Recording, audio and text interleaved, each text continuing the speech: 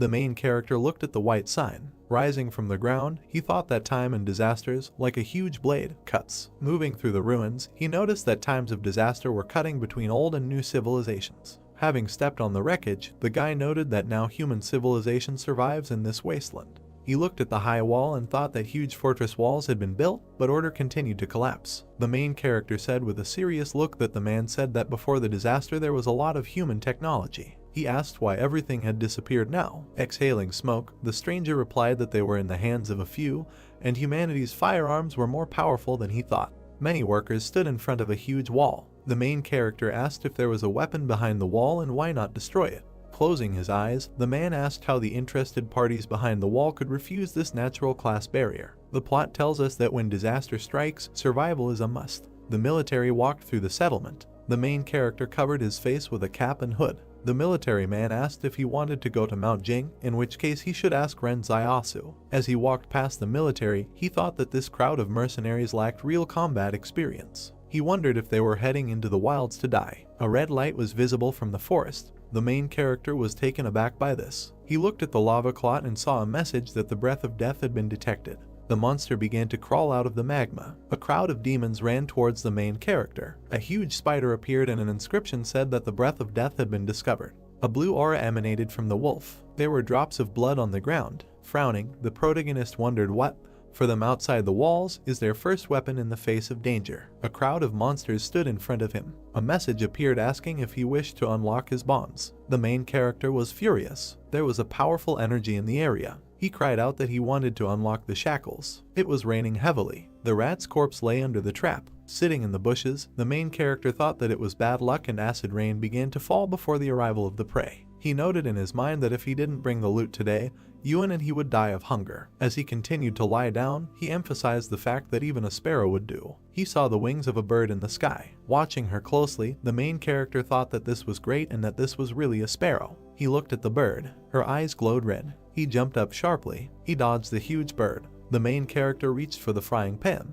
Grabbing it, he prepared for battle. The bird jumped up from the ground. She flew towards the main character. Frowning, he noted in his thoughts that he was fast. He hit the bird with a frying pan. The sparrow fell to the ground. The main character jumped on the bird. He grabbed her by the throat. He broke the bird's neck. Sighing, he said that after waiting all night, he finally got something. Throwing the loot onto his shoulder, he said that it was still early, so he would just go to Lao Wang's store to sell the bird and estimated that he could exchange it for a couple of days of rations. He was suddenly taken aback. Falling to the ground, he mentally asked why now. Closing his eyes, the main character thought that usually this happened at midnight, but this time earlier. A blue aura enveloped his body. He noted and thought that this had been happening regularly since the day he escaped from the wolves, and people in the city said that it was just a headache, but he knew that. The hero felt that he was falling into the abyss. He fell in a dark space. He emphasized that he knew that this sensation was not pain, but pure chaos. As he fell into the abyss, he wondered what was happening. Looking at his hand, the main character wondered if he was conscious this time. He looked at the bright light. Squinting, he wondered what it was. He saw the outline of a palace in front of him. The main character stood on a white floor in a dark space. He approached the palace gates. He opened the doors. The main character began to examine the dark walls with golden patterns. The walls were enveloped in dark energy. He continued to look around with a serious face. As he approached the table, he wondered where he was. Frowning, he looked at the streams of mana. His gaze fell on the table. He asked what was on it. He narrowed his eyes in pain. Red lightning struck in the sky. The bald man was hiding behind a tree. He watched the main character, who was unconscious. Opening his eyes, the main character wondered if he had come to his senses so quickly this time. Taken aback, he noticed in his thoughts that the rain was getting worse and he needed to get away from there. The man took the sword and walked behind him. Swinging his hand, he ordered the prey to be given to him. The main character looked back. He hit him in the face with a frying pan. Holding his face, the guy wondered how this happened and why he became a victim. He noticed that the main character is strong and his movements are very fast. Zio looked at the screen, on which he saw that his task was to transfer the loot to a stranger. He was dumbfounded by this. Turning around, he looked at the bald guy. The guy sat on the ground and cried. The main character stood over him. Holding the bird in his hands, Zio asked if the stranger needed the sparrow. The surprised guy started shouting that he wanted him. The main character gave him the sparrow. The man smiled at this. Zio looked at the screen and saw that the task was completed. A white sheet of paper was flying towards a table in a dark room. He was heading towards the printing machine on the table. A piece of paper flew into the car. The machine began to print on paper that the task was to transfer the loot to a stranger, and for completing the task, he was rewarded with a basic profile skill which allows him to study the abilities of other people. Closing his eyes, the protagonist thought about the skill acquisition profile and whether he could use this to learn other people's skills. The guy cried and said that Zio was a good person.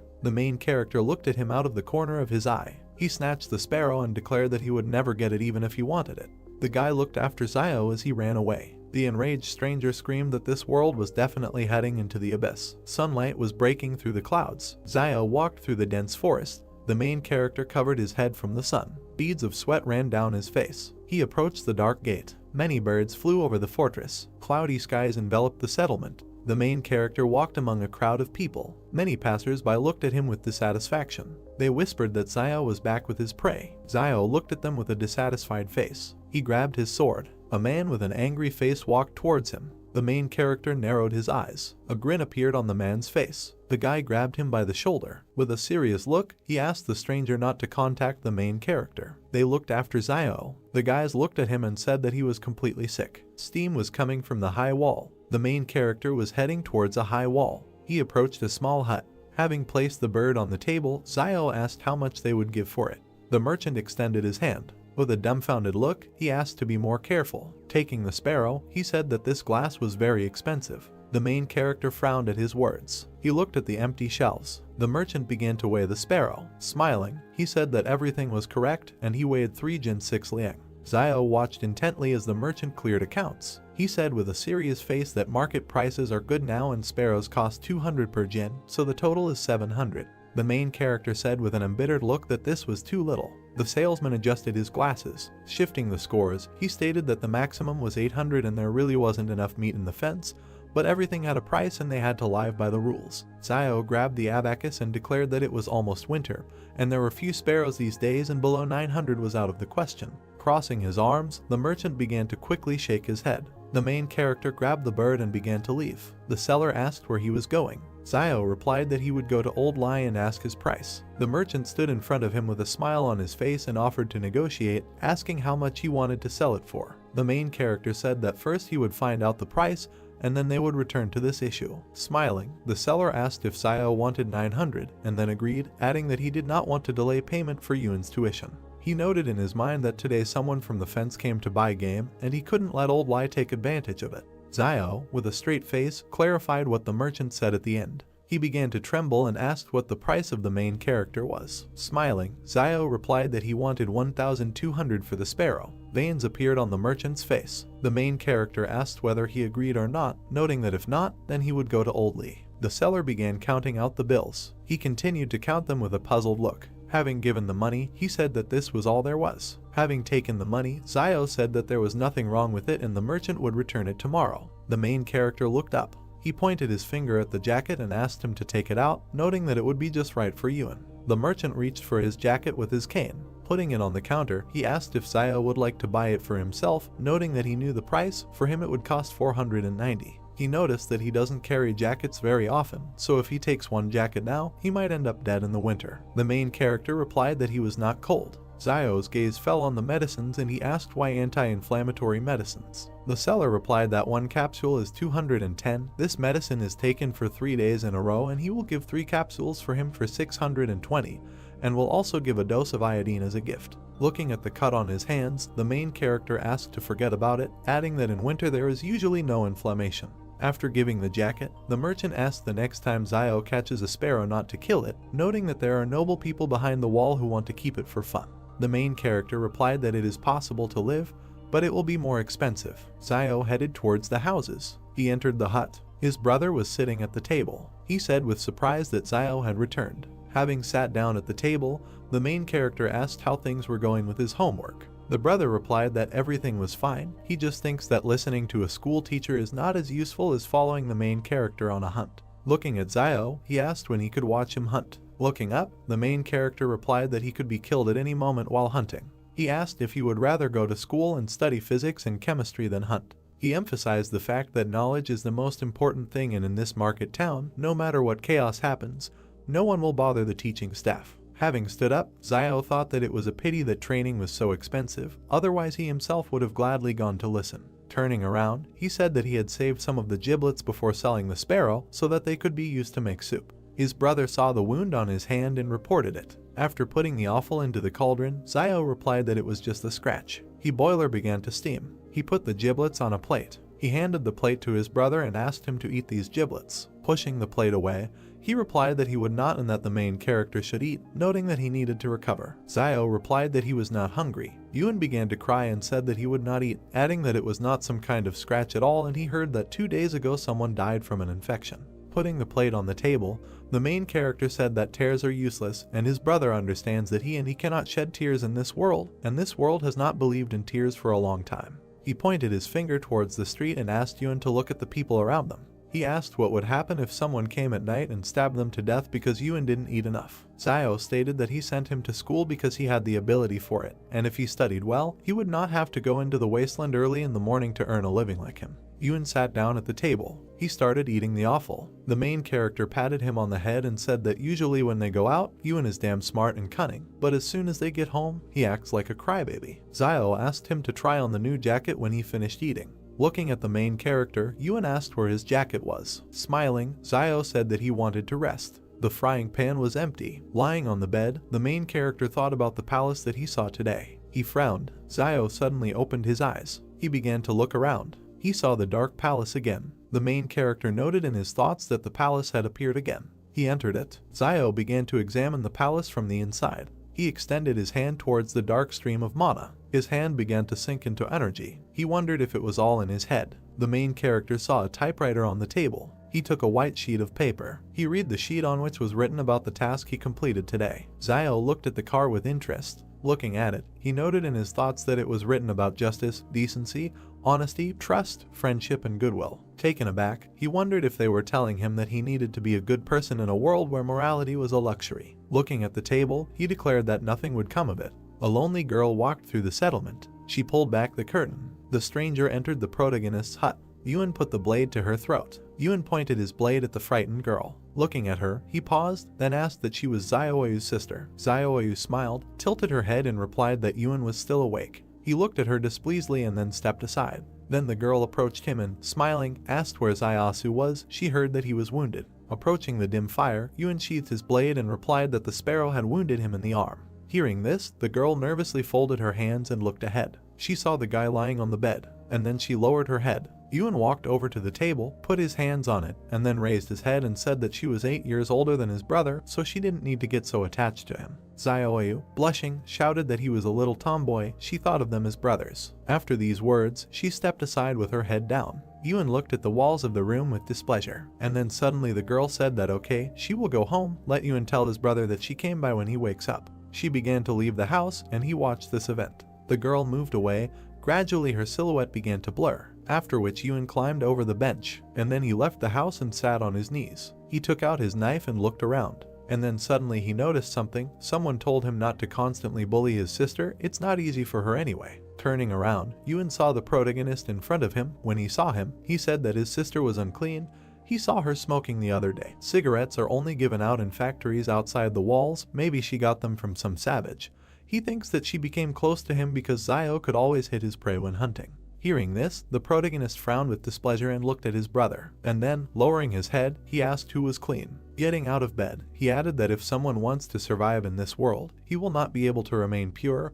All this is imposed by life, you just need to keep your distance from it and not bully. Yuan, looking at his older brother, replied that everything was clear to him now. The protagonist sat down next to him, and he continued to say why he couldn't sleep, couldn't he? With his hands on the floor, Xiao replied that he had something to think about. Looking around, he added that perhaps he also has some abilities. Hearing this, his brother said what he wanted to tell him. Xiao did not listen to Yuan and, interrupting him, replied that he was not quite sure yet, he needs to try it to be sure. After which he carefully examined the sky. He remembered how he was hiding with Yuan in the forest in green capes. He thought that in the city they say that some people have special abilities, but before he did not believe in it, and only after meeting Liu Yuan did he believe a little in this. That day, Yuan closed his eyes and crossed his arms and said that he hoped he could hit the prey. Seeing this, Xiao thought that his ability was this. A second later, the bird began to fall from the sky and he thought it was luck. Looking at the dead crow, he continued to think that, however, making a wish would have the opposite effect, and there would always be some minor illnesses and disasters. Suddenly, Ewan extended his hand upward and pointed his finger at the sky, saying that there were falling stars. Many stars were falling from the sky. Zio frightenedly grabbed Ewan's hands and shouted that he should not make a wish because suddenly it would come true again. Zio was sitting with his hands behind his head when suddenly his brother asked what he thought, why shooting stars fly so fast, that if someone is late to make a wish, to which the protagonist replied that what should he think?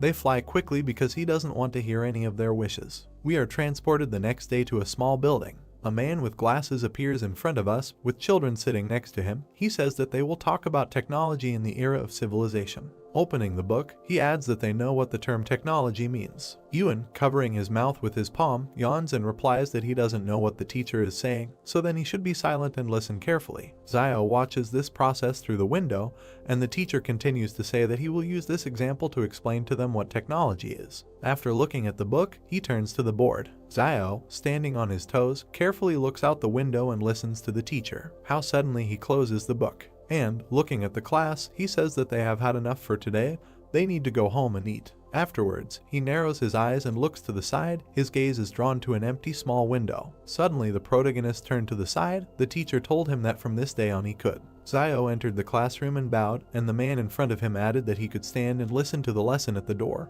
but he was not allowed to enter the classroom, to which the protagonist responded well. He raised his head and, smiling widely, added that he was very grateful. A plate of soup appears in front of us, with steam coming out of it. The teacher brings it to his lips. Suddenly Zio appears in front of him, holding out a cigarette for him and shouting that he is grateful that he was allowed to stand at the door and listen to the lesson. The man, taking the cigarette in his hands, examined it carefully, and Zio, contentedly placing his hands on his belt, said that he allowed him to listen to the lesson at the door, so he had to show his gratitude, since he had not paid for the training. The teacher struck a match, and then he slowly brought it to the cigarette and set it on fire. Raising his head, he released a large cloud of steam. Looking at his student, he said that in their turbulent times, there were not many students who listened as intently as he did to why he enjoyed attending class so much. The protagonist, looking around, answered, placing his hand on his chin, that learning something new would never be a bad thing, and teachers also enjoy the greatest respect in this hectic world. Then he put his hand forward and pointed his finger at a small bed of vegetables and said that no one would dare steal, for example, the vegetables in their yard right here.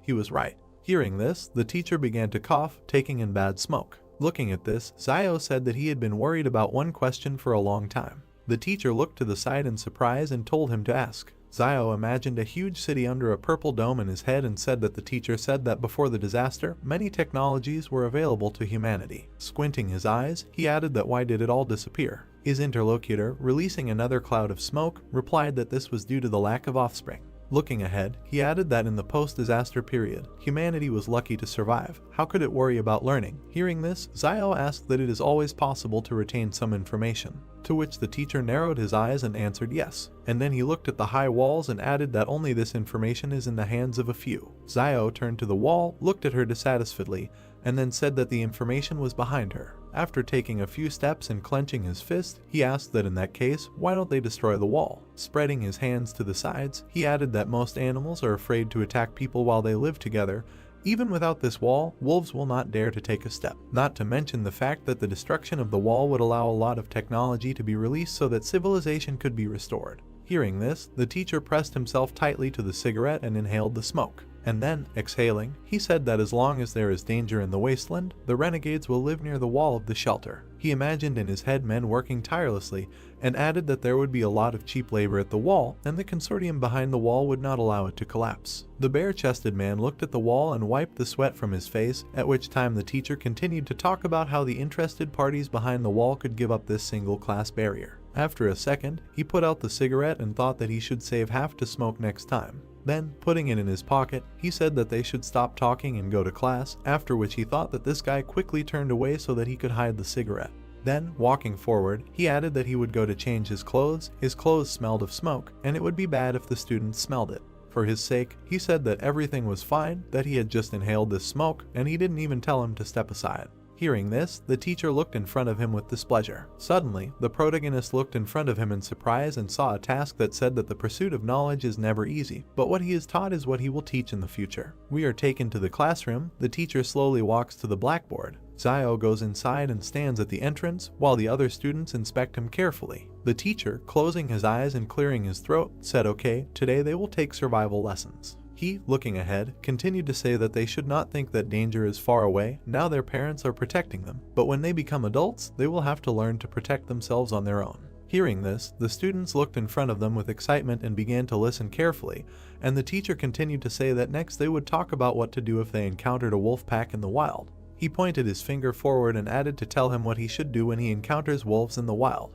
Zio, seeing Pa pointing at him, was very surprised. And then, lowering his head on his hand, he began to think, saying that if they meet wolves in the wild, they should try to choose a hill. Hearing this, the teacher smiled contentedly, and the protagonist continued to say that with a good open view where there would be a tailwind. Extending his finger forward, Zio winked and added that such a place would be a wonderful cemetery according to Feng Shui. Hearing this, the master turned pale and stared ahead. There was complete silence in the class for several seconds, and then Zio, looking in front of him in surprise, thought that it was strange why the task was not completed. He didn't seem to teach anything bad. Suddenly the teacher put his hand to his mouth and cleared his throat. The protagonist, seeing this, bowed his head, and then, putting his hand forward, he imagined 3 huge wolves in his head and said that, probably, the teacher had never seen a wolf, let alone a pack. Even with a lone wolf there was practically no chance of survival, so it was better to immediately find a good place for yourself for the grave. Hearing this, the mentor looked ahead anxiously, and then he said that from now on he could sit in class and listen to lessons, and he would teach survival lessons. Zio, hearing this, smiled widely and asked what he would teach, and then thanked him.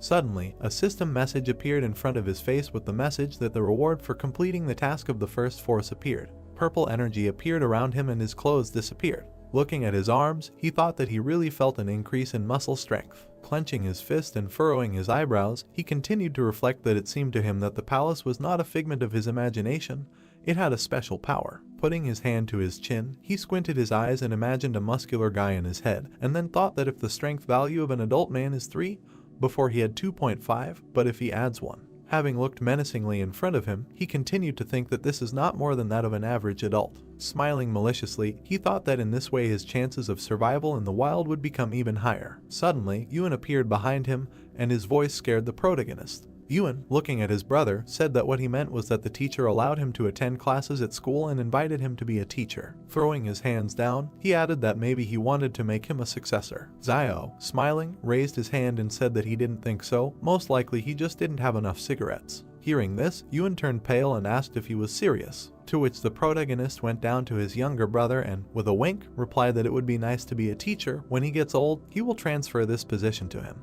Then he turned around and, spreading his arms, added that, in the end, wild nature was dearer to him. Yuan gritted his teeth in displeasure and lowered his head, and then thought that this always happens. He, looking displeasedly at his brother, continued to think that if he gets something good, he immediately passes it on to him. Zio, taking a few steps to the side, said that it is good to be a teacher, but this is not for him. His brother must study hard and develop every day in order to become a worthy and smart person in the future.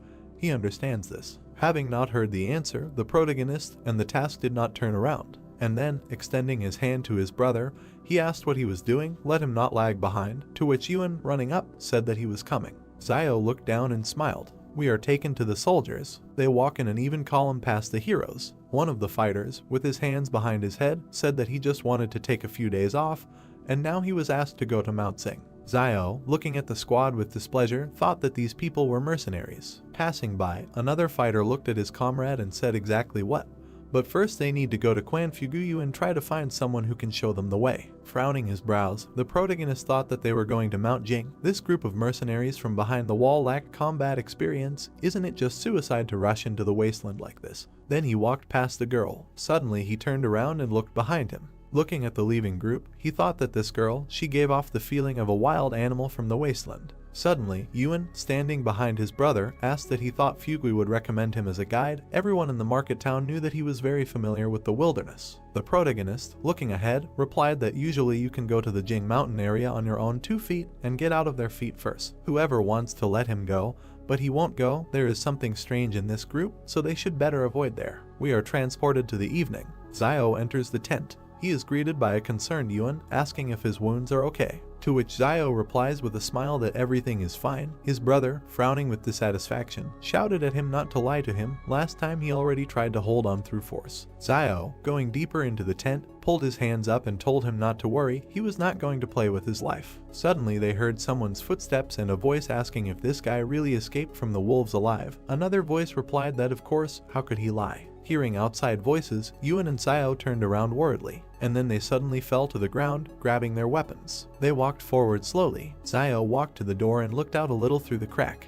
He saw the guy with the gun looking at Fugui, saying that he meant that he was sick in the head. The man in front of him, rubbing his hands with a smile, replied that everything was fine. He just said casually, "It won't hurt, he is not seriously ill, they are already in place." The protagonist, frowning with dissatisfaction, thought that this Fugui really decided to bring him together with these people. A man in a red vest walked out to class in different directions and loudly told Zio to go out because he had guests. Yuan looked in front of him displeasedly and asked what he should do, to which the protagonist, turning around, replied that he would go out and let Yuan stay in the house. Zio took a few steps forward and out of the tent, extending his hand forward. Then he jumped up to Fugui and, grabbing his hands, shouted with a smile that he congratulated him on the safety of his father and son. Everyone outside looked puzzled at the guy who appeared in front of them. A fighter with an orange bandage around his neck asked what kind of father and son.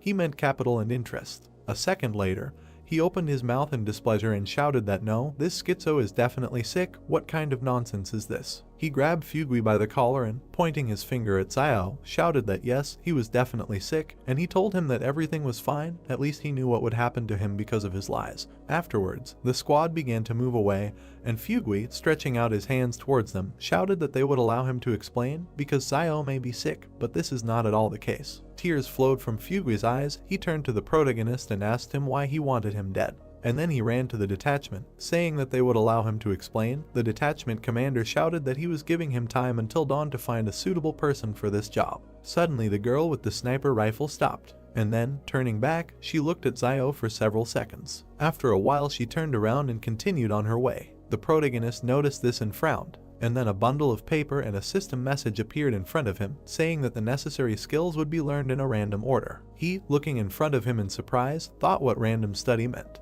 A bundle of paper appeared in front of him, which began to open, and a system message that the target's firearm skill had been accidentally copied, whether it needed to be learned. Seeing this, Zio opened his eyes wide and thought that he should learn this. A huge number of system windows appeared in front of the protagonist. In one of them a download appeared in text stating that knowledge of firearms maintenance and care of firearms, regular maintenance to prevent mold, corrosion and rust, and to ensure for functionality, you need to check the magazine, chamber, external deformation, operability, accessories, and cartridges. Looking at the system messages, Zio thought that these were all firearms skills, which meant that he could really copy someone's abilities. After he closed his eyes, a system message appeared in front of him that he had achieved success in training. He had mastered advanced skill in using firearms. Opening his eyes, he looked in front of him in surprise, saying that unless what he received was a basic level scroll, why did he learn advanced firearms mastery? After that, he went to a large system message and, poking his finger at it, received information that there are two types of skill copy scrolls. A basic level scroll allows him to learn any skill up to an advanced level. A master scroll allows him to learn other people's master skills as soon as he will reach an advanced level in one of his own skills, and also has a chance to learn the target's supernatural abilities. After seeing this, he thought that he can even learn other people's supernatural abilities. This is generally normal. An image of a girl appeared in front of him in the system message, and he asked that he could find out the firearms proficiency level of that girl. He looked in front of him in surprise and thought that she was fluent in firearms, but why was she serving in a private army? Something is really wrong with this group. He then narrowed his eyes and scratched the back of his head in puzzlement. Suddenly he turned around, hearing his brother's screams. Yuan grabbed him by the cape and asked why he was looking at the back of this girl all this time. Suddenly someone came out of the tent and asked whose back it was. Turning around, they saw Zio coming towards them. Looking at her, Zio opened his mouth in shock and asked what she was doing here. The girl straightened her hair with a smile and said that she had swapped with a family of 3 who lived here before, and in the future she would move here and live next door to them. Hearing this, Yuan clung to his brother and asked in a whisper that he was still a virgin. Because Zio spent a lot of money on this, she used to live in a stone brick house. Hearing this, Zio annoyedly grabbed his younger brother by the hair and shouted that he was already old enough. So it's time for him to talk about this aspect of your education. To which Yuan said that it's good if he doesn't know something, just let him will ask. Zio waved to Zioyu with a smile after these words, and then they headed towards the tent, and the protagonist added that he really had something to do with something, and not now they were barely staying afloat, so he shouldn't try to connect them with his sister. Suddenly he saw something in front of him. Yuan stopped and extended his finger forward, saying that he should just look at those 2 potatoes hidden under the chair and what looked like 3 pills. Looking under the table, Yuan added that it was to treat his arm injury. Bending down, Zio grabbed the bottle of pills and looked at it and said that it was indeed an anti-inflammatory drug. Looking ahead, he added that whether his brother remembered how last year he encountered wolves and was injured, someone secretly planted them some pills to keep him alive, right? Picking up the bottle of pills, he added that the place where the pills were planted was exactly the same as now he was trying to find this person. Yuan, looking at his brother, said that his sister could not do this, he only told her about his injury this time. Zio narrowed his eyes and looked ahead. Suddenly, behind the tent, someone grabbed Zioyu's hand and pulled out a cigarette for her, saying that she moved here and he brought her a cigarette, to which Zioyu replied that she would no longer do such things. Yuan and Zio turned to the exit in fear as they heard a man's voice laugh and then shout that she would eat and drink if she didn't do such things, who would give her a cigarette.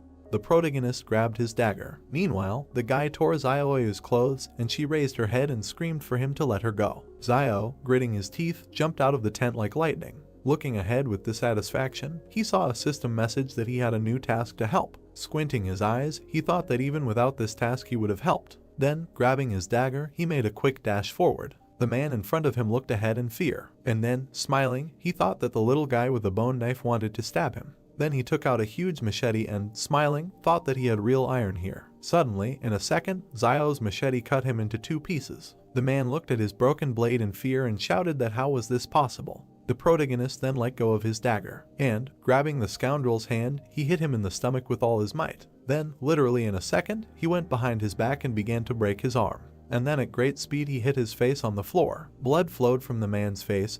He clenched his teeth in displeasure and thought about how old he was and how he could be so strong. Zio then looked at the frightened Zioyu and asked who he was, to which she replied that he was a foreman at a coal mine. She imagined in her head how several men were killing a guy, and then said that last night a man was stabbed alive in the market town, and he took the lead because he heard that this man had a habit of saving money, and so it turned out that he owed the casino money, and so he decided to do this. Zio looked displeasedly at the foreman, and then he picked up the broken machete tip from the floor. Raising his attacker's hand, he grabbed the dagger and looked at him menacingly. Suddenly a system message appeared in front of him that he had a new task: he must leave the enemy alive. A second later, the protagonist cut the attacker's side, and he screamed in pain. The foreman, cringing in pain, pulled his hand towards the cut, and meanwhile Zio, rising to his feet, said that he had about 3 minutes left. Looking down, he added that if he went to the clinic in the market town and got stitches, he might be able to survive. The foreman, gritting his teeth, slowly began to rise to his feet, and then, leaving bloody footprints on the floor, he ran towards the trading city. A system message appeared in front of the protagonist that the task had been completed. The reward was a basic scroll of copying skills. Since he now lacks weapons,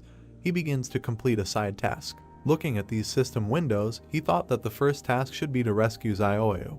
He can't believe that he finished the second one. How did the damn palace make a decision? Afterwards, Yuan approached him and asked that he would simply let him go if he recovered and took revenge on him. He was not a good person. To which the protagonist, smiling, replied that he really still thought that the clinic in their trading city would heal his wounds. Yuan smiled and exhaled, answering that seeing him so ruthless made him feel relieved. Zio then pulled his hand towards the broken blade. Picking it up from the floor, he looked around. He saw Zioyu standing nearby with his head down. Then suddenly she raised her eyes when she heard Zio ask her if she could quit smoking. The girl, looking worriedly ahead, nodded her head several times. Zio began to walk forward, saying that these cigarettes are not very addictive, but as he knows, they add poppy seeds. Strike the floor with your blade. He added that Van also said that their share was very small. Stopping, he added that she could quit if she wanted. Then he grabbed his head and, closing his eyes, added that he wanted to clarify something. Although he was very handsome, it was impossible between them. Zioyu looked at him, puzzled, and then she said that she just treats him like a brother. The protagonist scratched the back of his head with a smile and, laughing, said that this was it. It turned out awkward. A second later, he grabbed his younger brother and, running to the side, shouted that this is what his stupid talk was leading to. Zioyu, watching this, covered her mouth with a smile and laughed. Suddenly a dark space appears in front of us, around which there are many bookshelves. In the center there is a table with a typewriter. Characters are quickly typed on the keyboard, and a message appears on the sheet that a side quest has been opened. The protagonist, smiling, thought that the side quest was a little interesting. A hand lifted a piece of paper over the table. The main character held a piece of paper in front of him.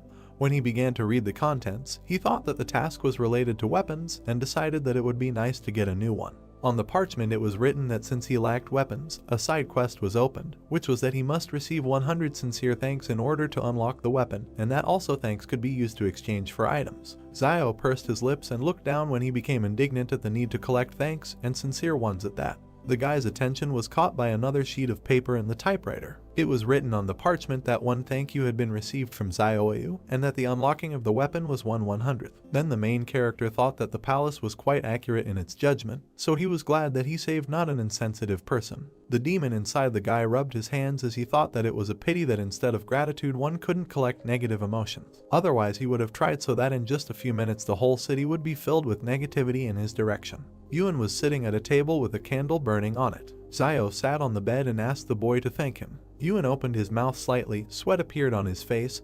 He asked his brother what was wrong with him, since he asked so suddenly that the boy was already a little scared. Zio bared his sharp teeth and appeared behind the boy as he told him to speak up and not be afraid. Long dark hair covered his eyes as Yuan thanked the boy for always taking care of him. The main character smiled, clenched his fist in front of him and thought that he did not expect it to be so easy when a system notification appeared that he had received gratitude from the boy. Zio put his elbow on the table, rested his chin on his hand, and asked his brother to say thank you again. Sweat appeared on the boy's face as he weakly thanked the main character. Zio raised his hands to the place where the system alert should have appeared and did not understand why he did not receive anything this time.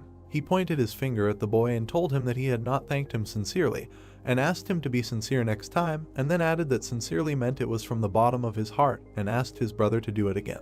Yuan, sitting at the table, exclaimed words of gratitude, and Zio, standing next to him, told him that he was putting little feeling into it and ordered him to repeat it. The boy folded his palms in front of him and drawled out the word thank you. The main character crossed his arms over his chest, shook his head and replied that this was still wrong, and that first of all he should experience emotions. Suddenly Zio stretched his hand forward, smiled broadly and said that it worked this time and that he needed to do it again. Tears flowed down the boy's cheeks. He did not answer. A cartoon appeared with Zio and his brother with the caption that 2,000 years had passed. Yuan put his head on the table and asked the main character sitting on the floor if this was his ability, and then said that his abilities had a bad effect on his voice, and Zio at that moment was thinking that after half a night of work, he only got one sincere thanks. The guy grabbed his head with both hands and said that he needed to come up with something else. 2 coins fell onto the wooden table. The main character put his hands on the table and looked up. He took the coin in his hand and looked at it. It turned out that there was a heart on it. On the back was an inscription that she was grateful to him for being with her all her life and for giving her the courage to be who she was, and that she was grateful for what he shared with her as her destiny,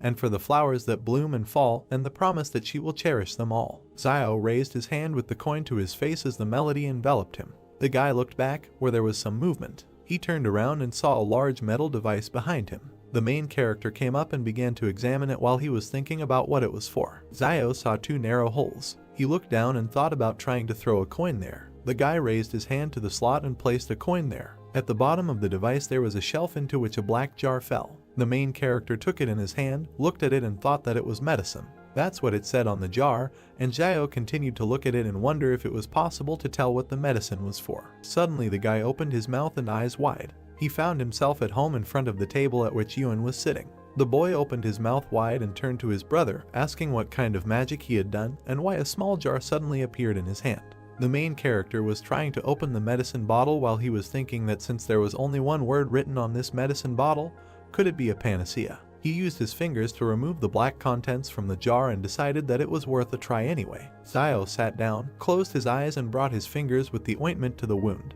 He applied medicine to the cut. The guy gritted his teeth and thought that this was reckless because this substance could be poison. Suddenly, the main character's eyes widened when he realized that the wound no longer hurt. Zio grinned as he held the jar in his hand and thought that the anti-inflammatory medicine needs to be taken for 3 days in a row, but this cream works in one go, and that one anti-inflammatory medicine costs 200, which means that the cost of the ointment, if rounded up, is 100 millions. It was then that the guy decided that he had to figure out how to get as many thanks as possible. A crowd of children stopped at the entrance to the building early the next morning. 2 pairs of shoes stopped at a wooden fence. The man with glasses worriedly asked the guys in front of him what happened to them. Zio and Yuan stood with black eyes and their mouths slightly open when the youngest began to talk about what his brother wanted to do. The main character smiled broadly, pinched his brother's cheek, and replied that they were fine, they just didn't sleep well. The man with glasses opened his mouth and asked him if he had thought about what he would say today, because today was his first day as a teacher, to which the guy replied not to worry. The man in the tattered cloak touched his hand to the wooden table while he thought about how they need to find a way to collect a whole bunch of thank you coins, but he doesn't know how to do it. Zio spread his arms out to his sides as the crowd of children sitting in front of him greeted their new teacher. The main character came up with an incredible idea. His hand, wrapped in black tape, reached forward when the guy asked them about how they think it is difficult for teachers to give lessons. The guy closed his eyes and said that everyone can sit in the classroom, but the teacher stands all day. The children began to chatter when they were asked if they should thank the teacher and responded positively. The gray-haired man adjusted his glasses and nodded. In his heart, Zio smiled broadly when in reality he seriously said that from now on, instead of greeting, the children would thank the teacher, but he thought that he had cleverly come up with the idea that the students would thank him. The main character extended his hand in front of him when the children bowed their heads and told the students to try to do it all together because now is the beginning of the lesson. The guy looked up and thought about why nothing was happening and how none of these little brats sincerely thanked the teacher. He touched the back of his head with his hand, closed his eyes and agreed that 9 times out of 10 life doesn't go according to plan, so he decided to come up with something else. The stone wall near the treetops was shrouded in fog. Zio stood at the board and drew an animal's face on it while he talked about how today they would talk about basic survival skills in the wild. One student began to yawn and the other opened his mouth and looked forward. Another student gritted his teeth and touched his face with his hand while Zio was talking about how rabbits in the wild do not attack people, and that they are about the height of a person's shin, and have great strength, and the boy was thinking that this guy is too talks a lot and that he still hasn't finished the lesson. The main character smiled while he talked about how the children should be more careful because it is very difficult to survive in the wasteland. One student raised his hand and turned to the teacher, saying that if he did not finish the lesson, it would get dark outside and it would no longer be safe to return home. Zio nodded as his hand with the chalk froze at the blackboard. He closed his eyes and raised his hand as he said that safety comes first, and then ended the lesson. A crowd of people ran out of the building into the street, shouting thanks to the teacher. Coins began to fall onto the wooden table. The main character beamed and smiled when he thought that the effort was paying off. He was touched that due to such a long lesson, the students were grateful to him. Yuen was walking next to Zio when he asked him not to delay his lessons so much in the future. The main character closed his eyes and replied that he was ready to give his life for education, and asked what was wrong with being delayed a little. Yuen clenched his teeth and said that he could not continue like this because he would destroy the youth of their country. Zio grabbed his younger brother by the head and asked him what he might know because the guy received the coins, which means that the student's gratitude was sincere. The boy opened his eyes wide, pointed his finger forward and told his brother to look there. There was a crowd of people ahead. One man smiled widely while the main character was thinking that isn't it old man Liu, and that he went to be a guide. A man with glasses approached the guys and addressed Zio. He adjusted his glasses, opened his mouth and told him that he was a heartless little wolf to whom he recommended such a good job, but he did not agree. The main character opened his mouth, looked away and asked how he knew it would be a good job. The man with glasses grinned and replied that there are poor and noble people behind the walls of the shelter, but the poor will not be able to get out of there, and that these people who have free access to the territory of the shelter must be noble people. There was a high stone wall behind the guy when Zio realized that it was blocking not only the people outside, but also the people inside. He opened his eyes wide and looked to the side as he thought about how those inside the walls have a hard time getting out, but those outside are desperately trying to get inside by any means necessary. The man with glasses smiled and touched Zio as he said that he had heard from the staff that they were looking for a good guide from the trading city to take him beyond the wall so that they could use his services, and asked the guy about when else would he have it was such a wonderful opportunity. The main character looked to the side and remained silent when Yuen asked him why he didn't talk to those guys from the group again, because he was much better than that old man Liu. Zio turned his back to the bespectacled man and the boy and told him to get it over with and that it was time for them to go home. Near the door there was a wooden sign with hieroglyphs. Yuen pointed his finger to the side and tugged at his brother's cloak as he turned to him and asked if Sister Zaioi was there. A girl with long hair spoke to a man through the window and said that her earrings were worth a lot of money, so could he give her more, and she was told that she didn't really need to sell things, because she could just become. At this point, he was interrupted by Zio, who put money in Zaioi's hand and said that she didn't need to sell anything, because it was money for 3 anti-inflammatory pills. The girl's hand clenched the money as the guy replied that he was going to buy the medicine anyway, so she could take it, and that he didn't reject her kindness, but they shouldn't be so polite to each other in the future. The main character hit himself on the chest with his fist and said that if it weren't for the medicine that she gave them, he probably would have died, and that she didn't need to worry, because now, as long as he had meat, he would make sure that she had soup. Yun touched his brother and told him in his ear that he had pronounced it wrong, because they usually eat meat together. But he said that while he eats meat, she will eat soup, and then the boy added that they don't have meat at home now. Standing behind him, Yun nodded as Zio looked determinedly and asked to be allowed to say differently. The protagonist pointed his finger at Zio and exclaimed that in the future, if he has a full bowl of soup, then she will always have a bowl to wash it.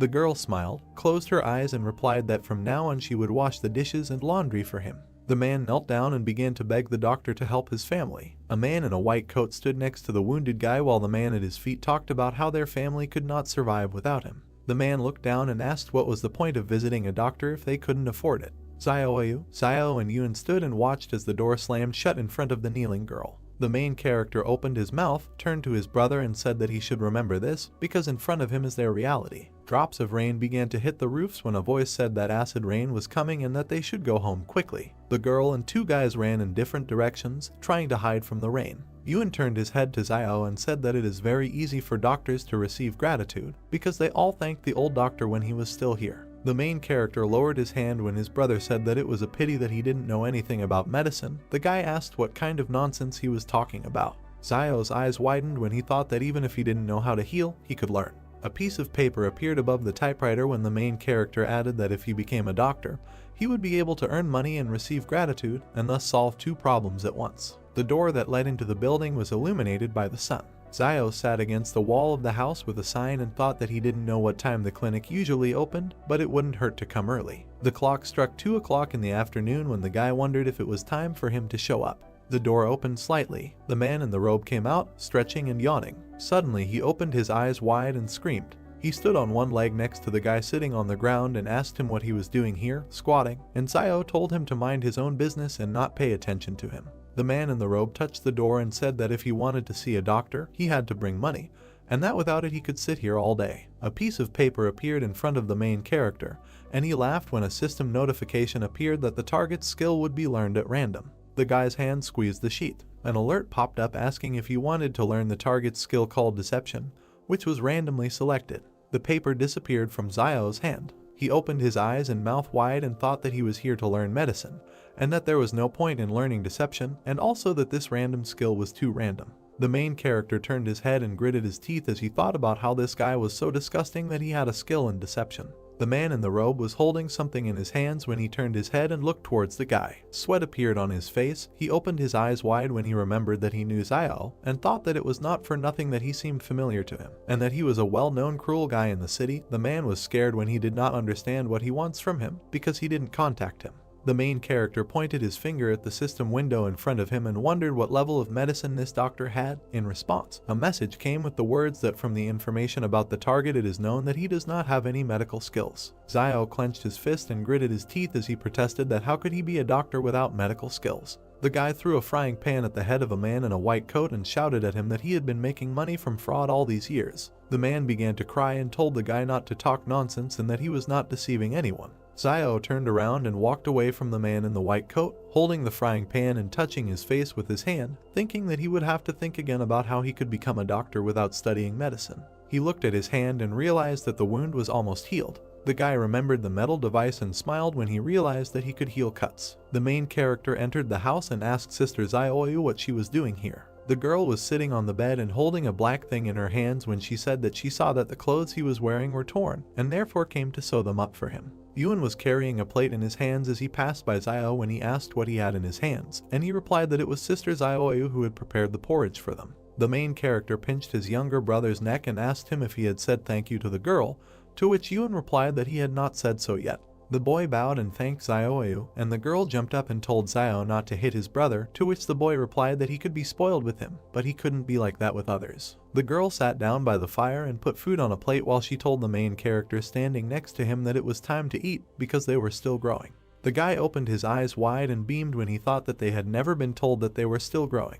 The girl handed Zio the soup and told him to take the food and sit at the table. The guys bring the plates to their mouths with both hands. The main character looked at the sewn item and said that his sister knew how to sew very well, and then asked why she didn't come and help them when they opened a clinic for treating cuts. Things were lying on the table when a voice asked why he suddenly wanted to open such a clinic. The moon was shining above the house and the stars were shining when he replied that she would know about it when the time came. Zio lay next to his brother with his hands behind his head. He closed his eyes. The guy opened the door saying that it was time to look at what he had received over the past few days. There were 3 coins in his hand when he said that he had exchanged his gratitude coins for a bottle of black medicine yesterday, and that he now had 3 left. The main character sat down on the table, smiled, and said that 1 gratitude is equal to 1 jar of black medicine, and 1 jar is enough for 3 people, and then added that in this case 1 and 3 is the right decision. He held the bottle in his hand while he thought that the more black bottles he bought, the more gratitude coins he would receive, and that he might be able to unlock his weapon faster. He turned his face to the wall when he decided it was time to sleep.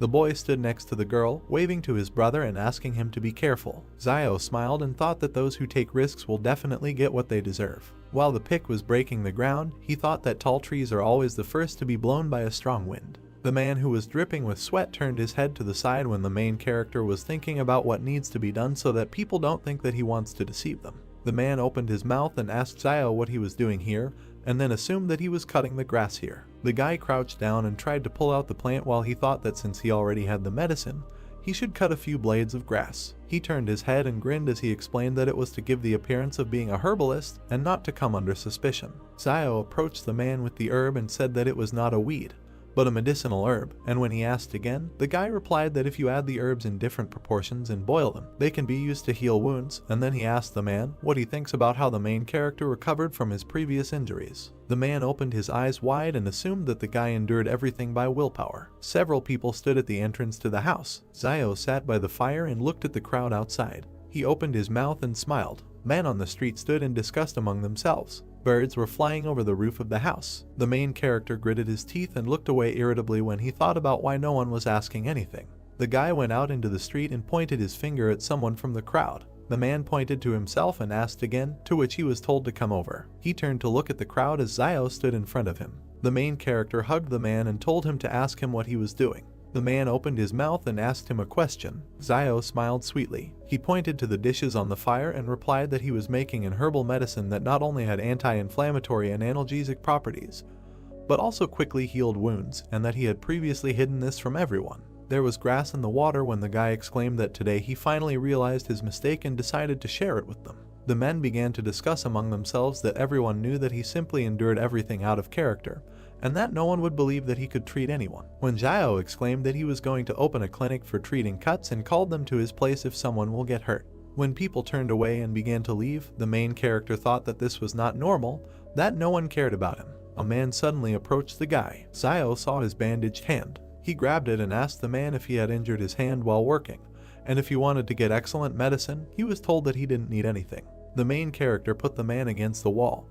Holding a can in his hand, told him to just think of it as an advertisement, and said that this time he would cure him for free. The guy waved to the man running away from him. When he entered the house, Ewan asked him why he was giving out medicine for free. Zio gritted his teeth and replied that he should not ask, and that next time it would be better to die than to repeat this, but thought that the beginning is always difficult, and that he should control himself because those who achieve great things achievements do not pay attention to little things. Birds flew over the stone wall the next morning.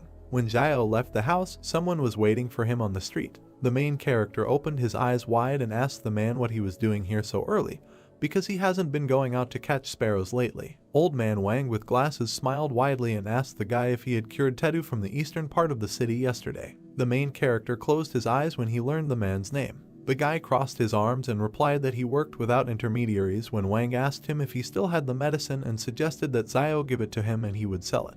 The man with glasses beamed, smiled widely and replied that he could sell him some then, and the guy said that he didn't seem to be injured. Wang raised his hand in front of him and said that yesterday Tedu felt that something was wrong and wanted to know what kind of ointment the main character gave him, and decided to taste it. At that moment sweat appeared on Zio's face and he asked if this black medicine could be taken orally. The man's glasses flashed when he said that Tedu took this black ointment and tumbled with his wife all night, and then asked the main character how much of this medicine he had and where he got it. Zio closed his eyes and replied that he inherited it. The guy looked at the man with glasses, grinned and asked why he, a bachelor, needed this ointment. Van smiled and replied that the guy should not worry about it, and the main character put his hand in front of him and said that the price of introduction was 600. They put money in his hand and thanked him when a system notification appeared that he had received gratitude from a man with glasses. Zio looked after the smiling man indifferently. There was fog at the gate to the building. Van held a black jar in his hands and smiled. He handed the medicine to the man in the black suit, saying that he had brought this thing. An overhead view of the wooden shacks, Zio standing in front of the sign on his house. On the sign in front of the hero there is an inscription that this is a clinic for the treatment of cuts. The hero looks at it with pleasure and is glad that it is finally opening.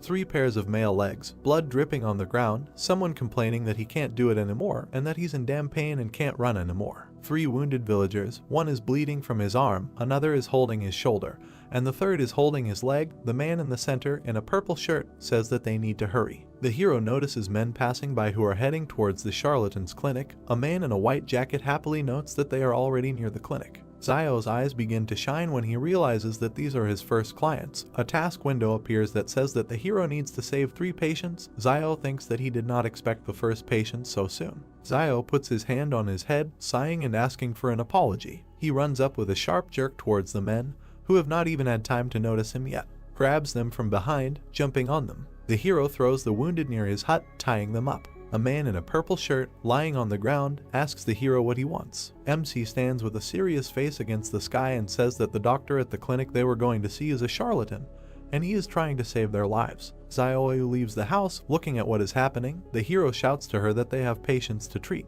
The lady approaches the lying men, asking what happened and whether they got involved in a group fight. A man in purple, holding his stomach, explains with pain in his voice that the boiler at the factory exploded and that they were lucky to escape with minor injuries and were able to run to them on their own, but someone died on the spot. An exploded boiler, mountains of corpses lying on the ground, smoke coming from everywhere. The hero thinks that in their times, if someone gets hurt, then no one will run to save someone for free. The gloomy face of the hero is close up. He continues his thought, thinking that most likely people will wait for your death and take away what belonged to you. The hero with a satisfied face holds the purple man and looks at his sister, telling her that she first needs to disinfect the needles and sew up the wounds of the men. The sister asks what it means to sew, to which the hero calmly replies that it is like sewing up clothes and it is not difficult.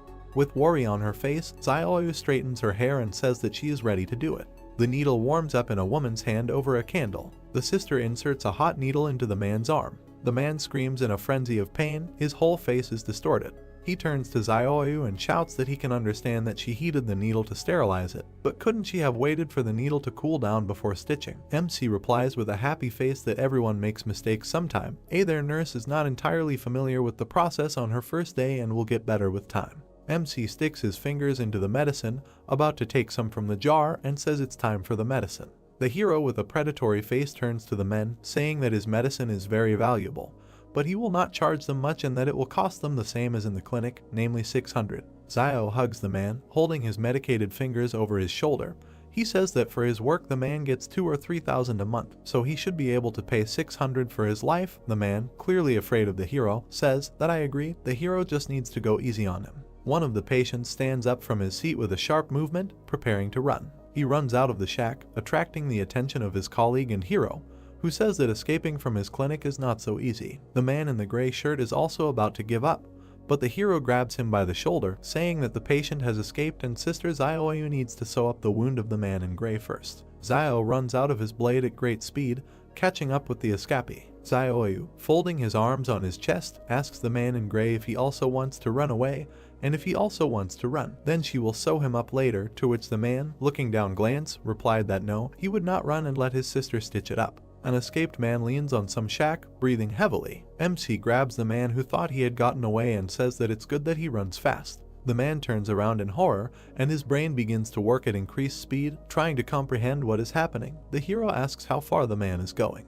With a dissatisfied face, Zio towers over the man and says that it is time for them to go get treatment. The hero carries a man on his shoulder, where 2 people are already lying calmly, resting on a mattress. He says that they have returned. Zioyu sews up the hand of the man who was just brought in. He sighs, enduring the pain. The 3 of them lie on the mattress. The escapee notices that nothing hurts anymore and it seems that the medicine is really working. The task window reports that the task is completed and the hero's reward is 1 point each of strength and dexterity. A task window pops up in front of the hero, where it is written that his new task is to cure 10 patients. The hero thinks that this turns out to be a chain of tasks. Night falls and the crescent moon glows brightly above the shack. A view of a shack with a light on inside and someone shouting that something terrible has happened and that wolves have broken into the town. Zioyu and Yun wake up and try to understand what happened. The brother asks MC if the wolves will come to the trading city. Close up of the hero's serious face, He says that wolves are smarter than you might think, so they won't risk coming to the city. The wolves surround the plant, and the hero says that they were most likely attracted by the bloody smell in the place where the boiler exploded. MC says with a straight face that after all, they have a wall standing behind them to support them. Ewan looks at his brother blankly. The view moves away and the younger brother asks how Zio survived when he met the wolves and says that he never told him that. The hero closes his eyes, thinking how to answer him. But they are distracted by a loud scream that scares them both. Someone shouts that they need to gather everyone and that no one lags behind. The hero quickly raises his hand to the burning incense in his home, while someone's voices say that the enemy has been discovered outside. MC extinguishes the candle and he and his brother stand in pitch darkness. Close up of MC's tense face. Ewan asks what is bothering his brother. The hero's back. He gloomily asks what will happen if one day the wall collapses. The sister, screaming, asks if the wall can even collapse, to which the hero replies that he doesn't know, but notes that there is nothing eternal in this world. The gates open and the wind rushes out of them in a furious stream. A crowd of armed people in camouflage uniforms, armed with rifles, emerges from the gate. Close-up of soldiers passing by shacks. The brothers peek around the corner of the door of their shack. Ewan asks if the soldiers have weapons on their backs, to which the brother replies that the younger one should not ask too many questions. Offended and dissatisfied, the younger one asks if he still has marital status in their house. Without looking back, the hero with a serious face replies that the younger one should not think about it too much,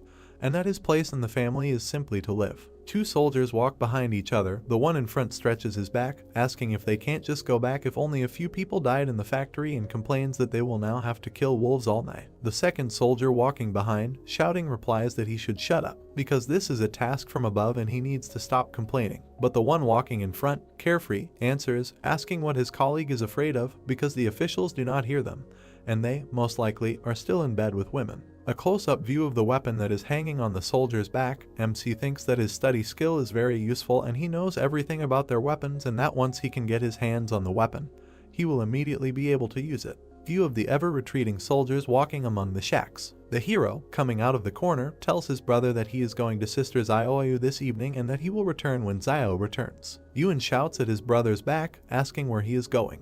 But with a sharp movement the hero runs away from his shack without answering his brother. The quack doctor pushes, trembling all over, and thinks that something is not working. He sits with his pants down near some stone, sighing heavily. The hero runs at great speed through the shacks. He runs past the charlatan who is sitting behind a tree with a newspaper in his hands, and he notices him. Close up of the charlatan's tense face, he thinks what the hero is doing here at such a time. Zio runs to the factory, from which smoke is pouring out. Close up of the hero running, he thinks that the factory manager was armed with a gun, but he was still attacked by the wolves, and that perhaps he did not expect the wolves to come and did not have time to get his weapon. The hero's face is even closer up. He thinks that it seems to him that the pistol should still be at the factory. A view of the plant, the sky above which has turned red and is obscured by rising smoke. MC stops abruptly, noticing something, and sweat starts pouring down his cheek. The soldiers stand, holding their weapons at the ready, opposite the wolves. A mountain of bodies lies between them, and someone shouts that they need to be vigilant.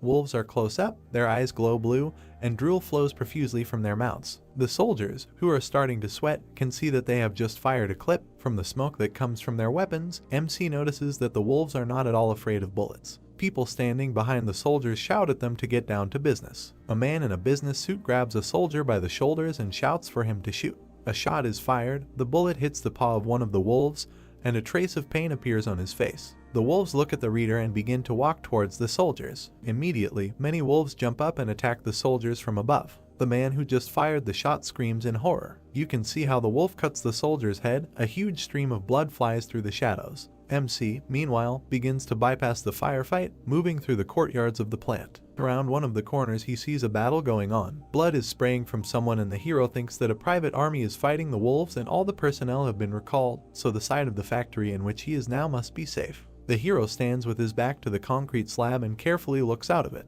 There are several bodies lying behind the slab, and there is blood all over the floor. He looks at the lying body and thinks that, judging by the appearance of the bodies, the wolves killed everyone in one fell swoop, and in his thoughts he rejoices that he escaped them. Zio, with determination in his eyes, looks up and thinks that he needs to get inside and check. He looks at the tall factory building and begins to move towards it, the legs of a hero preparing to jump. MC starts jumping on boxes to climb up to the fire escape and clings to it. He begins to climb up the fire escape. He jumps onto the roof and sits down, leaning his hands on it. Standing on the roof, Zio looks around, peering into the windows on the roof to see what is below. Close up of the hero, thoughtful face, he thinks that he needs to hurry. He looks back at what is happening below, where people are fighting, and then puts on his hood. Drawing out his bone dagger, he slashes downward with the blunt end. He breaks the window below him and falls among the shards of glass, lands down on his haunches, resting his hands on the floor. Looking around and shaking off the glass shards, Zio thinks that he is finally inside.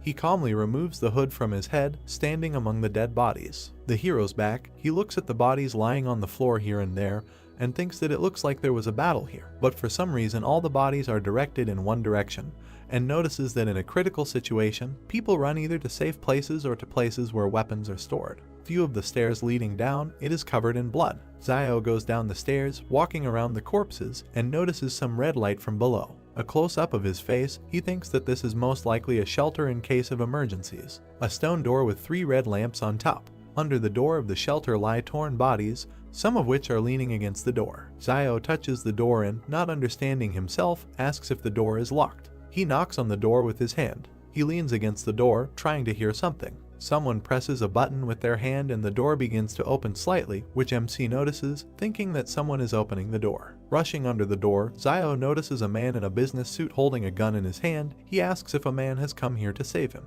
Suddenly, the man in businesslike looks changes when he realizes that the person who came here is not from the army. Zio slides in front of the man, looking at him with anger in his eyes. The man points a gun at MC, bares his teeth and shouts that it means a little thief has come to him, who took advantage of the explosion, and adds that he knows that the one who came is Zio from the trading city. The hero stands up and examines the man and realizes that it is Wang Dingyang, and asks himself if he is not the manager of the factory. Wang, with a sharp movement, keeping Zio in sight, closes the door of the shelter. Zio looks at the door as it closes and realizes that Wang wants to trap him there. He, at this time, takes the pistol in both hands and with an evil grin looks at the hero, who is looking at him with an equally evil face. MC realizes that the manager has a weapon in his hands and tightly grips his blade in his hands. The pistol is on safety. The hero notices this and a smile spreads on his face. He, in a questioning pose, raises his hands and stands at full height opposite Wang, and says that isn't Wang Dingyang in front of him. The hero begins to walk towards the manager and asks why he is here alone, to which he receives a short answer that the hero cannot come closer. The hero's face becomes so angry that the veins on his forehead begin to bulge. He shouts that the manager is crazy,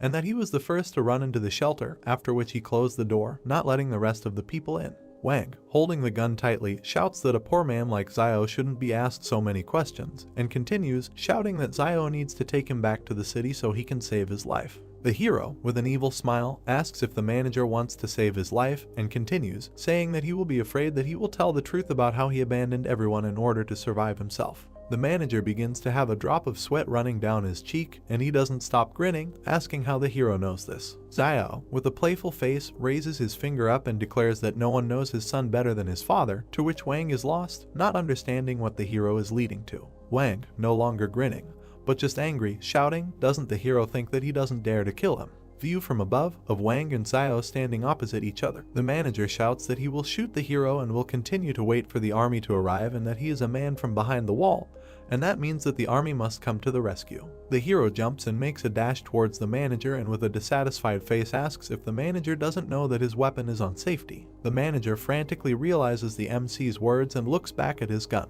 The hero cuts the manager's hand with a sharp blow and the other snatches the pistol from his hand. He sharply pushes the manager towards the wall with his blow, presents the blade of his blade to the area of the manager's heart. Blood begins to flow from the latter's mouth, and he stands, frantically looking at the blade, which is stained with his blood flowing down the blade. Van, with a look full of pleading, with blood flowing from his mouth, says that he asks the hero to let him go and that he can tell him where his property is hidden. The hero, with a serious face, says that Van must speak first and then he will let him go. Van, with one eye on the blade that is moving away from him, thinks that MC is still young and that he can deceive him by simply stalling for time until the private army comes to his aid. The hero holds the blade in front of Vaughn, asking if he wants to stall for time, and continues by saying that his lungs have long been pierced by the bone knife, and even if he returns, how long does he think he will last, and states that there is no reason for the hero did not make his fate easier. With a sharp blow, MC pierces the manager's chest, causing him to scream. He sharply removes the knife from the manager's chest, shaking it off from the blood.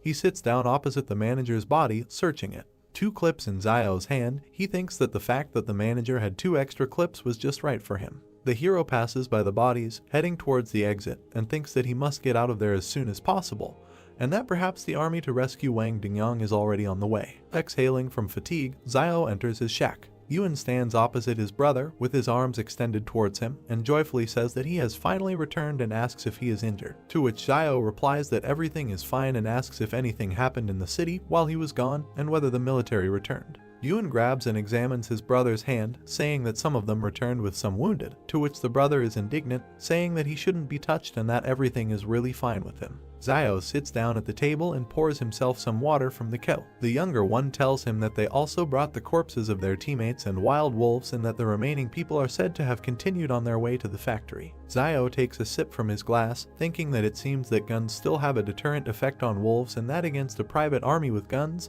the wolves' chances of winning are still too low. Soldiers enter the settlement in cars. They get out of the car, shouting that everyone needs to get out. People come out and look at the soldiers, wondering what is happening. The soldier shouts, holding a weapon in his hands, that everyone who says who left the city today will be given a big reward. Xiao and his brother look out of the shack, leaning on its door with their hand. Close up of Xiao's face, he thinks why the military came to them and that he disguised the wound before leaving as if the manager was injured by a wolf, and that an ordinary person would not be able to distinguish the wounds, and thinks that maybe the military found out that Wang's gun was missing, which means they suspected something. The hero's memories of how he leaves the factory, holding a pistol in his hand. The soldiers rudely question the people, and Xiao realizes that they are looking for a gun. Someone from the crowd raises his hand and shouts that he knows who came out in the middle of the night.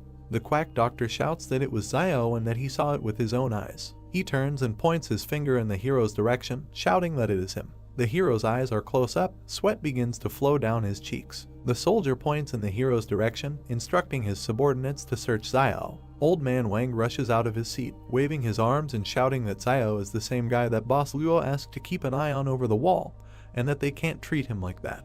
The head military man asks what old man Wang means, to which he replies that they can ask Boss Luo themselves why he is being looked after, but he has no right to speak. The military man remembers a man with a red shirt and rings on his fingers, realizing who Boss Luo is. He raises his head to look at old man Wang and shouts that even if Xiao is one of Boss Luo's men, then this is a serious matter and that the culprit must be found. After which he will personally go in the evening to make amends to Boss Luo and explain everything.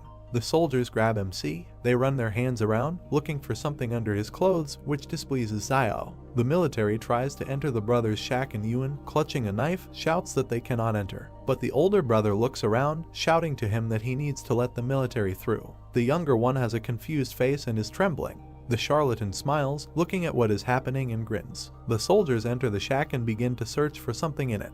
The younger one, looking from behind the door, watches as the soldiers throw things around in search of something. He clenches his palms and prays that they won't find anything. One of the soldiers begins to lift MC's frying pan, but the chief military man, clearing his throat, asks if they found anything. To which the soldiers look back at their boss, unanimously saying that no. One of them lifts the frying pan, not noticing a pistol in its shadow, and they say that this house is so empty that even if a pistol was hidden there, they would found it a long time ago. The main military man says that it is time for them to leave and the soldiers head out. The view from under the frying pan, under which the pistol lies, of the departing soldiers. Yuan sighs, the tension and anxiety disappearing.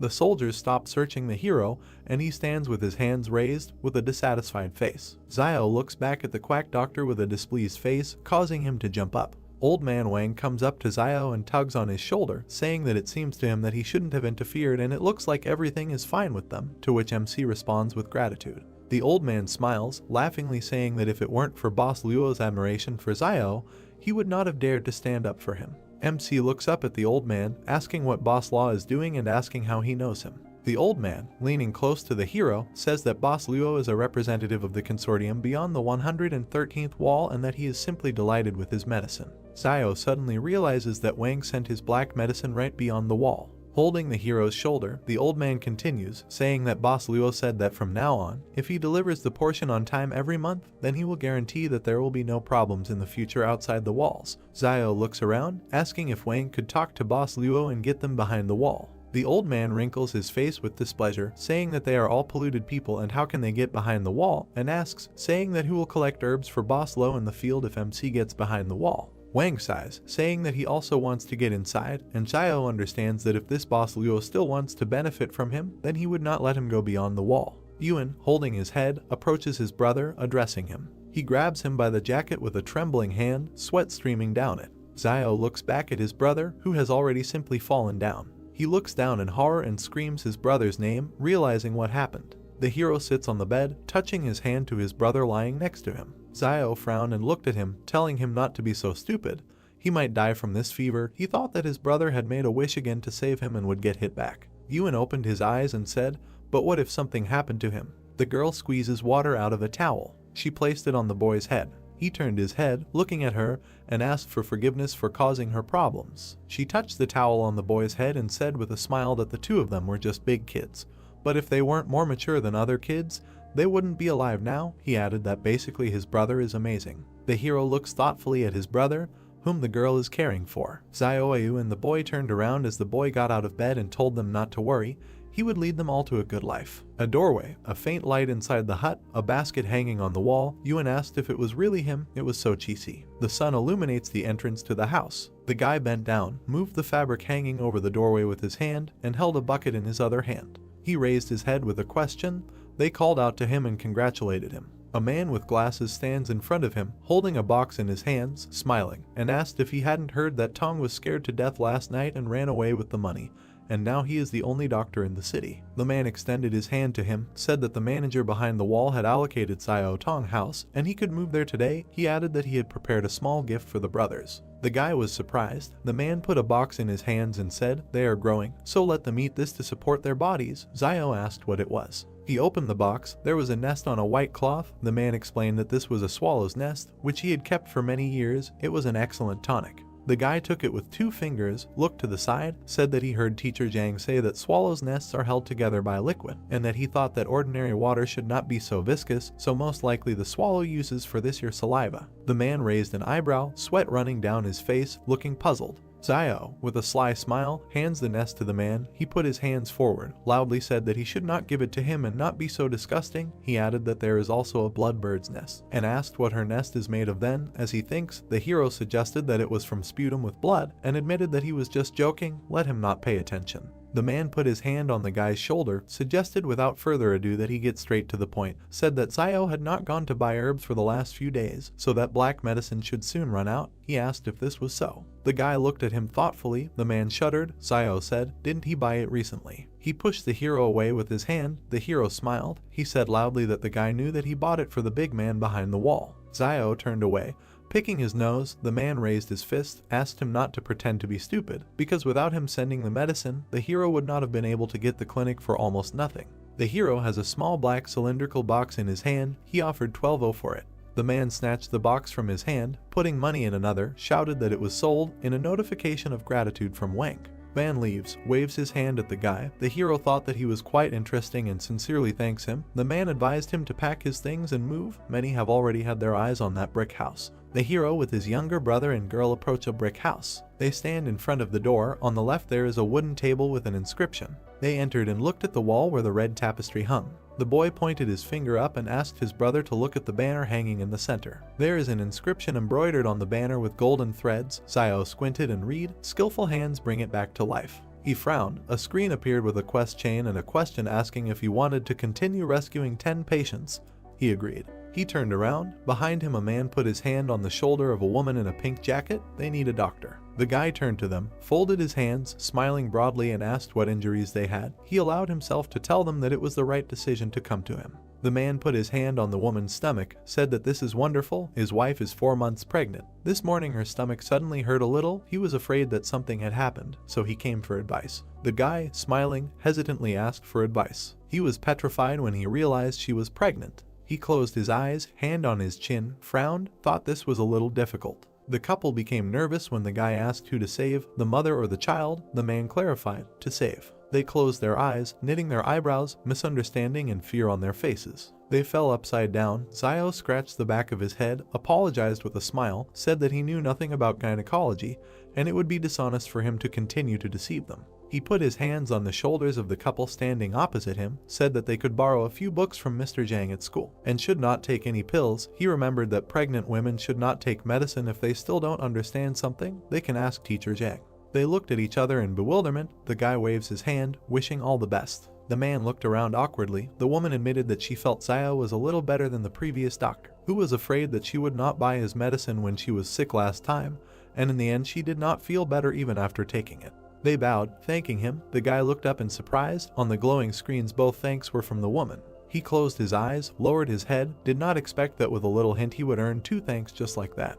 He goes back into the house and decided that from today he will treat what he knows, and what he doesn't know, he doesn't know. The boy takes away a basin of water. Zio examines the hand of the man lying on the bed. He told him to be patient, called his sister. 9 out of 10 patients were saved. The girl sews up a wound on her hand. He shouts that it hurts a lot. The guy bowed to the man and the elderly woman, wished them all the best, let them come again. They stuttered and answered, okay. He thought, is it normal to say something like that to a doctor? They bowed. Zio waved his hand, told the man when he returned, let him tell his mother to drink more boiled water. He received thanks from the man and a reward of 1 strength. The task of the next stage to save 20 patients. Zio stands with his back against the dark blue background, thought that the difficulty had increased again, and asked the palace for his current strength and agility scores. A guy in a room with blue walls with gold ornaments, on the screen strength 5.5 and agility 4.1. He thought, not bad. Ewan holds a box of surgical instruments and said to his brother, why don't he treat all these patients? It's also money. The guy raised his hands, put the bottle on the top shelf, asked what he would do if he didn't know how to treat them. Complicating their illness would be even worse. He held his hand on the shelf, looked back, added that the previous doctor also did not know how to treat, but still treated patients. Palm on the cabinet, looking at his brother standing opposite. He said that they cannot follow his example. What happened to him now? No one helped him when he was in trouble, so it is important to have at least a drop of humanity. Ewan looked up, frowned, and objected that if something happened to them, then there would be no one to help them. Now many would only be glad if something happened to them. Zio put his hand on his shoulder. He bowed his head and tried to break free, but his brother held him tightly. Zio leaned towards the boy and said seriously, don't let the sadness of their age become his sadness. Ewan furrowed his eyebrows, a bead of sweat on his face, looking at him. A man looked out from behind the door. The hero turned his head, was surprised, and he turned to the doctor. A man in a blue jacket stands with his shoulders raised, timidly said that he seems to have a big problem, asked to look at it and leave everything a secret. The man began to sweat. Ewan looked displeasedly at his brother, who, barely holding back a smile, asked what was wrong with him and added that he would not treat him if his baby was no longer standing. He asked not to talk nonsense. He entered the room and closed the door behind him. He turned around, narrow eyes, a grin, said that he would demonstrate, just don't let them be scared. Menacing look of the guy, silent. The man raised his head, his cheeks puffed out. Zio covered his mouth with his hand, and the man standing opposite spat out something. There is a large glowing bubble in front of the hero. He was surprised, that's all. The bubble burst. A whirlwind of light. The guy covered his head with his hand. Ewan was scared. The flow of air knocked Ewan off her feet. Zio covered himself with his hands and resisted. The boy is sitting on the floor and calls out to his brother standing in front. The clouds of smoke dissipate. The man leaned over and put his hands forward to protect himself. Zio thought the power was not very strong, but it is definitely not something that can be done with an ordinary saliva bubble. He looked at him and said that he thought that he was not sick, but simply had some kind of supernatural powers. A drop of sweat on the man's cheek, leaned forward slightly, asked in surprise, is it the same as turning into a train out of thin air or something like that? Has unusual abilities awakened in him? Zio answered in the affirmative. He bowed low, thanked the doctor and said that he would return to his parents and tell them. The guy received thanks from him. Night, home of the hero. The brothers are lying on the bed. Zio is on his back. He puts his hands behind his head. He thinks that people with abilities are starting to appear in small trading cities. Will these times really change dramatically soon? He closed his eyes, smiled, thought, the world is becoming more and more dangerous. It's good that he has a palace. Today he has collected a lot more thanks. He hopes to unlock the weapon as soon as possible. Someone grabbed the stone fence with his hand. There was a rustling sound. The guy sat down on the bed and became wary. A group of men climbs over the fence. They jumped to the ground. A shadow fell on them and they looked up. In front of them, Zio with glowing red eyes crossed his arms over his chest and said hello. They were scared and screamed. The guy kicked the man below the belt. He fell to the ground. Others stand nearby, looking at the hero. The victim raised his head and shouted, why did they get up? Let them attack. They raised their fists and went at the hero. Zio looks at them with a stern look. A month in the sky, a house behind a stone fence. They fell to their knees in front of him, touching their heads to the ground, asking for mercy and to spare their lives. He raised his head, looked down, and asked who sent them here. Soldiers in camouflage with bulletproof vests and weapons. One of them knocks on the door with persistent requests to open it. Zio turned his head, gritted his teeth, and thought about who else was brought here, that everyone couldn't sleep in the middle of the night. The guy opened the door slightly. The man said that there was a search order. The soldiers are perplexed and silent. The guy asked what it was. Zio stands at the door with a banner around his neck, smiling, asking if he can find out why they are all gathered here so late. The soldiers laugh.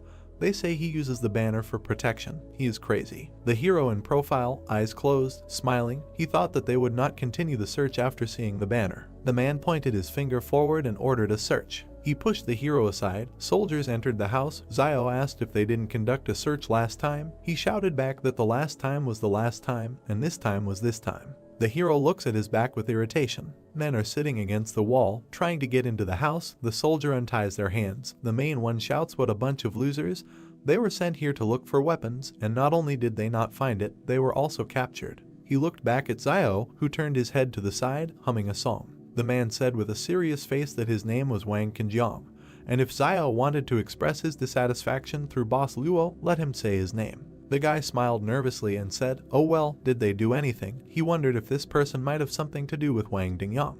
The soldiers leave the house. No firearms were found, the guy thought, and if this is so, will he let him go so easily? There were soldiers lined up behind Qinjiang. He looked at Zio and said, "Until they catch the one who stole the firearms, he will continue to check," then warned him to be careful, gave the order to leave. The man put his hand on the hero's shoulder and said that if he had been born behind the wall. The guy looked around. Songyang removed his hand and, leaving, said, "Then he would become an excellent soldier, not like this heap of garbage." The car's headlights are on. The soldiers are leaving. Zio is standing outside the house, thinking that fortunately he hid his gun on the mountain when he was collecting herbs 2 days ago. He closed his eyes and exhaled. This murder had really caused him a lot of trouble. The hero's stone house, early the next morning. The brothers were in bed, opened their eyes, woke up from exclamations. Everyone looked. The group returned. They left the house. Yuan asked if they weren't only away for a week.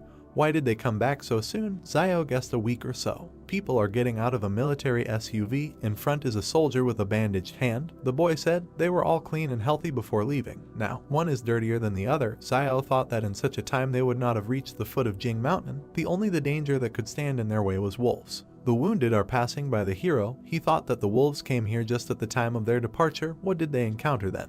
He looked to the side and noticed that, judging by the extent of the damage, only his clothes. Among the soldiers, there was a girl with long dark hair and a cap and hood, her hands in the pockets of her jacket. He thought she was completely comfortable with weapons and seemed to really be much better than the rest. Yuan, standing next to the guy, looked to the side and asked if they were going to Old Man Wang. "The jeep is at the fruit stand," he replied. Most likely, after all, his recommended guide seemed to have returned back. Something must have happened to him along the way. A girl with long white hair with braids and dark glasses, a short top and a skirt and a robe, took off her hood, indignantly said what kind of guide he found for them. They drove around for 3 days and didn't even find the right direction. Van asked in fear, "And then what? Where is he now?" The guy watches their conversation from afar. She replied that she doesn't know. Something bit him in the river. When they found him, he was already cold. Zio thought the river is outside the city. He had never heard of anything like that. The girl pursed her lips and looked at Wang, who said that he told her right away that if she wanted to get to the mountain, she had to find Zio. And she didn't believe him then. But now the guy doesn't have time to work as her guide. He still has to work for Boss Luo. She asked if he had a relationship with Boss Luo. She frowned. There were wavy lines from her head, and asked if he was talking about that boy who was not okay with his head. The man replied that yes, it was him. The heroes are standing opposite each other. She asked, "Only he can transport people across the mountain?" Van answered, "Right." The man waves his hand at her. The girl and the soldier get into the car. She shouted, "We need to go back behind the wall." Van thought with relief, finally leaves. He turned his head and noticed Zio. The guy goes into the house. The man puts his hand forward, runs after him, saying that this time he helped him get rid of the group, and they should thank him for that. The guy looked at him angrily. The man asked with a smile if he still held a grudge, and added that it was very kind of him to recommend Zio in the first place. Wang spread his hands. Zio, standing opposite, asked what about him going himself. He would draw him a map of the route, and he would take them there. Most likely, this would allow the man to get behind the wall. He objected that he did not have such skills, and then what will happen to his son if he goes there? Wang arched his eyebrow. The guy angrily said that the man has a son, and he has a brother and sister, and if he dares to recommend him to them again, he will send Yuan and Zio to eat and drink at his expense. The man assured that he does it for his own good, and if he were 20 years younger, he would do it. Yuan stands between them, confused. The hero asked for his own good, and answered that he thanks his entire family. Wang said that then he thanks all 8 generations of Zio's ancestors. The man stands with his teeth clenched. The guy turned away, looked up with a grin, and saw that he had received thanks from Van. They turned their heads when they heard the man screaming loudly, for which he was being arrested. The soldiers lead a man in a blue jacket by the arms. He asks to leave him alone. His mouth was slightly open. The hero looked to the side, asked what they wanted. Van replied that he didn't know. The guy wondered if someone else had discovered this man's ability to spit bubbles. The soldier pointed the machine gun at the civilians and ordered them to retreat. Frightened, Old Man Wang asked what was going on there, noting that although this child was a little mischievous, he had not made any big mistakes. The soldier pointed a gun at the merchant and ordered him to get off the road. Van fell on the main character. Xiao wondered why they captured Zhang Beijing. Frowning, he wondered if this had anything to do with superpowers. Lowering his head, the merchant declared that it was all over and the boy was finished. The main character asked why he said that. Xiao's face was surprised. Van reported that he heard that last night this guy demonstrated his superpowers and his rat friends reported on him. He noticed that everyone behind the walls was checking people with superpowers, fearing that they might pose a threat. He looked at Xiao and asked him to ask what he would do if someone was a threat to him. Frowning, the main character replied that he would kill this man. Turning around, Van noted that everything is not as simple as he thinks, and he heard that a mental hospital for people with superpowers was organized inside. He imagined doctors standing over a man in an operating room. Wang emphasized that they use various tools to study them. He approached the main character and said that if he or Yuan had any superpowers, he should not let outsiders know about them. Looking at the merchant's back, Xiao accepted his words. The main character turned sharply at the cries that someone was being killed. The guy was chopping people with an axe, shouting that they had betrayed Beijing with their cheap tongues. Holding an axe in his hands, the man asked why he should feel sorry for them. The guy stabbed him in the back. The stranger, with the last of his strength, stabbed the axe into the guy's head. The woman watched the bloody battle. She lay down on her husband's corpse and began to cry. She asked how she could continue to live if Beijing and he were not in this world. The stunned protagonist watched as the woman cut her throat. Looking at the many corpses, Wang said that, alas, Beijing was an only child in the family, and if something happened to him, his parents would not be able to survive, and it was no one's fault that he began to boast of strength. A crowd of people started shouting that if his father really had a backbone, he could break through the wall and there was no point in killing the informer. Turning around, the merchant said that they were very tactless. Frowning, Xiao cried out that this is a very vile world. He stood against the wall next to Zhang. Looking down, the main character stated that today he would like to tell his students about how to confront people. Holding a cigarette in his hands, the teacher replied that for many years, he taught them to resist the natural environment because he did not want them to consider their own kind as imaginary enemies. Looking away, he noticed that he already knew what happened today. Frowning, Zhang said that the misfortune of others should not concern them. He suggested we talk about it. Xiao thought about it. He looked into the classroom. Taken aback, the main character wondered what they were doing. A crowd of children stood around Yuan. Xiao asked in his mind whether his superpower had been revealed. The girl stood over Yuan with a dissatisfied look and asked him to talk to Xiao so that he would not delay classes, otherwise she would complain about him to teacher Zhang. The protagonist's brother replied that if his word decided anything, he would have stopped stalling a long time ago. The children asked if Xiao was obsessed with learning and if he wanted to take control of this school. Taken aback, the main character thought that he thought they liked long classes, but they really didn't like his long classes. Rising from the table, Yuan cried out that his brother taught him everything he needed to save his life, and she was generally ungrateful. Yuan asked how dare she even say that. The girl replied that if he didn't want to talk about it, he could just forget about it. The guy looked at the enraged Yuan with interest. Looking at the guy, he asked why he was looking at him all the time. The guy replied that he could see that he was a little upset and asked him to tell him something.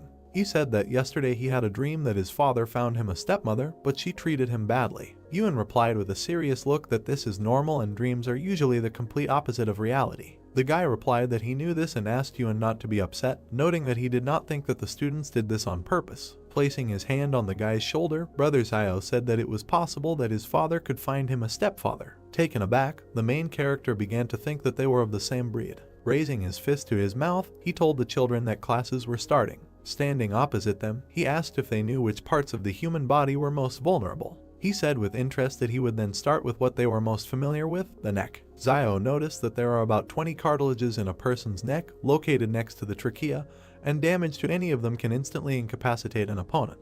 He said that time was up and everyone could go. Children ran out of the school shouting gratitude. Sighing, the main character thought that these little brats really cannot understand his good intentions, and he hopes that they will never have to use this knowledge in their lives. Someone called out to Xiao. He frowned at this. Van looked into the office and ordered him to pack his things. He revealed that someone had just sent him a handwritten message saying that Boss Law had agreed to let him accompany the group. He suggested that this time the main character would have to make a foray into the Jing Mountains. Xiao was taken aback by this, then walked towards him with his arm outstretched and told him to get ready, noting that the group was leaving soon. Looking away, the protagonist asked in his thoughts whether this group was able to defeat Boss Luo. He wondered if Boss Luo received enough benefits in return or if he was originally associated with this Jing Mountain. He suggested that in any case, this group seemed to have very important and hidden plans for this trip. Xiao started to walk away from there. The merchant asked where he was going. He replied that he was going to see Teacher Zhang to discuss something.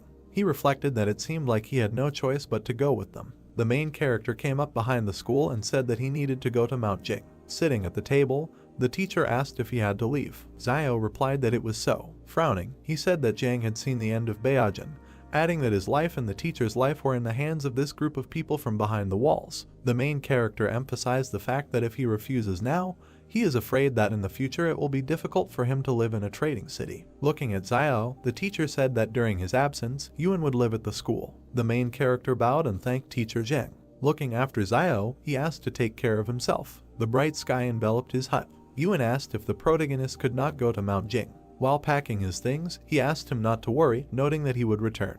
Yuan's face was sad. Xiao handed the money to Xiaoyu and asked her to take it and remember to buy some cigarettes for the teacher during his stay. Closing his eyes, he thought about what if Sister Xiaoyu had any thoughts about money. She could just take them and leave, at least without hurting Yuan. He noted with an angry face in his mind that it was a little unpleasant to think about, but it was probably the right choice at the moment. He noticed that in the end, in this wasteland, even relatives can turn against each other for the sake of profit. Smiling, Xiaoyu replied that she understood what he meant, noting that she would take care of the rest and Xiao could go in peace and return healthy. The main character looked at the door to the exit. A blue projection appeared in front of him with the task of refusing to go with his peers to Jing Mountain. Taken aback, he asked in his thoughts what was the matter and whether the palace wanted him to go there. He wondered if it would really be that dangerous. He left the hut. Crossing her arms, Xinyu stated that he should already know who they are, so he should get ready, after which they will leave. Xiao began to pretend to be sick and said that Dad's father's name was grandfather and Dad's mother's name was grandmother. Taken aback, Xinyu asked if this man was really that sick in the head. Smirking, the soldier asked to stop pretending, noting that they had already dealt with each other. Frowning, Xiao asked in his mind if it was Wang Qinjiang. He guessed that this time pretending wouldn't work, and as long as this guy was around, he was afraid that he would have to go even if he didn't want to. Crossing his arms and turning his head away, the protagonist declared that he would not go. A white stream of energy flew through the palace. A message appeared that the task was completed, and the reward was a basic skill copy scroll that learns the abilities of others. The joyful protagonist asked in his thoughts whether the task was completed. Embittered, Qinjiang asked why he decided that. Xiao walked past him, saying that he was coming. Approaching Xinyu, he stated that he could go, but he had several conditions. He noted that he wanted 30,000 as a reward. Xinyu replied that this was impossible and offered 10,000. Fingering his fingers, the main character agreed and asked to add 10 bags of salt, 10 packs of cigarettes, 100 kilograms of rice, etc. After interrupting him, Xinyu agreed to 30,000. Pointing his finger at Qinjiang, Xiao noticed that he had one more condition, that if he went, Qinjiang would not be able to go. He grinned and said that the main character was funny. Xiao thought that this guy had searched him twice because of Wang Dingyang's matter, and if he went to the mountain with them, he might get into trouble. Xinyu looked at Yang, who nodded. Standing in front of them, Xinyu agreed. Bet Songyang is not going with them. She asked if they could go now. Smiling, he asked to wait, noting that now they were all members of the team, and he still didn't know everyone's names. Xinyu replied that they were not teammates with the refugees, and he was just a guide and should not be too overconfident. All team members looked at him and introduced themselves. The girl with a serious face said that her name was Yang Xiaojin. They asked if he was ready now. Smiling, the main character replied that he was now ready. He waved from the truck to his brother and Xiaoyu. Yuan folded his palms, and Xiaoyu asked him not to worry with a smile, noting that he would return safe and sound. A convoy of cars moved through the wasteland. The main character thought about what Teacher Zhang said earlier, that the remaining traces of asphalt on the roads were left before the disaster. Looking around, he thought about what the roads were like in those days. His face was filled with interest. The main character noticed in his thoughts that, nevertheless, recently all the vegetation has noticeably blossomed and even the cabbage in Teacher Zhang's house has become taller than ever. Looking at the dense forest, he noted that this was not bad and that perhaps soon one potato would be enough to feed a family of 3. With his hand on his stomach, Xiao said that for some reason this group doesn't say anything about snack breaks. He was suddenly surprised. Moving aside a piece of cloth, he saw boxes of cookies. The main character began to drool. The evening sky enveloped the area. The cars continued to drive through the night forest. The guy climbed out of the window and started waving his hand. He suggested setting up camp there, resting and refreshing himself. He called people with him to share food and water for everyone. They walked to the back of the truck. They were dumbfounded. They saw Xiao eating cookies. Spreading his hands, the soldier asked what the main character was doing. Holding his stomach, he replied that he did nothing. Yang and Xinyu watched from the car window. The guy asked what kind of pig Xiao was and how he was able to eat 5 packs of cookies. Yang watched him with a serious look. People began to carry him away, and the main character shouted for them to let him go and leave him with the cookies. Pointing his finger, the guy asked Xinyu to go back and get another guide. Xinyu looked at the guy and stated that Wang Fugri said that only he could lead them through Jing Mountain. Yang continued to watch him closely. Xinyu replied that they could do whatever they wanted with him, but this should not interfere with their journey, and when they returned from behind wall 112, they could do whatever they wanted with him. They began to take the main character away. Xiao kicked a stone. Turning around, he began to eavesdrop on the soldiers' conversation. They were discussing that they say that the protagonist is the only one who can guide them to Mount Jing, but he doesn't even know how to prepare a tent. The guy noted that they would see how long Xiao could last before he died there like the previous guide. Frowning, the main character asked what was wrong with him eating some cookies. The angry guys stood in front of him and shouted, asking if he had eaten a little. The angry soldier said he was warning him that he is just an ordinary tramp and should not try to break a stone with an egg. Looking at the guy, Xiao asked if he knew that the egg would break if it hit a stone. The soldier asked if the egg would break. Closing his eyes, the main character replied that this was not true. The military man asked what would break in this case. As he left him, he replied that the chicken's heart would be broken. He suddenly turned around. Looking at Yang in the car, Xiao wondered if she was just looking at him. Yang adjusted her cap with her hand, a slight smile on her face. The stranger began to shout that he had found traces of the beast. The soldiers near the fire were surprised by what they heard. The guy fell to the ground. Stunned, Xiao noted in his thoughts that usually few animals could survive on the outskirts of the forest. He asked about what kind of animal could be there. Examining the tracks, the soldier asked if he had seen any tracks the last time he passed there. The main character pushed the soldier away. The guy asked what he was looking at. Examining the tracks, Xiao wondered if the tracks of a deer spooked them. Turning around, he saw traces of the fire. Looking around, Xiao noticed in his thoughts that in nature, not cleaning up food waste is a bad habit. Passing through the crowd, he asked to be allowed to look. Putting his finger to his chin, he said that these were the paw prints of a bear, which was attracted by the food scraps they left last time. The angry stranger asked who Xiao was fooling and whether he thought he had never seen what a bear's claws looked like. The main character replied that it could be a wild boar. He began to move forward. The frightened soldiers asked if he was going into the forest. Turning around, he replied that they were not giving him cookies, so he would go and find something to eat himself. The guy said that he could tell that their last guide died somewhere there, so he shouldn't die like him and not waste their time. Walking into the forest, Xiao replied that then he would just go and see how he died there. Moving through the forest, the main character noticed in his thoughts that from what he heard, the previous guide simply went down to the river to wash himself. As a result, something in the river bit him on the face and he died instantly. He began sharpening the stick and emphasized the fact that he had to be careful in his actions. He began to examine his spear. Putting his sword behind his back, Xiao reasoned that there was usually a source of water near the habitats of large animals, and the tracks of a large deer should lead him to the river where the guide had previously been bitten. He approached the river bank. He began to scan the shore. The main character with a calm face thought that if you only look at the water, there is nothing special in it, and the guide must have been attacked by some fish hiding under the water. He noted that he fears that he, like most city residents, does not know that there are many freshwater fish that are carnivores. Turning around, he saw an anthill. He assumed he could catch a fish. He started walking towards him. Xiao stabbed the pile of dirt multiple times with his knife. He picked up a piece of earth with a stick. The main character grabbed a big ant. Approaching the river, he noticed in his thoughts that the queen of white ants was an excellent bait that should be used to advantage. He threw an ant with a piece of dirt into the water. Xiao prepared to strike with his spear. A huge fish began to swim around the bait.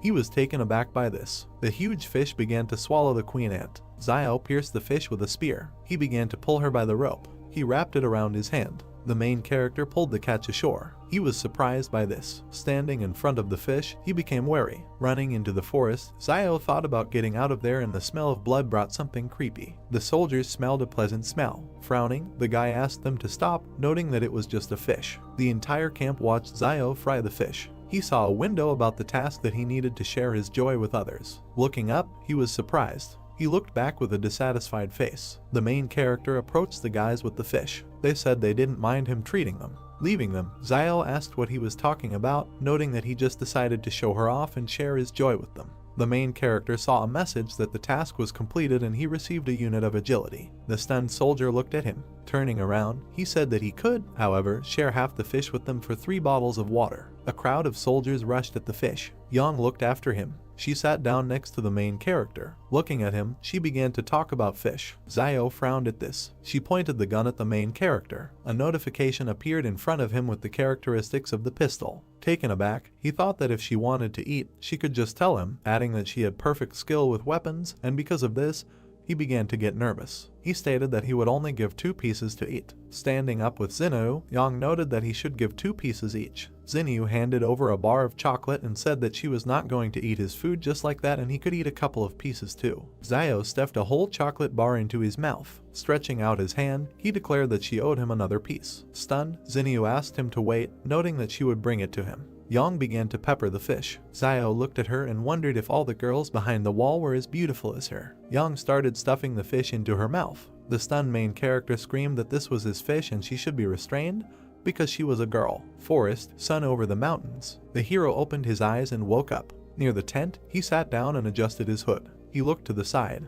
A man is sleeping in a tent. The soldier sitting on the bench with a weapon yawned. The guy frowned and looked thoughtfully towards the forest. I approached a certain place, there was nothing on the ground. I was very surprised. In the background, the hero is standing in front of the fish bones. He crouched down and pulled out a bone from behind his back. The guy thought that last night he had thrown the remains of fish bones here, and now they had all disappeared. He looked up and thought maybe they were dragged away by ants. After all, mutant ants are the size of a finger. If there is a nest nearby, they can easily drag all these bones. The guy returns from the forest. The soldier puts the box down. The rest collect their things. The man with the beard turned around and noticed the guy. He pointed his finger to the side and told Zio that he would go in the first car and show the right road. The guy looks at him and asked him to tell everyone to stay as far away from the river as possible. Zio turned away from the man. He gritted his teeth and asked gloomily, "They are far from this river and there are only a few fish in it. Why should they be afraid?" The man at the truck waves to the hero walking forward. Everyone back to their cars, you can go. Wheels of a military vehicle. The guy looks out of the car window. The driver shouted in fear, ahead. The car convoy stopped. Zio frowned, surprised. There was a deer in front of the jeep. He wondered where this huge deer came from here. Malxian takes aim. Jun jumped out of the car. The soldiers pointed their weapons at the deer standing in front of them. Zhu shouted into the radio not to shoot, no sudden movements, no need to provoke him. Cheng lowered the gun and told the guy in the black glasses not to worry so much. He was a herbivore and not to be scared, there were no large predators here. The deer lowered its antlers. He rushed forward furiously. The driver screamed in fright and turned the steering wheel. I pressed the gas pedal. One of the cars drove off to the side. The soldiers were lying on the ground and a deer hit another car. The guy opened his mouth, looks at the deer striking the jeep. The animal threw the car up. The jeep flies to the ground, the deer runs away, and the soldiers shoot at it. They run to the man by the truck. The hero gets out of the jeep. The guy looks to the side thoughtfully. It's strange to him that Jan didn't shoot. She always looks like she's staying away. The girl looks ahead thoughtfully, her hands in her sweater pockets, behind Jun with a gun by the car. The soldiers help the guy at the overturned car. The man in the robe calls Zio. Isn't he a doctor from the trading city? Let him help. The hero goes to the victim. A man with a bruise on his forehead raised his hand to his ear and clenched his teeth. The guy looks down and thought, it's just a scratch, no big deal. He closed his eyes, put one palm on top of the other, raising one finger, and said that the pain would go away, get better faster, get better sooner. The man with the beard raised his fist and was indignant. Who even treats like that? What kind of doctor is he? Confusion on the faces of the men. The guy folded his palms and answered, a healer. The man in the robe pushed Zio away and shouted at him to leave. He was only in the way. The guy turned his head and heard the man ask if the car could still be repaired. A guy with a black bandage on his head is following Zhu. The junior lieutenant replied that it is broken to such an extent that it can hardly be repaired, but there may still be people sitting in the back of the remaining cars. He added that this guy, Zia and Cheng will sit in the back of the car. They will have to be patient a little. Zia and the guy with the headband nervously replied, okay. Smoke from a damaged jeep. People are walking towards the truck. Everyone is in their car, moving on. Zia jumps into the back of the truck. The guy standing next to him complained why they didn't tell this tramp to ride around in the back of the car, all because he's a conductor. Zia screamed, clutching his throat and rolling his eyes. He fell next to the car. The soldiers ran towards them, asking what was the matter. Zhu inspects the body with a pistol and said loudly that there is nothing unusual there. He sat up and checked the guy's neck for a pulse. He froze in surprise and said that he was no longer breathing. Zio frowned, a drop of sweat on his cheek, looking ahead. A man in a black robe runs towards the truck and asks what happened and how he died. The guy with the black bandage on his head said in fear that he didn't know.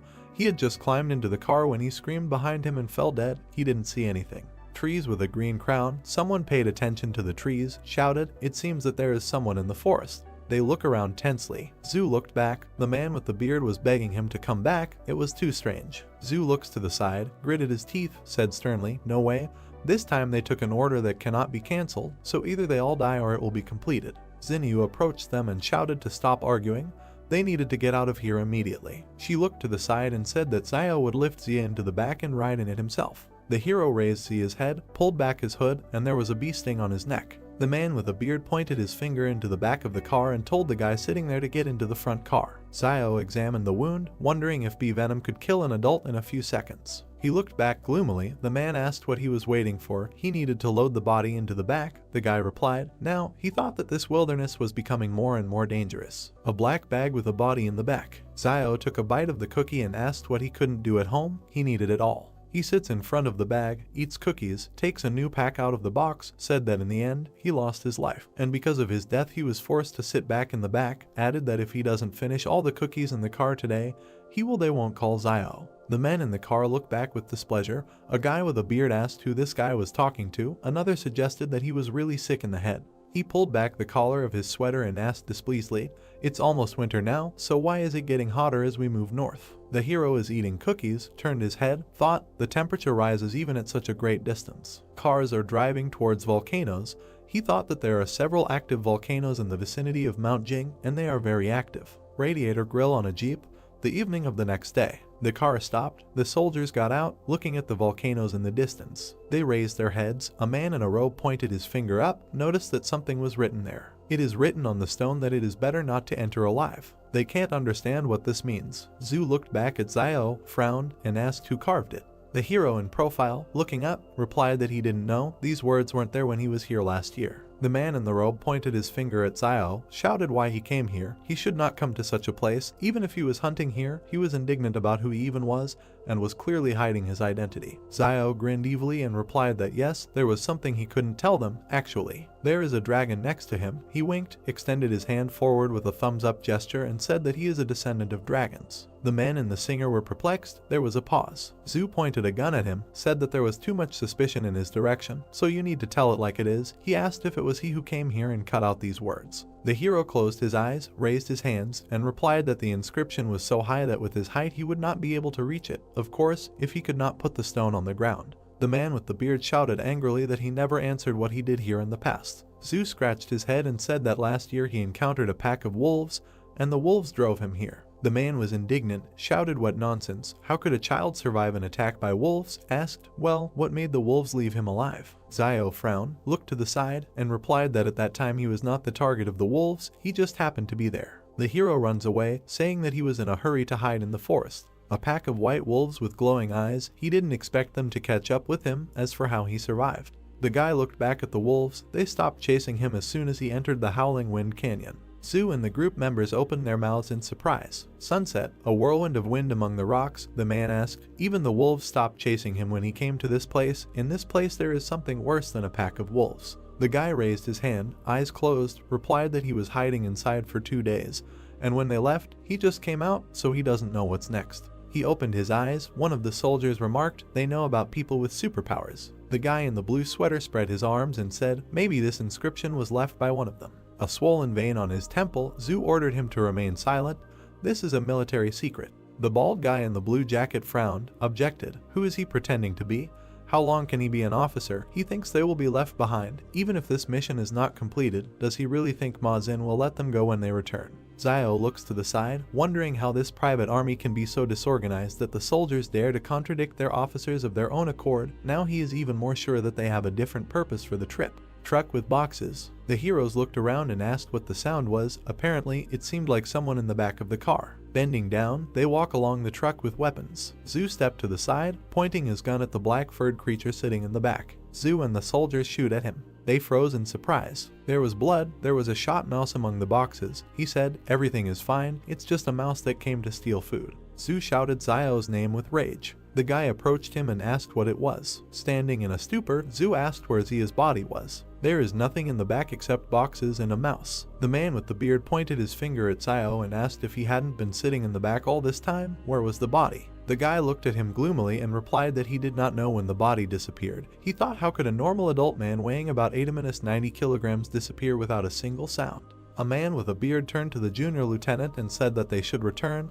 It's too dangerous here. With a stern look, Zhu looks up and remains silent. They are standing by the car. He asked everyone to come here. He said that they need to discuss everything before deciding what to do next. Everyone gathered around Zhu. He said that words were left at the entrance to this gorge. It is better not to enter alive. He suggested that in the depths of the gorge there could be dangers that even a person with superpowers would find difficult to cope with. Looking ahead, serious face, on the other hand, there are also hidden dangers lurking in the forest. Zia's mysterious death, the inexplicable disappearance of his body, and all these incidents remain unanswered. Glasses on her head, Xinyu looked at him and said, in fact, although the forest is dangerous, it doesn't seem like their entire army will die in it, but it's hard to say what dangers await them in the gorge. Zhu lowered his eyes and thought.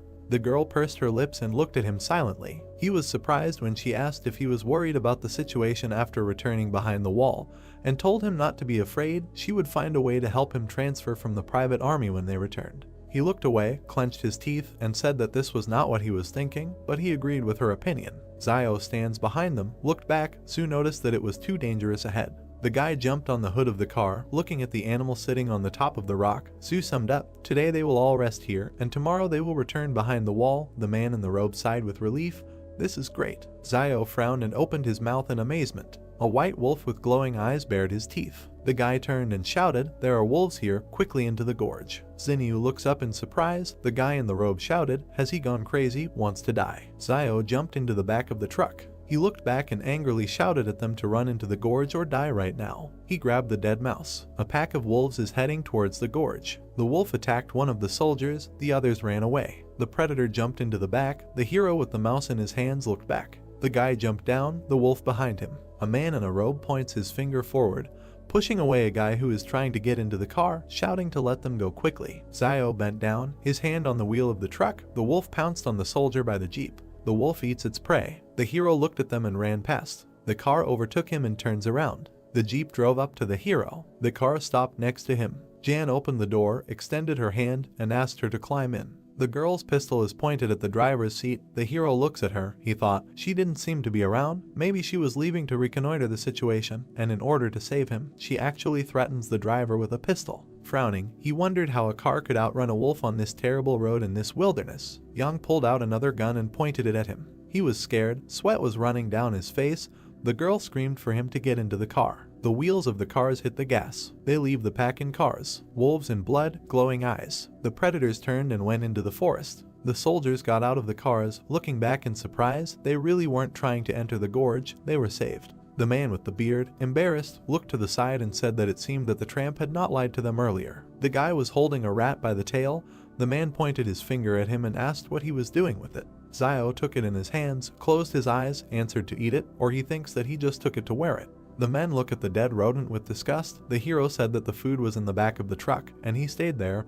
What else will they eat? This mouse ate his cookies, and he will eat hers. That's fair. The girl stuck a knife into the mouse lying in the guy's hands. Yang raised her index finger and said that she wanted to share, and in exchange she could lend him this knife. Huge spider legs above Zio's head. He asked with a sly smile, how about giving it to him? Blood splashes. The girl shot at a huge spider next to the hero. He dropped the mouse. The spider fell to the ground. The guy clenched his teeth and looked up. The heroes look up. Many spiders are descending towards them from the mountain. A spider with glowing red eyes opened its mouth. The guy shouted what it was. He looks up and shouts to everyone to run away. A blue screen appeared in front of him with a task. He needed to help at least 10 people escape from the gorge. Zio shouted with rage that he should not interfere with his help. Dark silhouettes stood near the vehicles and shouted about what it was and that they needed to run.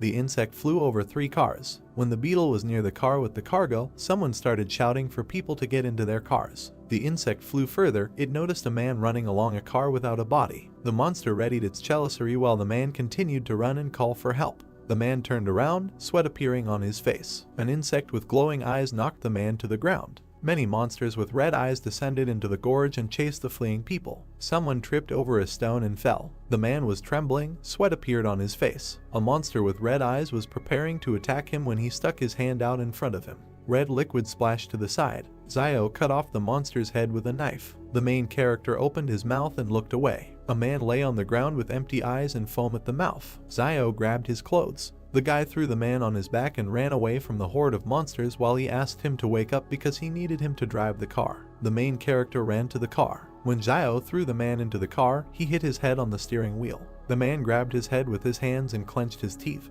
and the guy asked him if he had woken up and said that if he had woken up, he should get behind the wheel as soon as possible. Zio turned his head to the side, sweat appearing on his face. A girl in a white cap pointed a gun in his direction. She shot at the monster who was trying to attack the main character. Smoke came from the gun as the guy looked disdainfully in Yang's direction. The girl opened the car doors and told Zio to get in. Ian and the main character climbed into the car and closed the doors. They looked into each other's eyes. A man turned in their direction, holding his head with both hands. His eyes widened as the guys in the back seats yelled at him to go and not wait. A monster with red eyes appeared in front of the man. Zio stuck a stick into him, and Yang fired a firearm. The man gritted his teeth and changed gear. The monsters were chasing the car, rushing forward. The main character looked out the window and looked back when he thought that they had finally broken away from them. The guy turned his head to Yang when she said that she had just seen him running with the driver on his shoulders and that he was strong. The man with the earring in his ear turned his head, opened his mouth wide and asked the guy if he saved him, and then thanked him and said that if it weren't for Zio, he most likely would not have survived. The main character looked up, where a system notification appeared stating that he had received the 74th gratitude coin from the driver. The car was driving along the gorge when the guy replied that he didn't have to thank him, and that he only saved him because he needed a driver. And the man replied that everything was fine, because in any case he was grateful to him, and that he regrets what happened before and promised that he will repay him for everything. A system alert appeared about another gratitude coin received from the driver, and Zio smiled widely and was surprised that he sincerely thanked him twice. The main character looked at the man and asked him to thank him again, and sweat appeared on the driver's face. Yang looked away and exclaimed that there was clearly something wrong with the guy. Zio looked back carefully. He sat down next to the girl, who crossed her arms over her chest, coughed, replied that he was just joking to diffuse the atmosphere, and suggested getting out of the gorge before these insects caught up with them, and also reminded them that they needed to meet the cars that had gone ahead. The guy looked to the side and thought that he still knew her too little, and that his identity as a person with superpowers should not be revealed, and for this it was better to keep a low profile and quietly earn gratitude. A system notification appeared above Zio that the task had been successfully completed and that a unit of power had been received. Then the guy thought that if more than 10 people were saved, then the task was considered completed. Over the narrow gorge, stars sparkled in the night sky while the main character thought that the decisions of this palace were strange. Sweat appeared on the man's face when he saw many bones among the stones and shouted about it, and the main character looked to the side and said that those insects most likely did it. Zio remembered one monster and thought that insects have human faces on their shells because they eat people, and that they seem to eat their souls. The car passed the skull, kicking up dust. The car drove out of a narrow gorge. A crescent moon was shining over the mountains when the car approached two more cars. The main character was looking at the standing people when someone said that there were only 11 people left. Sweat appeared on the man's face as he said that they had lost a lot.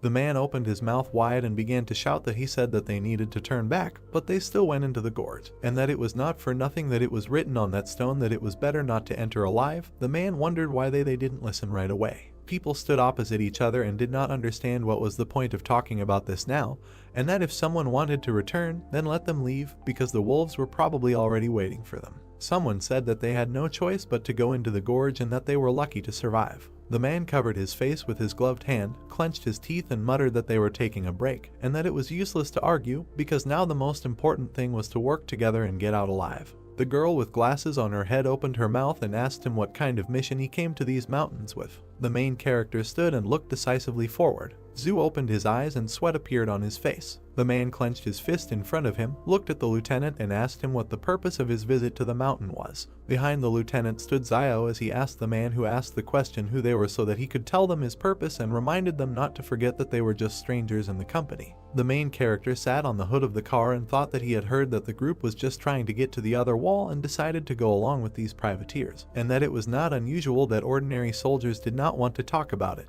The man in the cap looked to the side and asked how to be one. People turned towards the lieutenant and began to tell him to tell them what their mission was, because so many of their brothers had already died along this path. Zio looked at Zinnia and decided that she was also not simple, since one word of hers provoked a conflict between ordinary soldiers. A girl in a black jacket approached the guy. Young stood in front of Zio and said that she was hungry, and the main character gritted his teeth and asked her why she was telling him this, because she was not his girlfriend. She extended her hand to the guy and asked that in this case he would return her knife to her. Young pointed a gun at the guy, and he sat her on a stone and said with a smile that he would bring her something to eat, and then asked if there was something she didn't eat, to which the girl answered in the negative. She remembered opening the car doors, said that she had thrown the previous mouse into the trunk, and told Zio to use it for cooking. Sweat appeared on the protagonist's face, and he, smiling, thought that the mouse that he threw away to escape the swarm was actually picked up by Young. That is, she stole food from the swarm of insects, and out loud he agreed with the girl's proposal. Over the fire, a hand held a stick with an animal leg. Cheng opened his mouth wide and told the man opposite that now they were all in the same boat,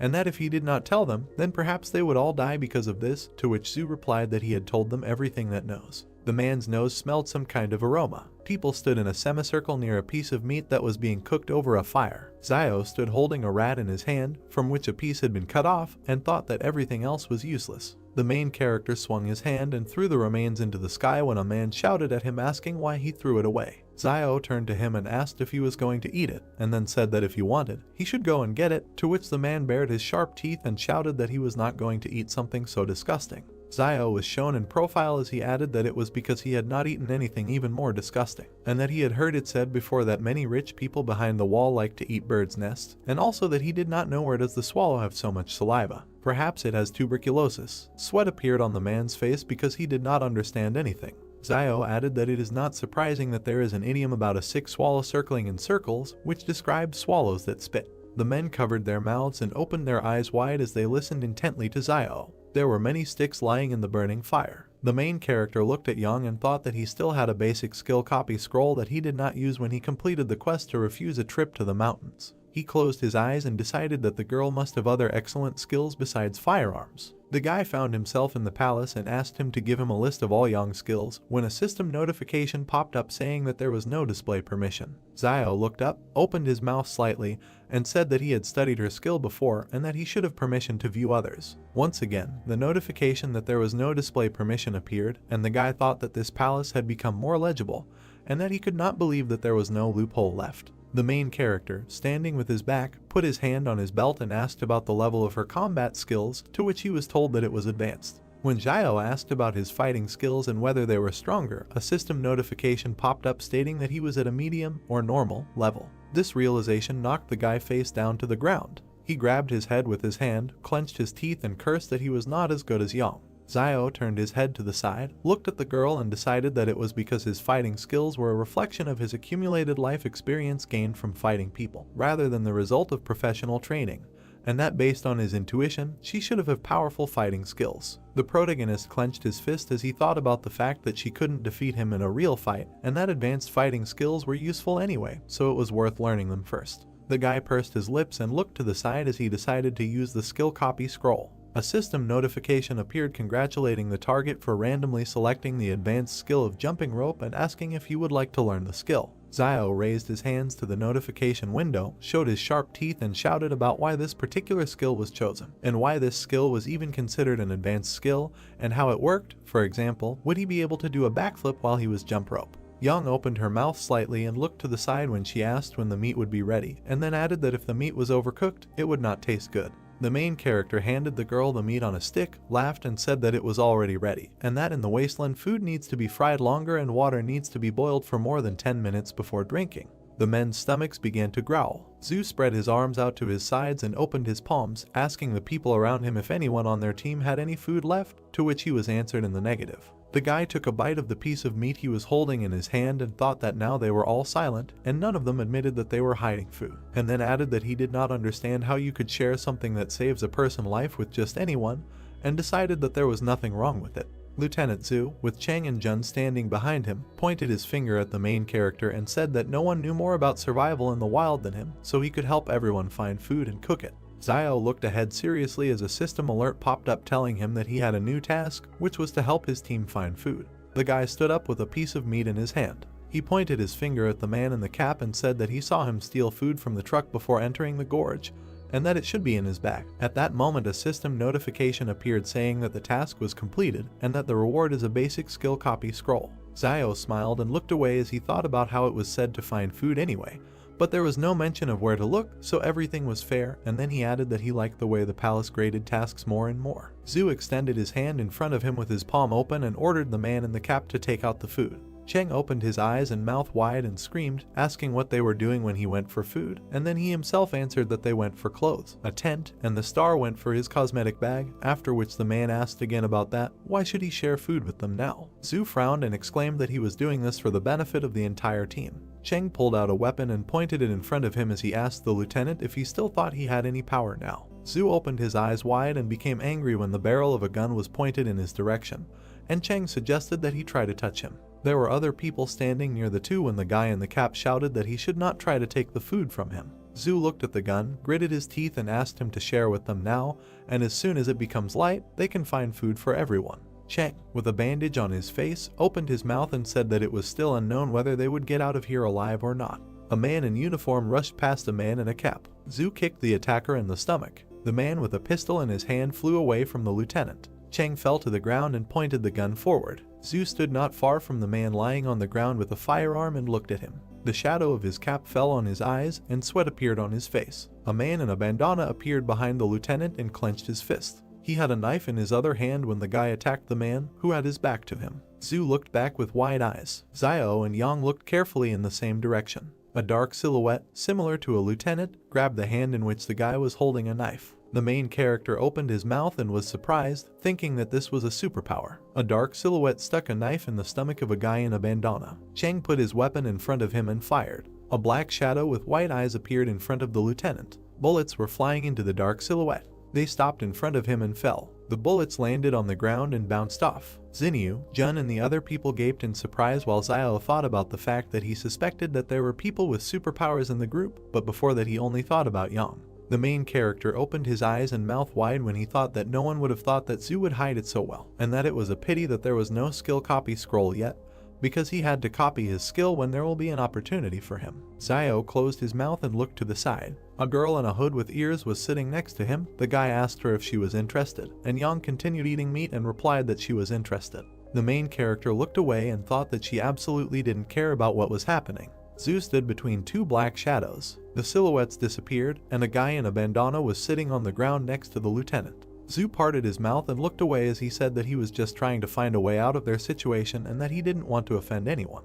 The lieutenant looked towards the fire where Zio and Yang were sitting and said that Wang had previously told him that the main character was a doctor, so he asked him to examine the wound. Zio looked to the side and sighed. A guy was sitting on the ground in front of him and was pulling out a knife when the main character said that his injury was quite serious. The guy in the bandana closed one eye and asked how long he had left to live, to which he was answered 10, and he asked again whether it was in minutes. Zio sat down next to him and continued the countdown. The guy in the bandana felt bad. Zhu looked forward seriously and said that he had avoided vital places and internal organs, so there was no need to scare the person, and then added that he had heard that Zio had medicine for wounds, and also that he would not believe that he took them with him when he went into the wasteland. The main character looked away while the guy lay crying next to him and replied that he was hired as their guide, not their personal doctor, and then asked about who would pay for his medicine, since it was very expensive. Lieutenant Zhu covered his face with his hand and said that he lost money on the way. The wounded guy gritted his teeth and replied that he had money with him. The main character sat down next to him and asked him where his money was, in his right or left pocket, and the guy pointed to his pants and said that they were there. The people behind Zio began to shout that he was a charlatan, because a cut cannot be treated without stitches. When he looked down and warned that he immediately wanted to say that he did not know how to stitch wounds, so it was only up to God whether the wound would heal after the medicine or not. While the main character was licking his lips and counting the money, Xinyu approached him and said that she had a sewing kit, but she felt bad at the sight of blood, and on the other hand, Zhu approached the guy and replied that he would sew it up. There was a voice that exclaimed that he should stop counting the money, because first of all he needed to save the man. The guy in the bandana thanked the main character when he said that he would not take too much money from him, and that 12 should be enough. A system notification popped up that he had received a thank you from a guy named Lei as Zio thought that he was one step closer to unlocking the weapon.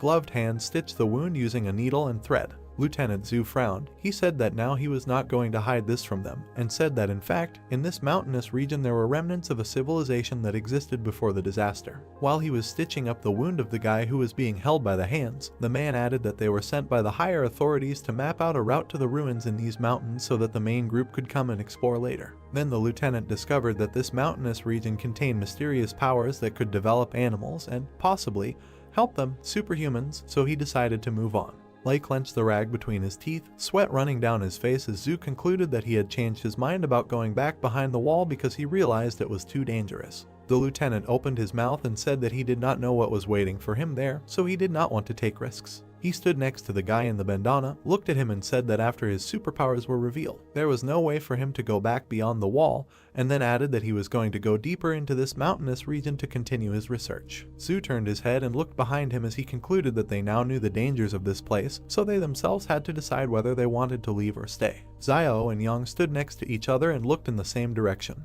Xinyu stood next to the man who gritted his teeth. The girl in the hood with red ears told the lieutenant that she would go with him because it was too dangerous here, and Xiao was surprised at how many words she said at once. The guy with the glasses exchanged glances with the other man as the voice said that the best way to get out alive was to follow the Superman. The men in gray t-shirts raised their hands and said they would go too. Xinyu looked at the main character and asked him if he was coming, and then said that he would go if he joined. Xiao raised his hand, pushed the girl away and replied that he was going with the lieutenant. Zhu looked to the side, opened his mouth and said that in that case they should follow him, and that they would leave at dawn. The lieutenant turned to the people behind him and said that they had all agreed in advance that the entire team would obey him, and that if anyone disobeyed him, they should not expect politeness from him, and then added that there was a dense forest ahead, and that they would have to abandon the car and walk. Zhu turned and addressed the man in dark glasses named Malxian. He told him that he would go first and carry the wounded guy with him. The protagonist's ear grew larger when he listened to the fact that someone persistently began to thank the lieutenant. Xiao pushed the man with glasses and stopped in front of the guy wearing a bandana lying on the ground. He opened his mouth wide, clenched his fist in front of him and exclaimed that he would carry the wounded man, and that he would kill anyone who tried to steal him today. Zhu and Lei opened their mouths and stared ahead with empty eyes, and the wounded guy asked if Xiao had taken the right medicine and why he suddenly became so kind. The midday sun illuminated the forest and mountains. Two people were dragging a guy on a stretcher when the main character asked him if he still needed medicine, and Lei said that he didn't need it and thanked him. A system notification appeared indicating that he had received a coin for thank you. The lieutenant looked carefully at the smiling guy in front and thought that he was clearly one of those people who didn't care about anyone, but why was he suddenly so worried about others? Sweat appeared on the face of the guy in the bandana when he was asked if he was hungry and thirsty, and Lei replied that he was not hungry yet and thanked the guy when an alert appeared that Xiao received another coin for thanking him. Zhu thought about what he was really after. The main character smiled widely and looked at the wounded guy while he thought that Lei was very useful in collecting gratitude coins. A crowd of people moved through the dense forest. Xiao looked to the side and opened his mouth slightly when he thought that the last time he was here was a year ago, and that since then the trees had become much taller and more luxuriant. He decided that this was strange. The guy's profile didn't change when he heard someone asking why he kept touching her. In front of Xinyu stood a guy who smiled while he talked about what was wrong with touching her, especially since he wanted even more. This guy narrowed his eyes, laughed disgustingly and asked what she thought about tonight. The girl in the top and short skirt opened her mouth and told the guy not to come near her. Steam came out of his nose. They put a gun to the back of the guy's head. He raised his hands while Yang stood behind him and Xiao watched it all. The girl turned to the main character and told him that this guy's gun was his. Xiao pointed his finger at himself and asked if she meant him, and Yang confirmed. The main character threw the stretcher with the wounded guy and walked towards the girl when he said that there was no need to ask him twice. His hand removed the firearm from its holster as he exclaimed that he had found it. The guy opened his mouth wide, looked towards Yang and asked her if she knew how severe the charge was for depriving private troops of their weapons, to which the girl replied that if he threatened her again, he would die. Yang looked away when asked about what if she gave the gun to this tramp if he couldn't use it anyway. Xiao held a firearm in his hand and looked at it carefully. The guy who harassed Xinyu ran into the forest when Yang told him to get out.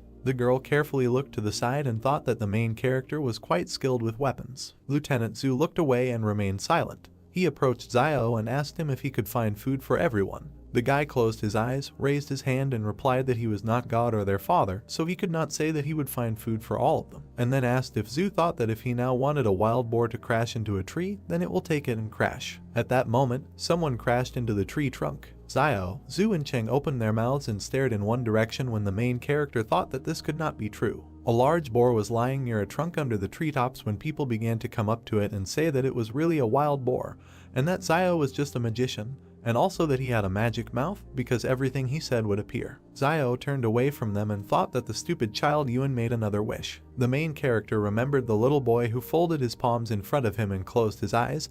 He was wondering how he was doing at Jing Mountain, and then he wished him so that he doesn't go hungry. The man's hand held a knife, cutting the animal. The hero began to look askance at Zio, who was talking about not leaving food for tomorrow that he couldn't finish today and trying not to mess around with blood for a long time, since it attracts animals very well. The blood from the beast slowly flowed onto the ground in which the ants were located. The main character began to answer that currently ants the size of a thumb do not attack during the day while a person is active. But at night, if the ants can smell a bloody smell near a person, he will be eaten like regular food and just one bite of the formic acid release can cause severe pain.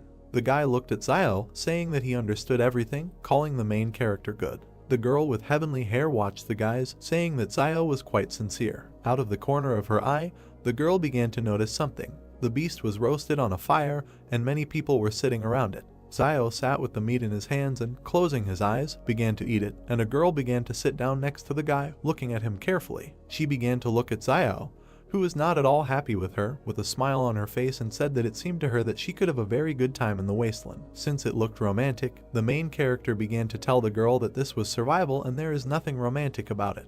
The girl began to make eyes at the main character, saying that he was very handsome and charming. The guy did not understand what the girl wanted from him. Zio began to look carefully at the girl, thinking that she could not get anything from Zhu Xianchu, so she came to him. Zhu waved away the girl who was running after him. Before, Zio had often seen the girl go to Zhu Xianchu to talk to him, but every time she was met with rebuff, since Zhu was an adult with a strong character who knows what he wants. Zio looked at the girl out of the corner of his eye, realizing that for her he was just a brainless teenager. So perhaps she decided that the main character would go through fire and water for her if he showed sympathy. Zio understood that in the end he had a weapon and he could well protect the girl. The main character began to look at his frightened sister with anger and tell her not to come closer. The girl began to look at Zio with a playful smile and say that perhaps they had some kind of misunderstanding earlier, but in reality she is not like that. The girl began to stroke the main character's cheek, who was very surprised by this act. The sister began to tell the guy that she liked him. The guy began to shout angrily at the girl and tell her to shut up. Next to Zio and the girl there was another person who looked at them in surprise. The main character began to look in surprise at the man sitting next to him, and the girl was equally surprised. Xinyu began to leave Zio, saying that he was completely sick and the guy deserved to be alone. Since Zio learned to hunt, he has seen too many women like this, just looking for someone to rely on in this broken world, or someone to use as a tool. The main character looked at Xinyu with disbelief, eating chicken and telling himself that he didn't need such a woman for nothing to waste food on her. One of the guys began to grit his teeth. The hero began to look at Zhu, saying that they had run out of bottled water and food. Since they initially took too little water, the guy began to ask her where they could get more water. Zhu began to approach the sitting Zio, asking him where he could get more water. The system window began to show the hero to tell his teammates how to find water. Zio began to look to the side, lost in thought. The main character stood in the middle of the crowd, confidently telling all the people that to find water in the wild, you can rely on rivers or collect resources from leaves. The main character began to look away, telling people that they were lucky because there were several pine trees nearby that had pine juice that could quench their thirst. The system window began to tell the guy that he had completed the task and received part of the power. Zio clenched his fist, looking at him angrily. The main character's foot began to move on the ground. Zio climbed the tree from different sides with quick and deft movements. The guy's hand began to reach for one leaf that was on the tree. People looked at Zio in surprise, not understanding what he was doing.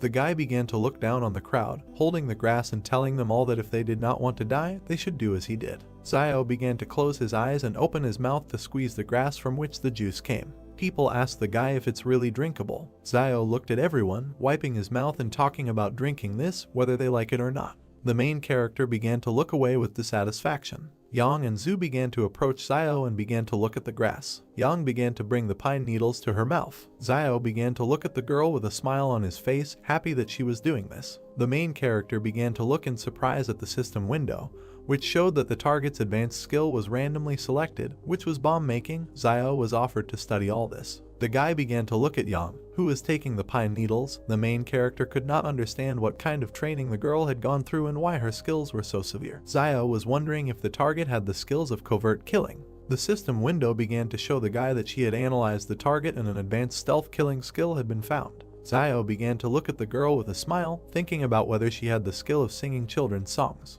The system window immediately began to show the advanced skill and say that it had been found. The main character looked at the girl with incomprehension, not understanding what kind of disorder was in her skills. Zio quickly jumped from the tree to the ground. Two guys stood near a tree, telling each other that now they need to climb the tree. Although people have not been monkeys for a long time, the guy replied that it would be great to become a giraffe in the next life. Zio began to look at the guys, telling them that animals also do not live as they seem, and the main character heard that giraffes, although tall enough to protect themselves from external enemies, but they have difficulties in mating, so before courtship male giraffes must drink urine to determine if a female giraffe is on point. The guys were disgusted and couldn't figure out what these little known facts were that Zio had learned to disgust others. The mountains began to thicken, forming clouds. Zio began to look at this with confidence, shouting that acid rain was coming towards them. People began to quickly run away from the downpour, looking for somewhere to hide from it. The main character put on a hood, hiding from the rain and looking down. Some people began to carry the guy on the couch, who was unconscious. Cave. People began to stand in the cave, looking at the rain and rejoicing that they had it nearby. Hands began to set the torch on fire using a lighter. The guy was holding a torch in his hands, next to which there were people. The hero began to point in surprise and fear at the wall, telling him to look at it. There was someone's inscription on the wall, which said that they saw strange dark figures in the forest that disappeared. No one could understand what it meant. Huge red lightning began to appear near the cave, shooting in different directions. People looked at the wall in the cave, asking each other about who carved it. If they lost anyone along the way, everyone began to say that they lost Zuzu's body and nothing more. Sir Zu began to look forward confidently, telling everyone that he had not heard that anyone from their 113th wall had crossed the mountain before, and perhaps someone from the 112th had taken refuge here and left a message. However, everyone understood that if they had a satellite phone with them at that time, they would have transmitted the signal. Zio began to look askance at Yang, telling the guys that he had heard Teacher Jiang say that there were telephones behind the walls, but no one knew what satellite telephones were. Yang began to look at the main character, calmly saying that people had captured several satellites created before the disaster, and these satellites make it possible to maintain communication between different walls. One of the guys began to open his mouth wide, waving his arms, saying that this time the senior management did not provide them with satellite phones and they must be trying to explore the area with the help of human lives. And if everyone died, it would mean that in the depths of the mountains there is a danger. Su began to tell the guy not to speculate without the slightest information. Sir began to look at all the people, saying that it was already late and someone should take turns on duty today, and he would be on the first shift, and the rest, not counting the girls, would take turns. Zio looked carefully at the guy, believing that this was the decision really protects from dangers outside, but also for the main character. Internal security was no less important, and in the end he only took a gun today. Yang began to look at the surprised Zio, saying that the first half of the night would be his and the second her. The main character looks at the girl, noticing that he and Yang have no need to quarrel and they still trust each other, and the girl is not weaker than the guy, and if we think that the current situation is dangerous, they can protect each other. Zio smiled, telling Yang that he agreed with her. The girl began to move away from the guy, saying that she had gone. The guy began to ask Yang if he should go with her, but the girl refused. The guy looked at Yang confidently, not understanding why she was so brave and what supported her confidence. Xinyu began to look at the guy with a smile, telling him that he would go with her, since Zio really doesn't understand girls. The main character began to look in surprise, not understanding what was wrong. Crowds of people stood in the cave, still watching the rain. The two men began to smile and grin, saying to each other that it would be a pity if these two girls went missing. The rain didn't stop pouring. Xinyu began to approach the guys who asked him if there was anything unusual. The girl said that everything was fine and there was nothing there. The three guys began to look at Xinyu and say that this was good and they would also go out to relieve themselves. Zhu began to look at the guys, telling them to go and come back quickly.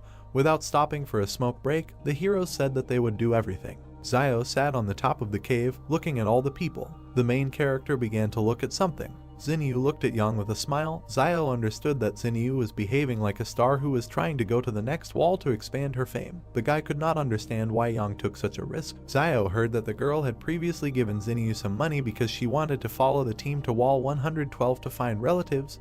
The guy couldn't believe it was so simple. The main character looked at the girls with disbelief.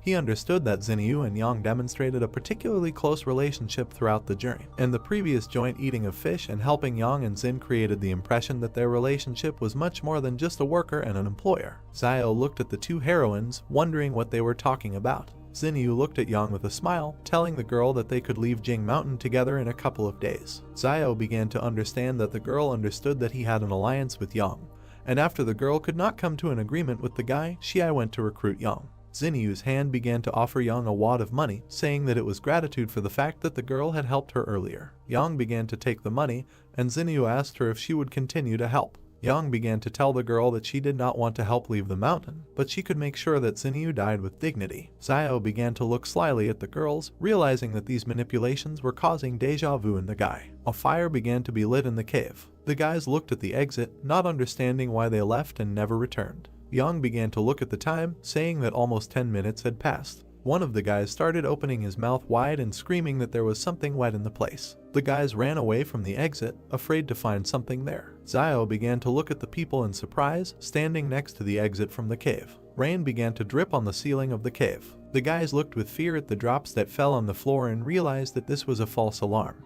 Xiao began to point his finger at the drops, saying that they could get water directly from here, since the rock formations filter the water even purer than water from a well, and it is probably one of the cleanest sources of water in the wasteland. Zhu began to point his finger at the water and, looking at the people, asked if everyone had heard Xiao. Sir began to tell people to collect some water, since although the pine needles were able to provide some moisture, there was too little of it. The meat was surprised that he did not receive thanks. Hands began to hold the flask, pouring water into it. Zhu began to look at the guys who were pouring water and told them that if he finished, he could take over half the night.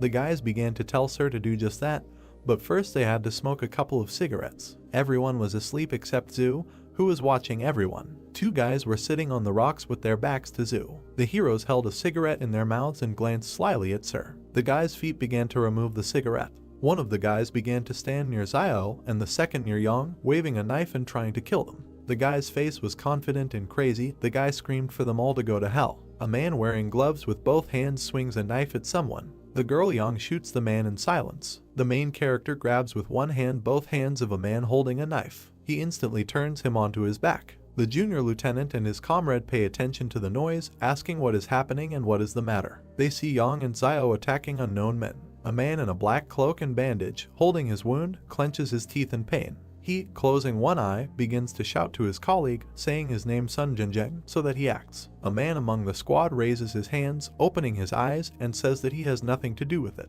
Standing in front of the camp, he raises his hands in fear. The girl and the main character look suspiciously at the military man. Xinyu, also continuing to look suspiciously, asks himself what is happening again, and can't these people just calm down for a while? Holding the man's throat with 2 fingers, Xiao asks himself what they are trying to achieve with this desperate, sneaky attack. Water, weapons, or was it all because of Luo Xinyu? Looking down with dissatisfaction, he thinks that this doesn't matter anymore. The notice says about the task that you need to give the enemy a painful death. Grabbing him by the throat, at the moment the man begins to cough up blood, he thinks that in this wilderness one must always get rid of all potential dangers.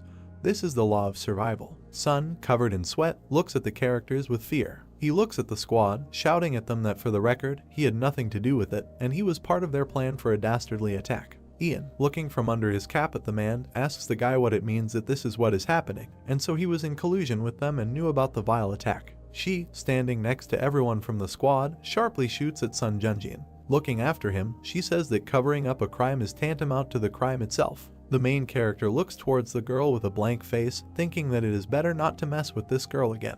The notification states that the task has been completed and the reward is a master level skill copy scroll. Xiao, with an excited look, looks at the fallen scroll in the cave, asking himself again about the master level skill copy scroll. The main character looks at the sinister lieutenant. The notice again states that the shadow supernatural ability has been learned, asking the guy if he wants to learn it. Xiao thinks that he cannot believe it, and this is exactly what he needed, responding to the notification that he wants to study. The main character stands against the background of a purple magical wall. The notification states that the target has been studied. Being in a dark room, releasing burgundy magic from her hands, similar to blood, she asks herself that this haze is a shadow. The hero turns his gaze back. He sees a dark bloody ghost with red eyes in front of him, thinking that this black shadow looks darker and more massive than Zhu Xianchu's, and this is because his appearance is darker and more massive. Seriously looking straight into his eyes, Xiao thinks that he wonders how well this shadow fights. He closes his eyes. The ghost opens from his seat, leaving his remnants of magic on the floor. He begins to circle around the main character. Suddenly, the ghost changes its direction with all speed towards Xiao, who has closed his eyes. He immediately grabs it with his hand, shattering its magic piece by piece. Holding his fist up, smashing the magic, he notes in his head that this is not bad, and this shadow is at least twice as strong and faster than his own body. He looks forward with interest, continuing to think that the density is also very high, so it is not surprising that Zhu Xianchu was able to use his shadow to deflect the shots.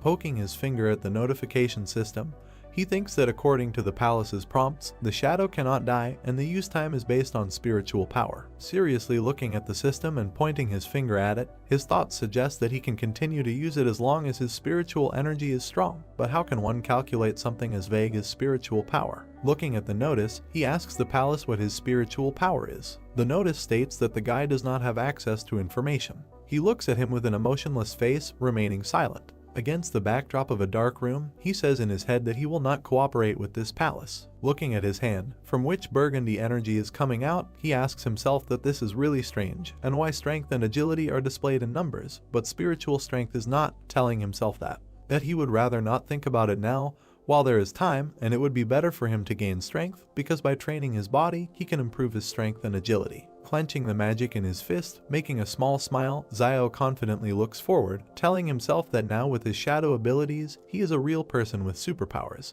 The lieutenant, looking at the corpses of the men and the guy and girl standing next to them, says that they themselves are to blame for sneaking up on them and being killed in response. Xiangqiu, tensely, tells them that Sun Jinjiang was not involved, so he did not deserve to die. Turning away from them, he says with anger against their background that, however, it is too late to talk about anything, adding that in this wilderness there is no right and wrong at all. Yang and Xiao look at the lieutenant with hostility, remaining silent. The girl turns to the hero, asking him that he just pretended to be asleep. The main character, looking thoughtfully at the girl, thinks about it. That life in the trading city has given him the habit of being constantly alert, even when he is sleeping, and not losing his vigilance. And this young Xiaojin was clearly pretending to be asleep herself, but decided to ask him, and he does not understand her. Walking away from Yang, Xiao asks if she figured it out, to which the girl says that she is bored. Two burning volcanoes smoke in the blue sky. The main character looks at the bodies lying in a line in the middle of the cave. He looks emotionlessly at the bloody body on the ground, thinking that he cannot understand how Zuxia's body disappeared earlier. Pursing his lips, he continues to look down, telling himself that these three bodies are lying here and nothing happened, and this is at least strange. The lieutenant and the hero stand at the exit from the cave, looking into the cave, informing them that it is already dawn, and let them prepare to hit the road, although they do not know what dangers lie ahead for them, but they cannot remain in place. Looking ahead, the lieutenant explains that they must find their next campsite before dark.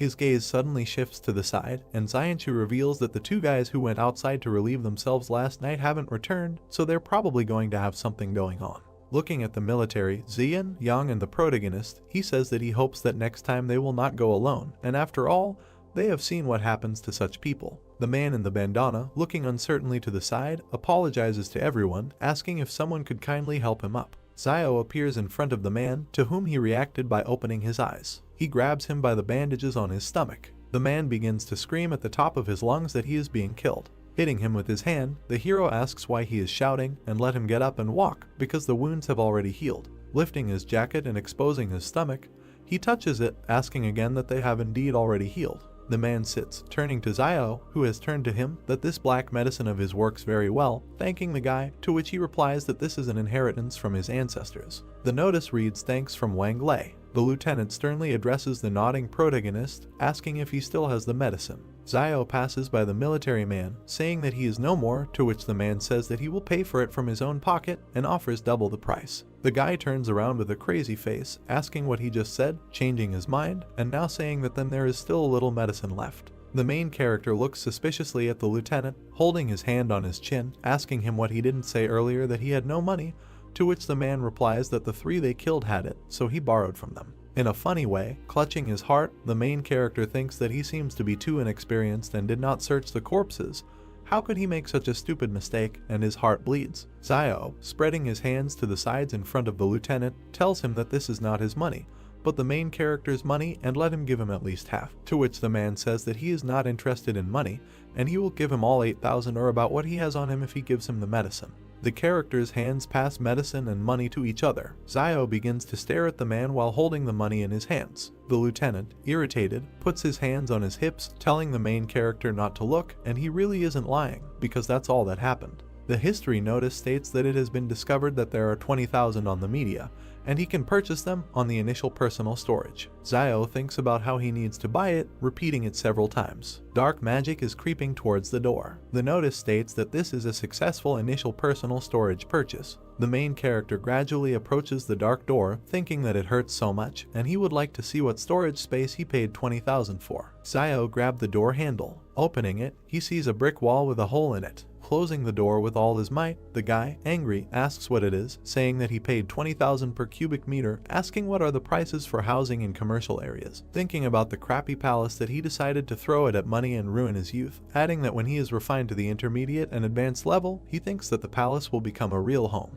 Walking away, attracting the girl's attention, the main character thinks that his heart hurts so much, and he gave 20,000, noting that it was so painful to part with them. The squad is walking through the forest when suddenly someone asks that there is a city in front of them.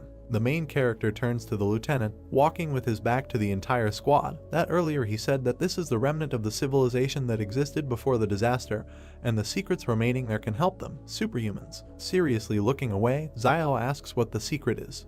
Chu, imagining images of dark heroes in the background, says that he is not sure, but only knows that legends say that supermen have existed for a very long time. But only recently they began to appear more often, and there is even an organization of supermen that kills and controls behind the walls, called thugs. The guy, pursing his lips, looks at the man with suspicion, thinking about the organization, understanding. Zio is surprised by Zoo's answer because he thought that ruins would be waiting for them in the mountains and not a whole city. Both walk slightly ahead of the rest of the group. Zio clarifies what Zoo told him earlier about the remnant of the civilization that existed before the disaster. Zoo looks around at the rest of the group. Zio wonders whether the secrets left in that very city can really help other people. He looks ahead thoughtfully and continues to ponder what the secret is. In response, Zoo tells a legend about superhumans who existed a long time ago, but in the near future they began to appear much more often. He also added that there is an organization of superhumans that kills managers behind the walls. Members of the organization call themselves thugs. Zoo's story made Zio think, because if there is a whole organization of such people, then there are quite a lot of superhumans. He turned his gaze to Zoo and clarified whether the army was engaged in their capture. A member of the organization, of whom only one silhouette is visible, stands on a mountain of corpses. Zoo gives a negative answer because superhumans are much stronger than Zio can even imagine. Zoo continues his speech against the background of an image of a table, behind which 4 silhouettes of thugs are gathered. He says that currently all fortresses are aimed at superhumans and that no one knows exactly how dangerous superhumans are. However, the leadership of the fortress has created a shelter for superhumans and intends to use the power of the thugs for their own purposes. Thus, Zoo revealed the true reason for their departure to explore the mountains. The other members of the group are not far behind the two. Zoo doesn't know what potential Jing Mountain hides, but he knows for sure that Wang Qinjiang, before setting off, found out information about other teams that are also now on their way to Jing Mountain. Zio was wary and, referring to the fact that the fortress wants to use superhumans, asked Zoo because his abilities probably played an important role in their plans. Zoo is angry at the people from the fortress because ordinary people do not regard superhumans as their own. He crushed the ant and told Zio that he couldn't even imagine what a person is capable of in relation to someone whom he does not consider one of his own. Baring his teeth, he ended up saying that he would never return. Liu Bu overheard their dialogue and insisted that they would not reveal Zoo's secrets. Both turned to look at Liu Bu. Zoo clarified that out of the entire group, he is most worried about Liu Bu. Zio pointedly pointed out that if the main cause of Zoo's worries did not return, then he could calmly return back. Liu Bu became wary and looked at the guy angrily. Zoo also did not remain indifferent and asked if Zio was also a Superman. The guy got nervous and asked again. In fact, Zoo did not suspect anything, but pointedly noticed that Zio had awakened a special ability to irritate people. Zio feels very uncomfortable and smiles nervously. At the same time, he asks the palace whether he has a perfect level skill. Smiling mischievously, he reasons that the skill he perfected at a young age, however, it will not be able to compare with Yang's skills. He stopped abruptly. Zio turned around and, pointing his finger at Yahello, advised the group to beware of puddles, because stumbling upon a leech at this time of year is deadly. Sunlight shines through the foliage of the trees. Zoo noticed something ahead and asked everyone to look ahead. Liu Bu is confused. He does not understand what is in front of him. A girl in a light dress stands in front of them, bowing her head to a tree. Zoo describes seeing a woman in white and wondering why she is rubbing the tree. Zio compliments him with bewilderment as to why there is a girl in such a place. He suggested not to pay attention and go around, hoping that she would not pursue them. Clouds and mountain peaks can be seen from behind the crowns. The group looks warily at the place where the girl in white just disappeared.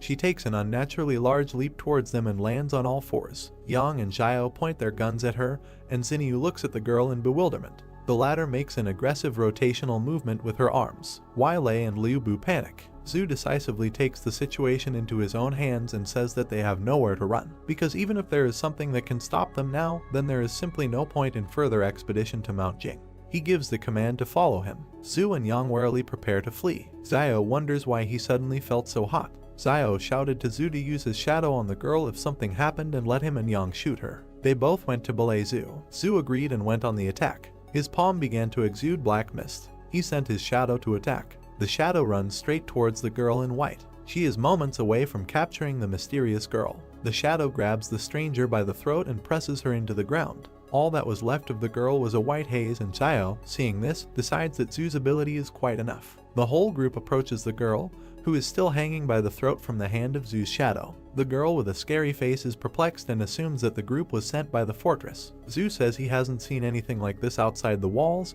but the girl looks shabby. Xiao looks in surprise towards the shabby wood. Near the roots, the tree bark has been stripped off. Xiao notices something under the tree and tells his comrades about it. He opens the box. Xiao takes out a piece of paper from it and wonders what it is. In front of him is a card with a QR code for payment. Xiao thinks maybe it's something left over from the disaster, since the card is plastic and could have remained unharmed for a long time. The pattern on the map is puzzling. He asks his comrades if the pattern looks like a map of the labyrinth. Everyone looks at the map, puzzled. Zhu suggests that this may be a map of a mysterious city in the Jing Mountains. Xiao looks at him, puzzled. Ian draws their attention to the writing on the map. In close-up, on the card there is a request to scan the QR code for payment. Ian reads it out with bewilderment. Xiao is indignant that in order to go through the maze you also have to pay. Zhu puts the card in his chest pocket and suggests moving on. Close-up of the team, and a little to the side of Liu Bu with the girl. Zhu says that whatever is hiding on Mount Jing, they will have to take a look at it eventually. Liu Bu asks the others if they should take this shitty doll with them.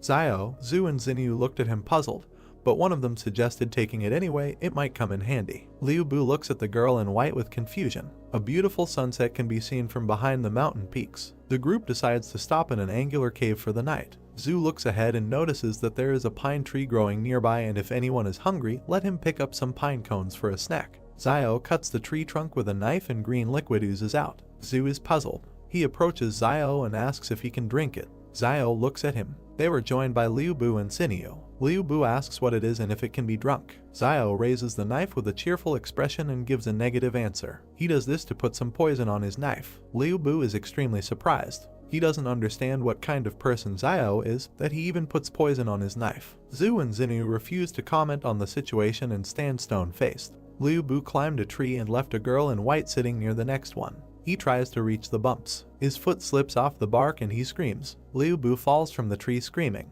He lands on his butt and wonders why he is doing all this. There is also a girl sitting in the background. Liu Bu gives into emotions and desperately shouts that at the very beginning they had already decided to return to the fortress, but stumbled upon wolves. If it weren't for this situation, they would have already returned there. It's not for nothing that the idiom says that wolves in bay are the most insidious, damn wolves. Xiao, who approaches him, interrupts him and asks whether he even understands what he is saying and what this very idiom means. Liu Bu desperately admits that he doesn't know. Xiao thoughtfully replies that in reality Bei is also a wolf. He continues to speak against the background of a picture of a wolf with a paw in a trap. The explanation talks about a wolf who stepped on a hunter's trap and could not step on his front paw due to his wounds. Two members of the pack approach the wounded wolf to help. Xiao says that another wolf put the wounded man on his back and carried him. One wolf climbs on another. Xiao throws something to Liu Bu, who tries to catch it. Yahello caught and found a lump in his hands. Xiao continues to talk about the loyalty of wolves to their family. He looks at Liu Bu seriously and asks if people are capable of such devotion.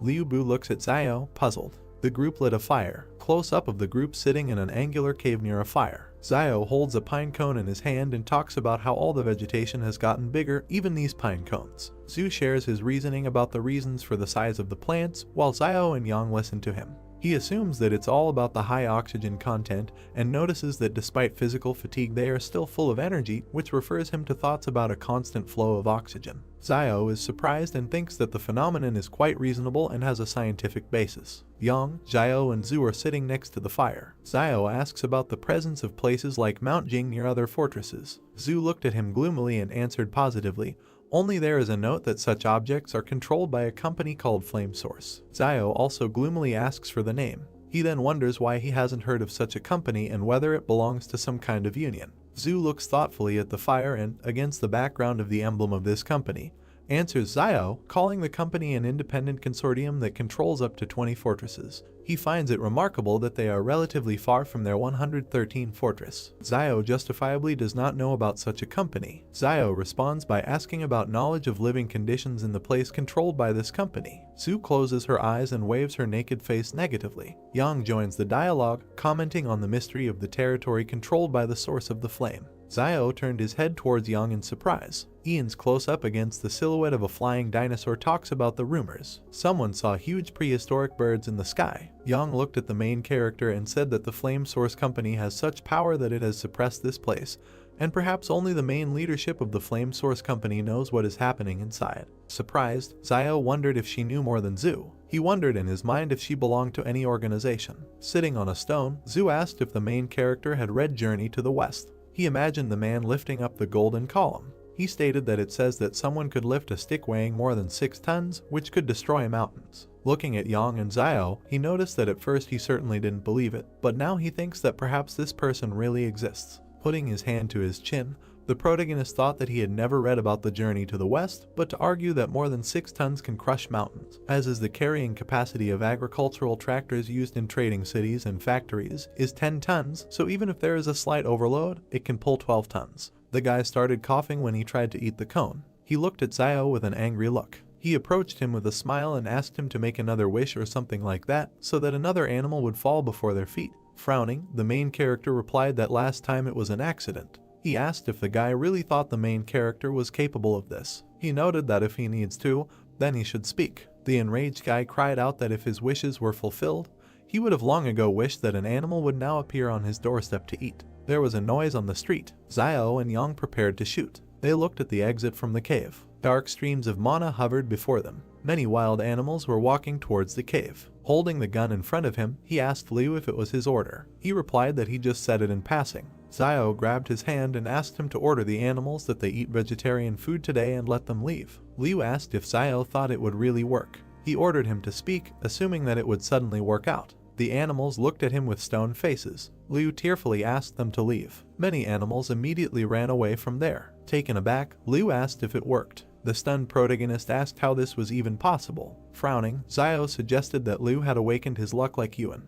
The night sky was surrounded by forests. Looking at the sky, at the many birds, the main character emphasized that this was not so and that something led the animals there. Surprised, he assumed that the animals were moving together in one direction and did not dare to attack them because they were being pursued by something more terrible. Streams of wind came from the forest. There was a chain on the ground. She suddenly began to rise. The beast was chained. He continued to move through the forest. He walked through thick grass. A powerful wind came from the dark forest. People stood at the exit of the cave. An enraged Zio asked what those sounds were. He continued to stare into the darkness. Looking at the frightened Liu, he asked if the sound had disappeared. The guy suggested hiding somewhere else for a while. Frowning, Zio asked him to wait, noting that animals have a much stronger instinct for danger than humans, and these animals were clearly trying to hide in their shelter, so this cave should be relatively safe. Kneeling down, the main character asked what exactly they were hiding from, and what that sound of chains was. Yang replied that there must be something in the forest that would frighten even them. The main character with a serious face asked if they noticed that. He remembered the many human bones along the rocks. Zio said that they saw human skeletons in the gorge when they passed through it, but it was unusual not to see animal skeletons in the forest. Frowning, he stated that any living creature could die from attack, disease, and old age. He asked how they didn't see a single skeleton. He remembered how the fish bones disappeared in the forest. The main character noticed that, to make sure, he deliberately threw out fish bones in the forest. As a result, they disappeared the next day, and there were no traces left around. Turning around, he said that there is also Zuzia's body, which disappeared without a trace, and all these missing people have one thing in common: they all disappeared into the forest. Frightened, Liu wondered if it was possible that after animals evolved, plants also evolved. Xiao replied that it was unclear. Zhu said with a serious face that there was no need to be too nervous and it was good that they realized this earlier, at least they could take precautions in advance. The frightened Lei noticed that there was no danger as long as they stayed away from the forest. Zhu presented their route and reported that it lay in relatively sparsely wooded parts of the ridge and hills. The main character, with a puzzled look, wondered if everything would be so simple. He began to hear powerful gusts of wind in the forest. Xiao was dumbfounded by this. A monster with red eyes looked at them. There were chains on his hands. Steam was coming out of his mouth. Yang, with a serious face, began to aim at the beast. Her face was serious. He took the pistol off the safety. They, together with the main character, were preparing to shoot. Zhu screamed loudly so that as soon as he appeared, they would start shooting at him, and he would order his shadow to go around him.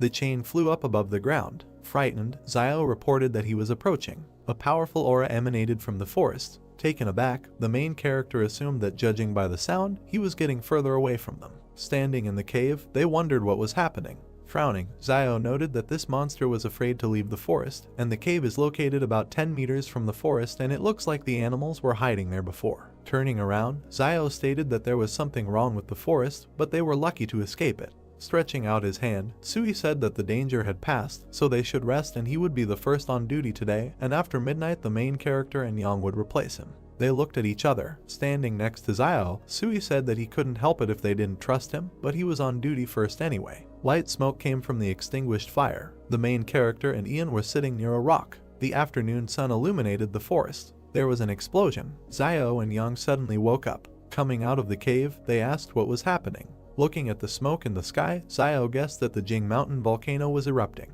Stunned, Sui suggested that it seemed that the other teams infiltrating Mount Jing had made their move. With a serious face, he suggested that they speed up, noting that they needed to do it before they learned the secret. The main character looked at Suya and asked if he was tired of living. He emphasized the fact that it is unknown what dangers lie ahead for them, apart from this explosion. Frowning, Sui replied that they were already there and there was no turning back, so the only thing they could do was to find the secret of Jing Mountain as early as possible. Smiling, Xiao noted that this is true and since they have already taken it, they need to bring it to the end. Yang watched him silently. Black smoke rose from the volcano. The group ran across the field. Lei wiped the sweat from his face and said that it was very hot. They saw a huge beetle. Moving further, Xinyu asked why they thought the animals became bigger but the people did not. Looking at Xiao, she noticed that instead, people received superpowers. Turning around, Sui said that from ancient times to the present, human evolution has always been associated with mental abilities. After looking at him, the main character said that Teacher Zhang said that there is a gene in the human body that limits muscle development.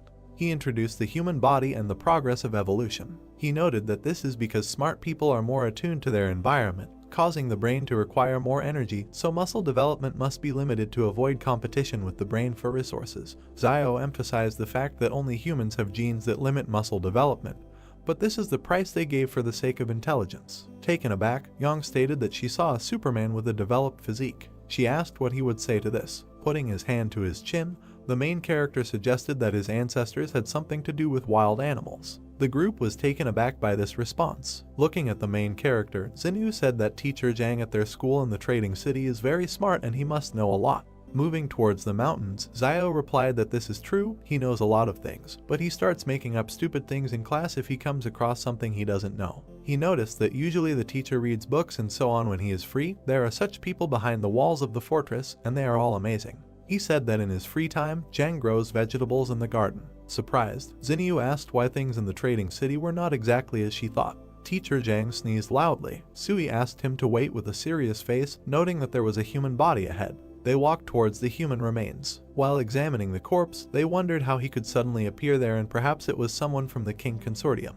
The main character was suddenly taken aback. Holding up the iron pendant, Xiao asked in his thoughts if this was the badge that the soldiers carried with them. He read on it that it was Suzia. The enraged protagonist said that it was Suzia who died from bee venom, and whose body mysteriously disappeared before they entered the gorge. He asked how Zhu could have ended up there. Taken aback, he wondered if something had brought his body there. Raising his hand to the bones, the main character said that judging by the wounds on his body, some animal had eaten his entrails. Examining the remains, Xiao asked what animal could have left such teeth marks, judging by the even bites on the body. The frightened Sui cried out that these were marks of human teeth. Turning around, the main character asked if he was sure. Sui replied that he was almost sure of that.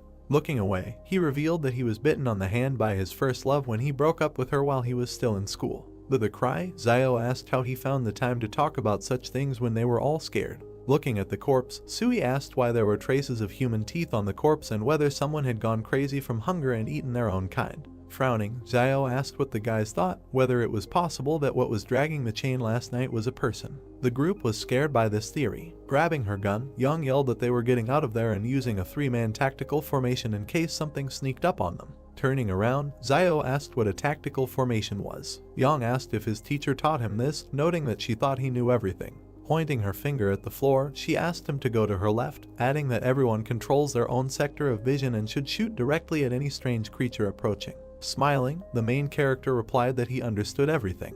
Moving along the gorge, the main character thought that Yang seemed to have taken command. As a matter of course, and no one said anything else. He assumed that everyone understood that Yang is not so simple. She is not only ruthless and not afraid of the changes taking place, but also knows details about the source of Flame Company. The sounds of gunfire were heard from the volcano. Looking up, Sui reported that the firefight was becoming more active, and it seemed that they were getting closer to the secrets of Mount Jing. Looking at the floor, Xiao asked what was there. Sui picked up the shell casing from the floor. Examining it, he said that it was from a bullet fired by the King Consortium. The group was surprised by this. Looking at Xiao, Sui whispered that it looked like the King Consortium was also there and had already made their move. The wild boar ran towards them. The group was scared. He ran past them. The guys targeted him and shouted that he was limping and they would take advantage of it. Liu said he never thought he would eat meat again. An enraged Sui ordered the boar to be left behind. Taken aback, Liu noted that he himself ran straight into their arms and they did not eat for almost a day. Smirking, the main character said that he envied them that they had brains, but they didn't even really need it. Liu asked what he meant. Raising his hands, Sui asked if it seemed like they would give away their location if they started frying meat there and lighting an open fire. Liu asked if the safest thing to do would be to defect to the king people if they were there. Holding her cap, Yang noted that the king had come for the secret of this place and would not let them go if they found it. Looking at the guys, she said that in this case the safest thing is to kill them as soon as they meet them and never show mercy. She noticed that to be merciful to enemies means to be cruel to yourself. Turning around, Sui asked them to move on, adding that turning back was certain death and moving forward was the only way to survive. Lei and Liu walked past Yang. Sui said that they further avoid meeting the King Consortium fighters based on where the shooting is coming from. Lei stated that he thought they would starve to death before allowing the Kingmen to catch them. Yang looked after them. Smoke rose from the volcano. Looking into the dark forest, Sui said that perhaps in an hour they will know what is hidden in this Jing mountain. He suggested that there was much less shooting. Looking at the main character, he whispered that if they had to fight guerrilla warfare in the future, they would have to abandon the other three, who would not be able to keep up with the three of them. Turning around, Xiao looked at the tired group members and agreed with Sui. Turning around sharply, Sui asked where Yang was. Standing in the forest, Liu asked where she was and when she disappeared. Stunned, Xiao thought that with Yang's power, it was impossible to disappear without warning unless she herself wanted to leave. They looked at each other and nodded. The sounds of chains were heard in the forest. The frightened members of the group screamed that they heard this sound again. Looking into the forest, Liu screamed that this monster couldn't take Yang away. He saw that the people in front of him had disappeared. Frightened, Liu started screaming loudly and asked where the two were. Standing in the forest, he asked why the two had disappeared. Lei looked back and said that the sound was getting closer. Liu began to run away from there. He closed his eyes in fear. Lei overtook him. Running after him, he shouted that Lei had just been injured and was already running so fast, and Xinyu was a big star and was running very fast. Liu frowned. He tripped Leia. While escaping from there, Liu asked for forgiveness, noting that someone must be sacrificed in order to survive. The monster rushed at Lei. Stunned, Liu turned around. Blood began to flow from Lei. The monster was sitting on him. Liu and Xinyu continued to run. Closing his eyes, he screamed that he just wanted to come back alive, and there was nothing wrong with that. He looked at Xinyu with an angry look. He extended his hand to her and said that in order to survive, you need to sacrifice something. He couldn't reach her. The soldiers pointed their guns at them and asked who they were. Pointing his finger back, Liu said that a monster was running after them. The military surrounded them and ordered them to sit on their knees and put their hands on their heads. Raising his hand to the headphones, the soldier said that an escaped test subject had been found and he was requesting support. The soldiers began to advance into the forest. The monster rushed at them. The military started shooting at him. The animal avoided being hit by bullets. The soldiers tied their hands with a collar. They picked them up. The soldiers found a girl's doll under Liu's cloak. They began to examine her. The monster continues to advance through the forest. As Xiao walked up the mountain, he thought that when Yang was still around, the group held each other back. forming a short stable team, and now that Yang suddenly disappeared, the team instantly collapsed. Frowning, he noted that he and Sui had unspokenly decided to go it alone, and after all, they couldn't trust each other yet. Looking at the mountainous area, the main character began to think that he was wondering what the secret was for which all the forces were fighting. He mentally noted that he was not going to return empty-handed, so he would go in and look around. The soldiers moved through the forest. As he walked up the mountain, Zayo noted in his mind that people were following him. Looking at their backs, he wondered if they were King Consortium people. They shouted that the experimental object had been found and they were asking for support. Hiding, the main character thought about the experimental object. He wondered if there were still people in these wild places conducting experiments. He wondered if so many people couldn't kill one monster, or if it was too strong. Looking around the treetops, Zayo noted that, however, this monster had attracted their attention, so he could take this opportunity to act stealthily. He was hiding behind a stone. While examining the base, the main character asked why they needed a place where there had recently been an explosion. He saw the scientist collecting the blood of the beast. He closely watched the man in the white coat. He began to sneak up on him. While looking around the ruined settlement and scientists, Zayo wondered if the King Consortium was capturing mutant beasts, noting that he feared that these beasts could not escape the fate of being studied. He was suddenly surprised. He saw a man on the roof of a building. Zayo looked at the guy in the white shirt. A man is depicted in a white suit and blue tie, looking down intensely. The main character looks at him, hiding behind a rock, and thinks that perhaps this is the man in charge of this operation. He notes that if on a normal day he saw someone in a white suit roaming the wild lands in a white suit, he would right off would be like a weak-minded person. Zayo stares at him. We see how the main character looks at the roof of a building, on which a man in a white suit points with his finger and says something. The main character thinks that this man now standing on top of the building, on the contrary, does not feel out of place, perhaps because that he is a leader and does not need to go into battle. We see fighters with weapons, an excavator, and doctors in masks who are preparing syringes.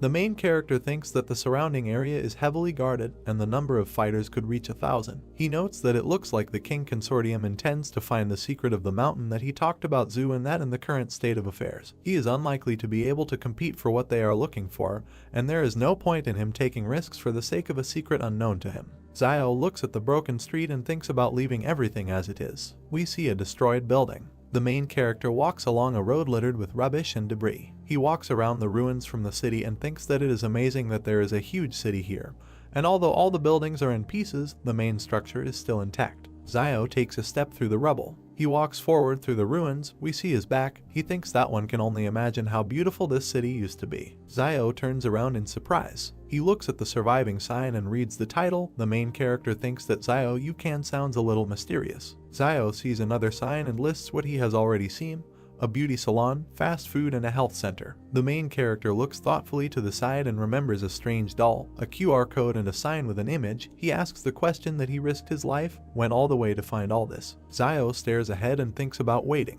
He descends sharply down the rubble. The main character looks at a sign with famous tobacco and alcohol products.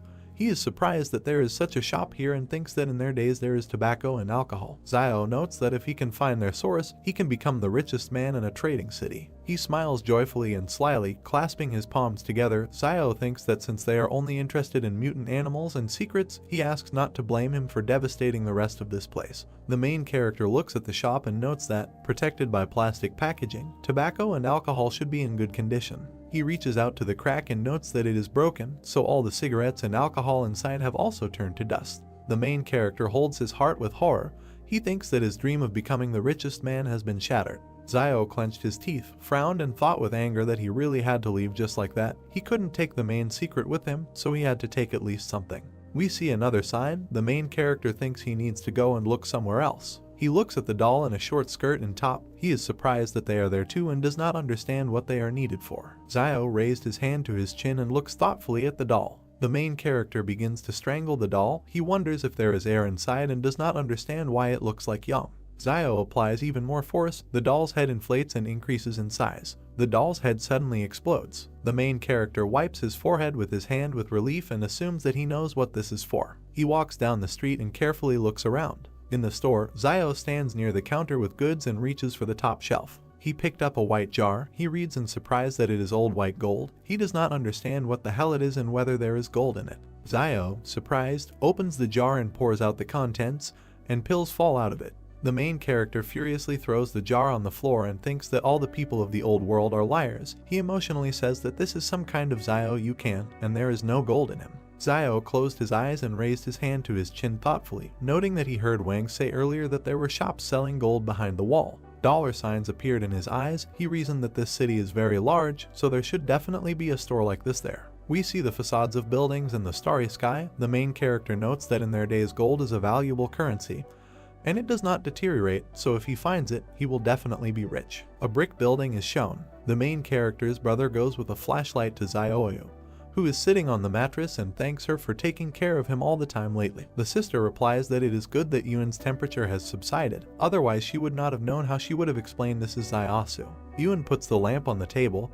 His sister asks what his brother is doing now. She hopes he is safe. Yuan says that he thinks he is safe and recommends not to worry. Yuan looks at Zioyu kindly and thinks about how he had a fever the other day because of desire, and his sister could have taken the money and just left him. But she didn't. Instead, she helped him, just like a mother, that he was trying to cure his child. He was very pleased. Zioyu turned to Yuan and sternly said that since he had already recovered from his illness, he would have to attend class tomorrow to make up for his missed homework. Sweat appeared on Yuan's face, and he fearfully replies that she shouldn't do this because his brother is not at home. Zioyu smiles sweetly and says that in any case, she doesn't care because he will do what he is told. We see a brick house against the background of the starry sky. A bright moon is depicted. People are sneaking around in the darkness inside a high fence. Yuan and Zioyu stood up in fear. The sister notes that there is someone outside. Yuan will nervously add that there is more than one person there. Zioyu fearfully takes up the weapon and orders Yuan to stay put while she goes out and takes a look. She trembles, nervously holds the knife in her hands and walks forward.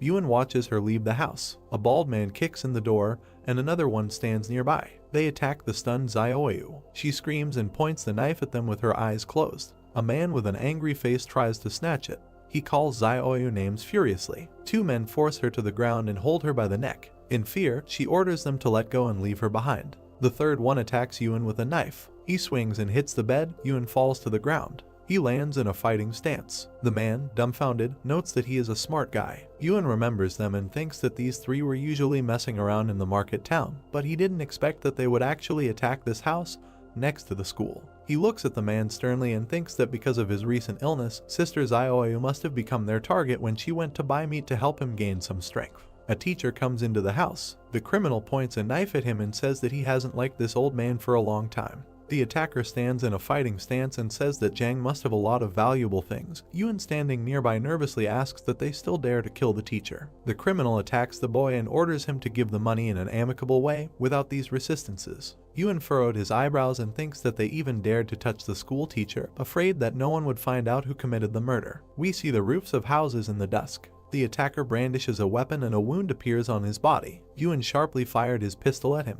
The other two men are shocked and don't understand where he got the gun from. Yuan continues to shoot criminals. They start running towards the exit while the boy shoots. Two unknown people watch as a man lies on the ground. Yuan furiously pointed a pistol at the lying man, and the others began to scream in horror and run. Yuan shot at them. All three died. They are lying on the ground. Zioyu looks out with the teacher. Yajin says with horror that he knew that Zio was quite a ruthless person, so he understood that Yuan would be like him. He looks at the boy in surprise and says that he couldn't even think that at 13 Yuan would dare to shoot someone. Yuan holds the gun with trembling hands. He is shaking all over in shock. Zioyu holds him by the shoulders in horror and screams his name. She hugs the boy and tells him not to be afraid and that everything will be fine because everything is already over. Jaeon watches his sister hug the boy and asks if Zio left this for him. Sister and Yuan look at the gun. The teacher asks if this is why Yuan went alone into the wilderness to make sure no one found him. Yuan answers positively and says that he didn't think that something would happen right after he picked up a pistol. Yuan fearfully tells the teacher that he and his sister will leave the shopping mall right away so as not to cause him any inconvenience. The teacher sternly says that now that the wolves have returned, the wild lands are not safe. Zhang looks at them and says that the place that Zio has prepared for him may be safe enough, but it cannot hide him from the smell of the wolves. He says that they do not need to run away because he will handle everything. Yuan looks at him incredulously and thinks about what the teacher can do to handle something like this. We see the roof of the house, the moon and stars. People go forward and say that the weapon was actually taken by this Ren child. There are many people in uniform walking. One of them angrily says that this child is the only one in this market town who has the opportunity and courage to touch a weapon. Van smiles and tells the commander that it must be some kind of misunderstanding. The commander stands opposite the old man and says that now he is almost sure that Wang Dingyang was killed by Xiao. The first says that the commander and Wang Dingyang were not on good terms either. He suggests discussing whether Wang Dingyang was killed by Xiao. The commander puts a gun to the old man's head and orders him to get out of here. He asks if he thinks that he is as corrupt as the rest of the inhabitants behind the wall. The commander points his finger and orders everyone to be arrested. He wants to see how Xiao will justify himself when he returns. The teacher stood in the aisle and ordered them to stop. He holds out a piece of paper and asks him to take it to the fortress and tell Fat Man Lo to come to him. Zhang stood in front of the two soldiers and said that he had to give this to him and he would understand, and this was no longer something he could handle. One of the soldiers said with a confused look that this school teacher just called Boss Luo fat. Another soldier put a gun directly to the head of the frightened old man Wang and asked what he was waiting for. Zhuo stood still, holding out a piece of paper while the same soldier said that he thought some kind of card would help him get rid of them. Then he snatched the card from the teacher's hands with an arrogant look. The soldier looked forward with a menacing gaze and simply remained silent. Teacher Zhang stared back straight ahead with a serious look. Then the soldier, looking at Zhang Jinglin's card, thought with great surprise that he was from the 178th fortress. The soldier immediately pointed his finger at the teacher and the people behind him, saying that they should watch them, and the other soldiers obeyed the order. Suddenly the soldier got into the car and with a frightened look pulled the gear lever. The car began to move forward at great speed, leaving only dust behind. Several soldiers approached Yuan and Xiaoyu,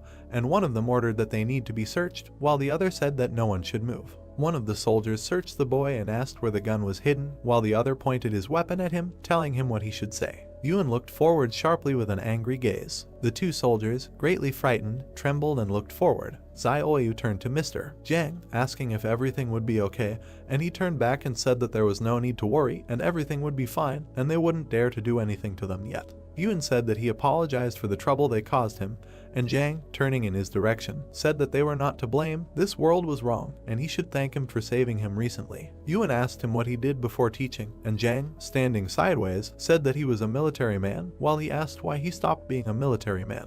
Zhang answered the question that because war cannot save humanity. He then abruptly turned to the side and continued to say that he originally chose Xiaosu as a replacement teacher because he was preparing for his departure from this city, and he plans to return to Sabei. Yuan asked about Sabei and that this was the same northwestern part of the country that was mentioned earlier in the lesson, and received a positive answer from Zhang, who imagined beautiful mountains in his head over which birds flew. He continued to imagine in his head a huge number of mountains over which birds were flying, and said that in the northern part of the country the snow and ice had not yet melted, and among the sand and yellow earth not a trace of greenery was visible. Zhang continued to say that Sabei has endless white spaces, which makes people there seem very lonely, and imagined in his head a small stone structure standing right in the middle of the mountains. Yuan, looking ahead, asked why he suddenly wanted to return to Sabei. Zhang, looking to the side, replied that because the world was starting to change, and he needed to be with those who were waiting for him. Yuan looked at him with great surprise and asked about the people who were waiting for him, and he simply smiled.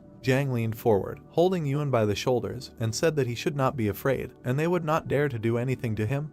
The most they could do was send him back to the 178th fortress. Immediately after this, the narrative of the story moves to a camp with a huge number of tents, in one of which the doe with a cigar in his mouth was looking at the card. Lan sharply asked where this Zhang Jinglin was and said that he should take him there while the soldiers standing next to him obeyed his order. The soldiers, stepping on the ground with their boots, walked forward, and one of them said that they needed to open the door quickly. The car, accompanied by soldiers, approached the huge metal gates, which slowly swung open. Lan was driving in the car, smoking a cigar, and said on the phone that Zhang Jinglin was here, and they asked him if he was sure. The doe, continuing to smoke a cigar, said on the phone that he was not entirely sure yet, but if it was true, should he kill him and why should this old man hide with him? A man in a white coat spoke on the phone and asked about his murders, while he was told that yes, and such an opportunity comes once in a lifetime. The man in the white robe looked to the side, continuing to talk on the phone, asking that if he kills him now, do those fighters from the 178th fortress think to leave him alone? The doe, holding the phone near his ear, said that he could do it, but it would be a little scrit.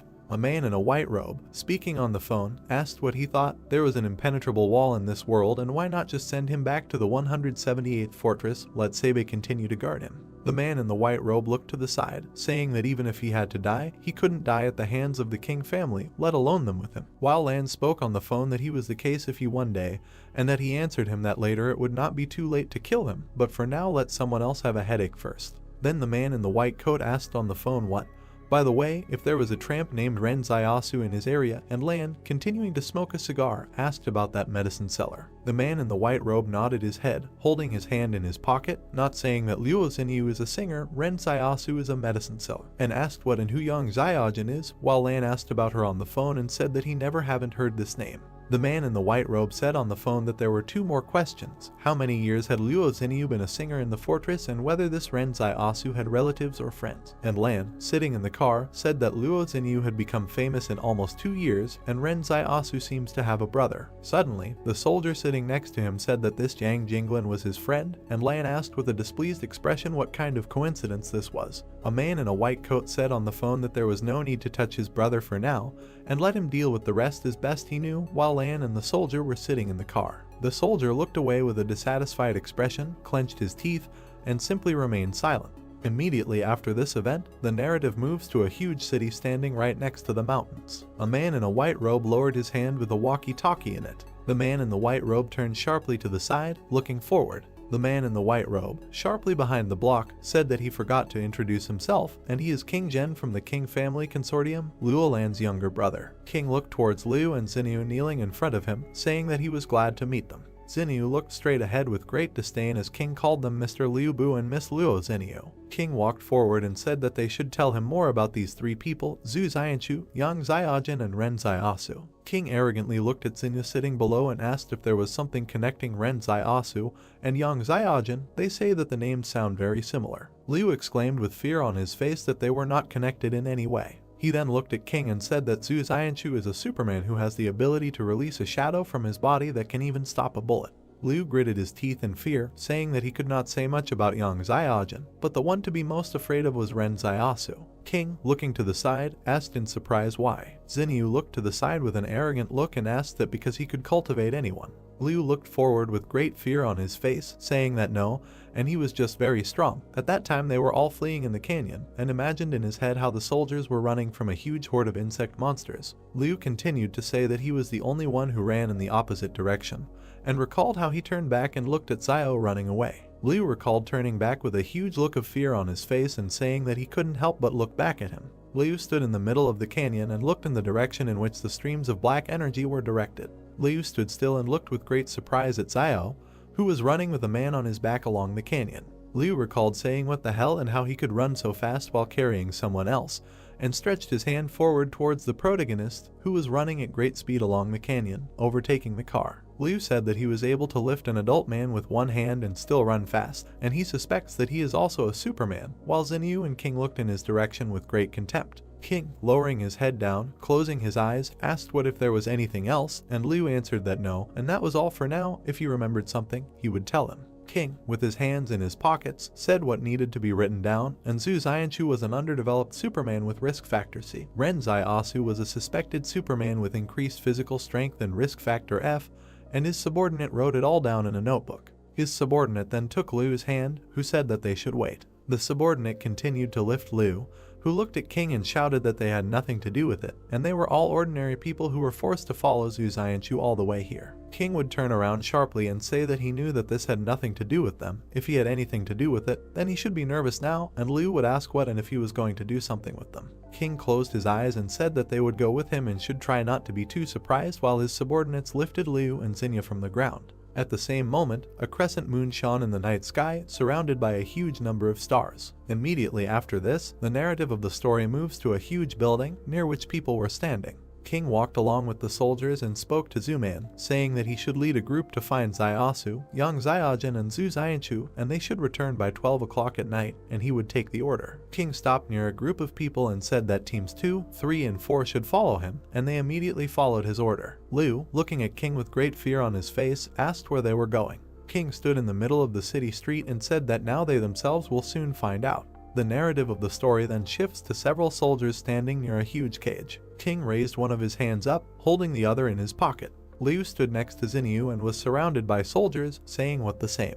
In that same cage, with a chain on his arm, lay a gray, scary monster. Liu asked that the teeth marks on Zhu's body were not the same, while everyone else was standing right next to the monster's cage. King would quickly turn around and say that they seemed to know a little about him and had seen the bodies he had bitten. Xinyu looked forward with great fear and asked what this was all about. King, standing right in front of this monster, said that they were a product of the pre-catastrophe period, and they had only recently learned of their existence, and they should be called test subjects. Zinyu looked straight at King and asked about the test subjects, and he said that he must have recently escaped from the walls of some laboratory. King, with his head down, continued to say that they were all surprised how they survived to their days, because this is a living example. Zinyu, looking in his direction, said that this means that they came here for this sample and to find the laboratory that once held these experimental subjects captive. Suddenly, King turned his serious gaze to the side. King, standing still, says he doesn't know if they know that multicellular organisms like humans use cell division as the basis for growth and reproduction.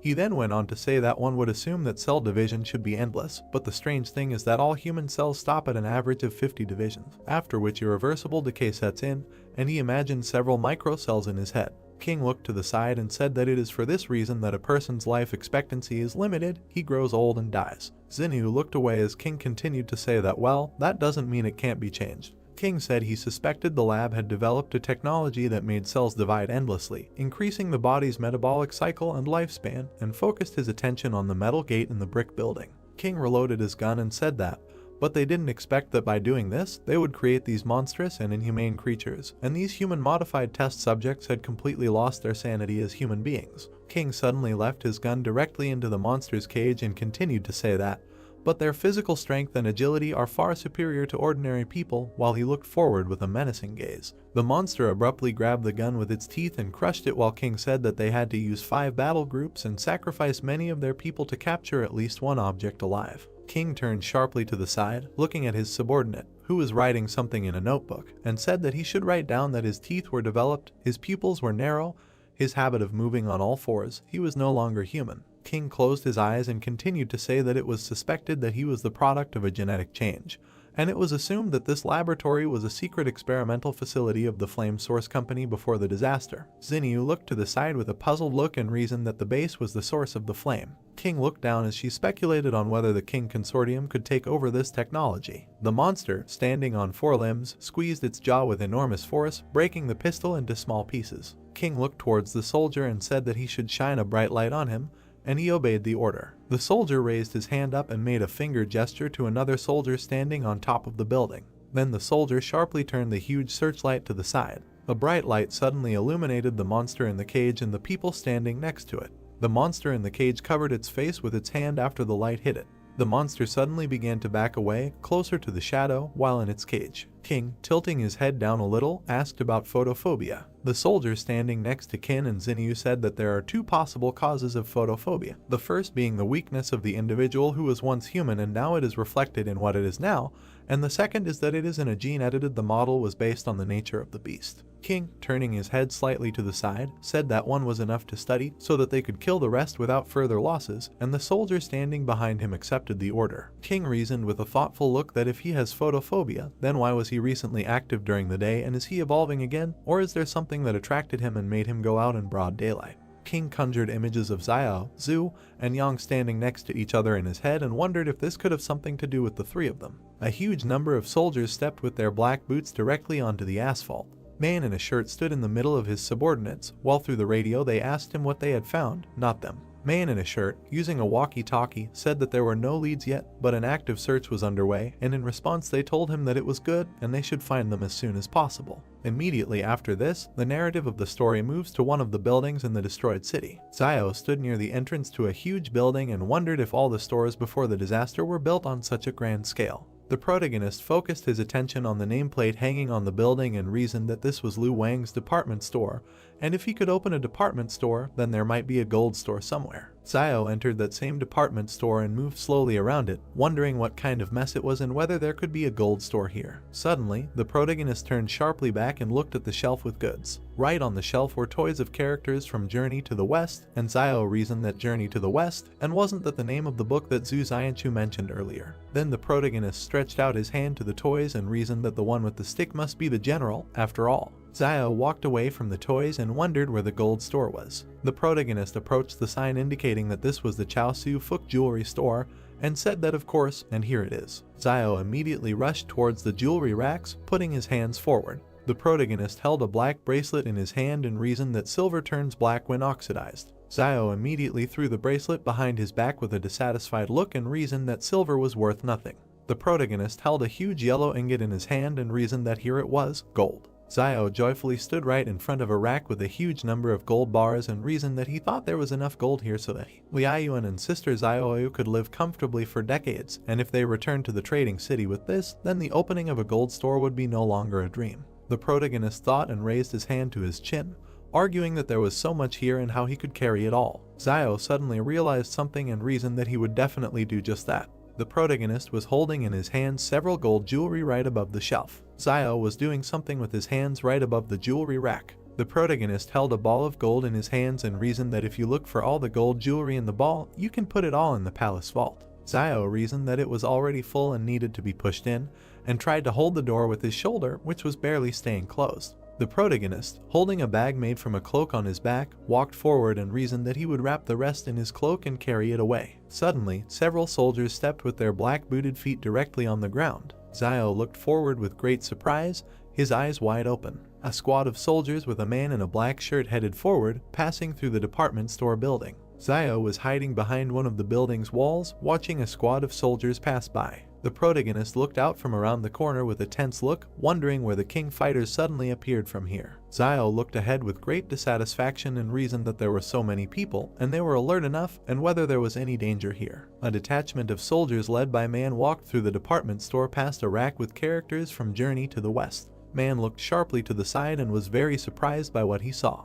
Man opened his eyes wide in surprise and simply silently looked to the side. The protagonist, peeking around the corner, nodded his head and wondered if they had left. The entrance to the department store building was surrounded by complete silence. Man looked around the corner, looking at the entrance to the department store building, showing the soldier. The soldier asked Manny in a whisper if something had happened. Man, recalling the figures of characters from Journey to the West, said in a whisper that he had already searched this building and its contents were now in places that were not in the right places, as he remembered, and reasoned that he remembered that it was the monk who was riding on a white horse, and next to it stood a monkey. Man looked out from around the corner, standing next to the soldier, and said in a whisper that it looked like someone had been here, and perhaps even still inside, and reinforcements needed to be called to immediately surround the area. Man suddenly made a gesture with his hand, sending the soldiers forward. At the same moment, soldiers lined up on both sides of the entrance to the department store building. The protagonist looked forward with great surprise, his eyes wide open. A huge number of soldiers stood near the entrance to the department store building. Zio turned around with great surprise and looked to the side, reasoning that why the king fighters decided to turn back. The protagonist turned back and leaned against the pillar, reasoning that it looked like Liu Bu and the others had revealed his existence to the king consortium after they were captured, which meant these guys were coming for him. Zio looked sharply down at the bundle from the cloak that contained the gold and reasoned that it looked like he couldn't take the gold. One of the soldiers made a gesture with his hand and looked forward with a serious look. At the same moment, a detachment of a large number of soldiers armed with machine guns immediately entered the department store building. The detachment was divided into two and dispersed in two different directions. One of the soldiers turned towards Manya standing next to him and said that he should take a look at this. Then the soldier opened the cloak, which contained a huge amount of gold bars, and said that there was a bag of gold, presumably thrown away by the tracking object. Man looked down, saying that he was interested in gold after coming all this way, and the person who could do this was probably the vagabond Ren Zaiasu. Suddenly the soldier sharply raised his head up and saw a silhouette in a cloak in the flight between the stairs. The soldier immediately radioed that the target had run to the second floor, standing next to the stairs. A huge number of soldiers at the same moment ran up the stairs, while the radio transmitted that the target had run to the third floor. Man stood near the stairs, looking at the soldiers who were climbing it and shouting that they should go ahead and not let him leave. Man stood still, raising his head up, reasoning that something was clearly wrong, and Ren Zaiasu foolishly decided to run upstairs. If he continued to run upstairs, he would simply end up surrounded by them on the roof. Man closed his eyes and thought, reasoning that he was very greedy for money, but abandoned it as soon as he found himself in a dangerous situation, and his decisive refusal of gold gives the impression that he is acting more decisively than recklessly. The protagonist slipped between flights of stairs with great speed. Zio ran very quickly straight up the stairs and reasoned that they had noticed him and would probably send someone to cordon off this entire building. The protagonist, gritting his teeth in dissatisfaction, looked up and reasoned that wherever he ran now, there was a chance of encountering king fighters, with the exception of Man sharply imagined in his head the image of the roofs of buildings and reasoned that next to this building there was another building a little shorter, 10 meters from each other, and perhaps he would be able to escape by jumping from the building. Man sharply raised his hand with the pistol in it and gave the order to the soldiers that they should continue the pursuit, but they disobeyed the order. Man, sharply waving his hand with a pistol in it in front of his face, said that the external combat group should be sent to detach the neighboring building. Man abruptly jumped down from one staircase to another, holding a pistol in his hand. At the same moment, the protagonist hit the door with great force with his foot. Zio kicked down the door leading to the roof with his foot. The protagonist was right on the roof of the building while a door flew forward right in front of him. Zio turned sharply to the side, looking at the neighboring building, and said what was there. The protagonist rushed with great speed to the edge of the roof of the building. Zio sharply pushed his foot off the edge of the roof of a building and jumped forward, flying to the roof of another. Man ran out of the department store building with great speed and turned his head to the side. Man abruptly stopped in place and looked with great surprise at the silhouette of the protagonist, who was flying past the buildings in the city. Man, gritting his teeth in dissatisfaction, asks if this Ren Ziosu can really jump to another building and what level of strength and speed he has achieved. Man abruptly grabbed the walkie-talkie and said that the strength of Ren Ziosu's target needs to be reevaluated, and repeats that the strength of the target needs to be reevaluated.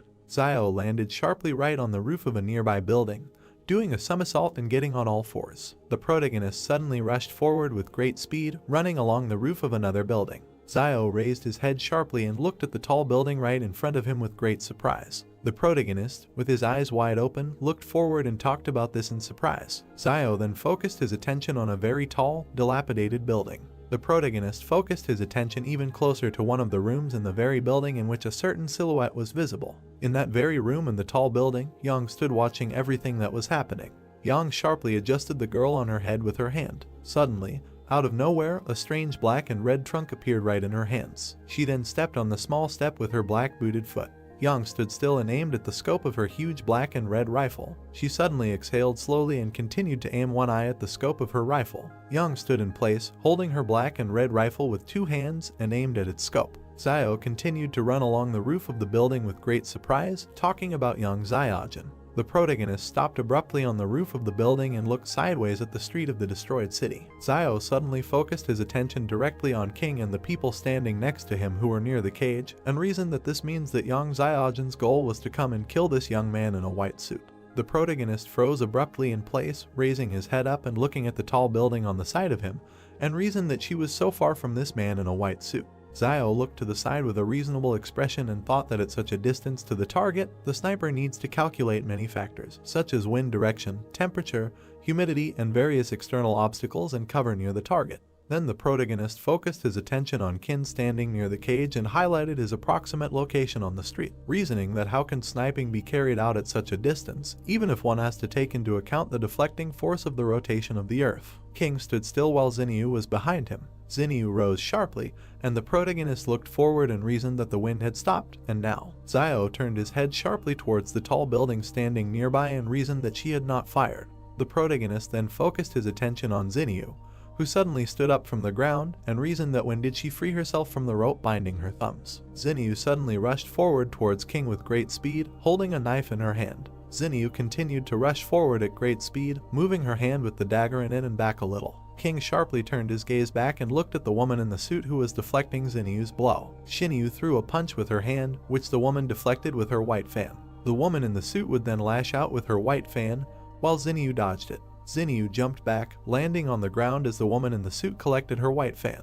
The woman in the suit suddenly took a blade out of her pocket and threw it forward with great fury. Shinyu landed on the ground with a huge look of fear on her face, holding a knife in her hand and looking at the blade flying towards her. Suddenly, a circle of purple energy appeared on the ground right under Zinyu's hand. Zinyu abruptly fell into a dark space through a circle of purple energy, while a knife flew into her place where she had just been. The woman in the suit watched as a flash of black and purple energy remained in Zinyu's place. The woman in the suit said with surprise on her face that she was a Superman, and King stood next to her, watching everything that was happening. The protagonist watched what happened with great surprise and reasoned that Luo Zinyu was in fact also a Superman. Zio turned sharply to the side and asked that where did that fragile and quiet Luo Xinyu go, and it must be someone else posing as her. King turned sharply to the side, looking at a tall building in which a bright and yellow light was coming from the window. At the same moment, Yang fired her huge black and red rifle. King turned sharply to the side with a huge fear on his face while someone shouted that there was a sniper there. The bullet rushed with great speed straight towards King, who was standing still. At the same moment, the girl in a business suit jumped sharply to the side, gritting her teeth. She suddenly leaned forward, opening her 2 white fans behind her back.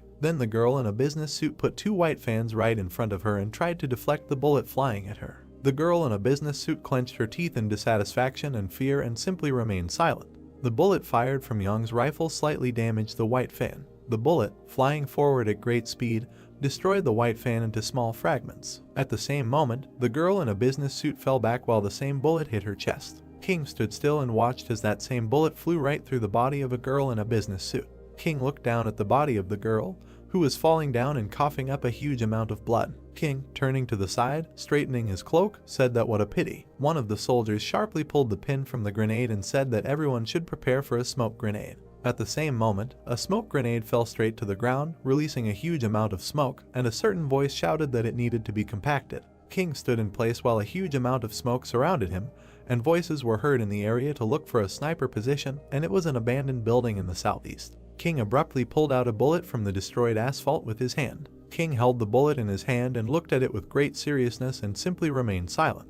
King turned his gaze sharply to the side and thoughtfully reasoned that, surprisingly, this was an attack by rebels, and this is a group of people about whom there are vague rumors in the circles of the consortium. King walked up to Liu, who was sitting on the asphalt, and said that being her agent and not even knowing that his employer was a Superman, he was still really very stupid. They took Liu by the clothes and lifted him up, and he said that she was just like that before. Suddenly, that same silver bullet was brought right to his eye. King, piercing Liu's eye with a silver bullet, said that he should rest in peace and in their time there was no place for such scum. Liu slumped straight to the ground and screamed loudly as blood flowed from his eye. The protagonist stood still, looking at the tall building right in front of him, and reasoned that so, Yang Xiaojin and Luo Xinyu are working together. As expected, the more beautiful a woman is, the more dangerous she is, and never thought that they would put on such a show here. Zio raised his head up and recalled the images of Yang and Xinyu, reasoning that in retrospect, their disguise was not really flawless, and, I remember, before going to Mount Jing, I asked to remove Wang Qinjiang from the squad, and Luo Xinyu glanced at Yang Xiaojin during the decision, but at that moment, neither of them cared about it.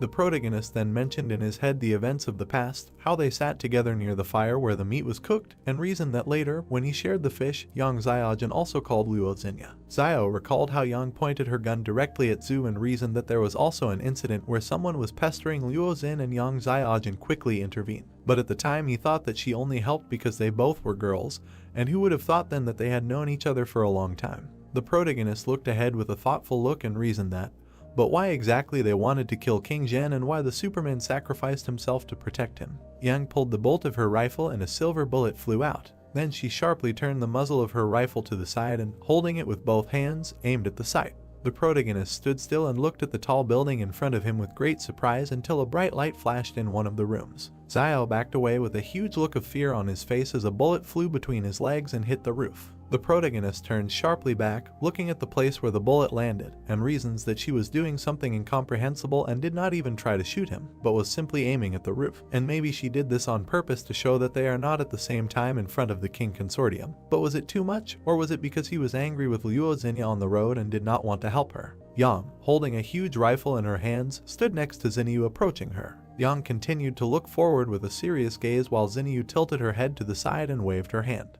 At that moment, the two of them suddenly jumped into a portal created from dim blue energy. Zio watched everything that was happening, reasoned that no, and they just left, and don't they want to take him with them. A huge number of soldiers ran down the street, holding machine guns in their hands. Zio looked down from the roof of the building at the huge number of soldiers approaching him and reasoned that this was bad, and so they decided to throw everything at him and calmly leave, and maybe it was convenient to leave, but why involve him in this? The protagonist suddenly pulled out a pistol from behind his back and reasoned that he was careful everywhere, but still ended up in the ass. Man sharply broke down the door leading to the roof with his shoulder. Zio, running sharply forward, fired his pistol and cursed displeasedly. The protagonist continued to run forward straight along the roof of the building while the soldier covered Manhwa from his bullets with his shield. Suddenly, Man jumped out from behind the soldier with the shield and fired straight forward from his pistol. Xiao jumped to the side with great speed, dodging several bullets fired by the enemy. The protagonist suddenly jumped up and rushed forward with great speed, reasoning that there was no more hesitation. He must run before all their troops arrived. Man aimed his pistol, clenched his teeth, and said that it was amazing how fast he could move.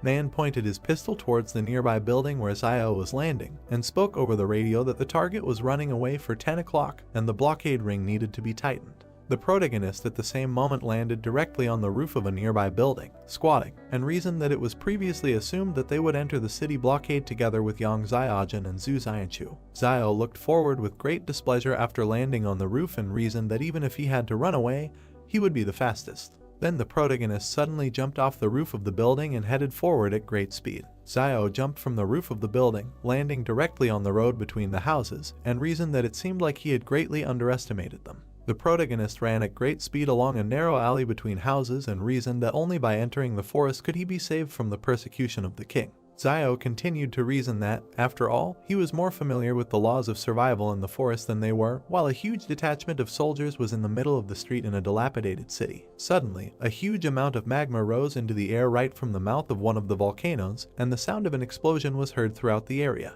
The protagonist continued to run forward at great speed, greatly surprised and reasoning that it was a volcanic eruption. Man ran straight down the city street towards the volcano and was greatly stunned by the eruption he saw. Man continued to run forward along with the soldiers and, greatly frightened, reasoned that if this guy went further and the volcano erupted, there would be no turning back. Xiao turned around abruptly with great displeasure, gritting his teeth as a huge amount of magma erupted from the volcano right in front of him. The protagonist continued to run forward at great speed, debating whether they would continue to pursue him or let him go, while a crowd of people ran after him. The protagonist found himself on the outskirts of the city and turned back to the crowd of people shining flashlights, and reasoned that the path back only leads to death. Xiao rushed forward with great speed straight towards the forest and the volcano, which began its eruption, reasoning that the only way to survive was to move forward. Man, raising his hand clenched into a fist, addressed all the soldiers, saying that they should not stop. One of the soldiers approached Manhwa and said that the object of research had disappeared, and he shouted that they should look for it,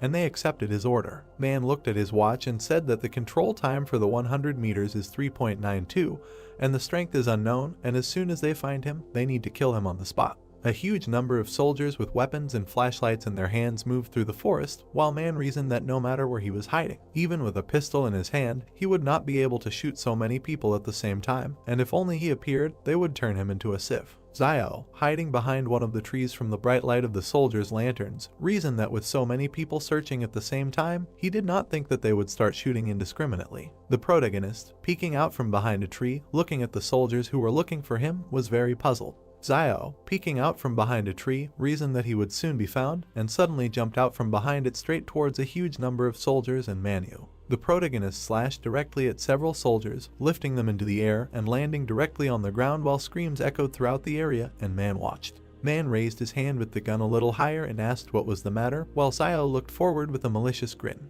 The protagonist jumped sharply, landing on a tree branch while the soldiers watched him, and said, pointing his finger at himself, that he was Zhu Xianchu and who would dare fight him. The soldiers looked forward with great surprise and, trying to comprehend what they had heard, simply remained silent.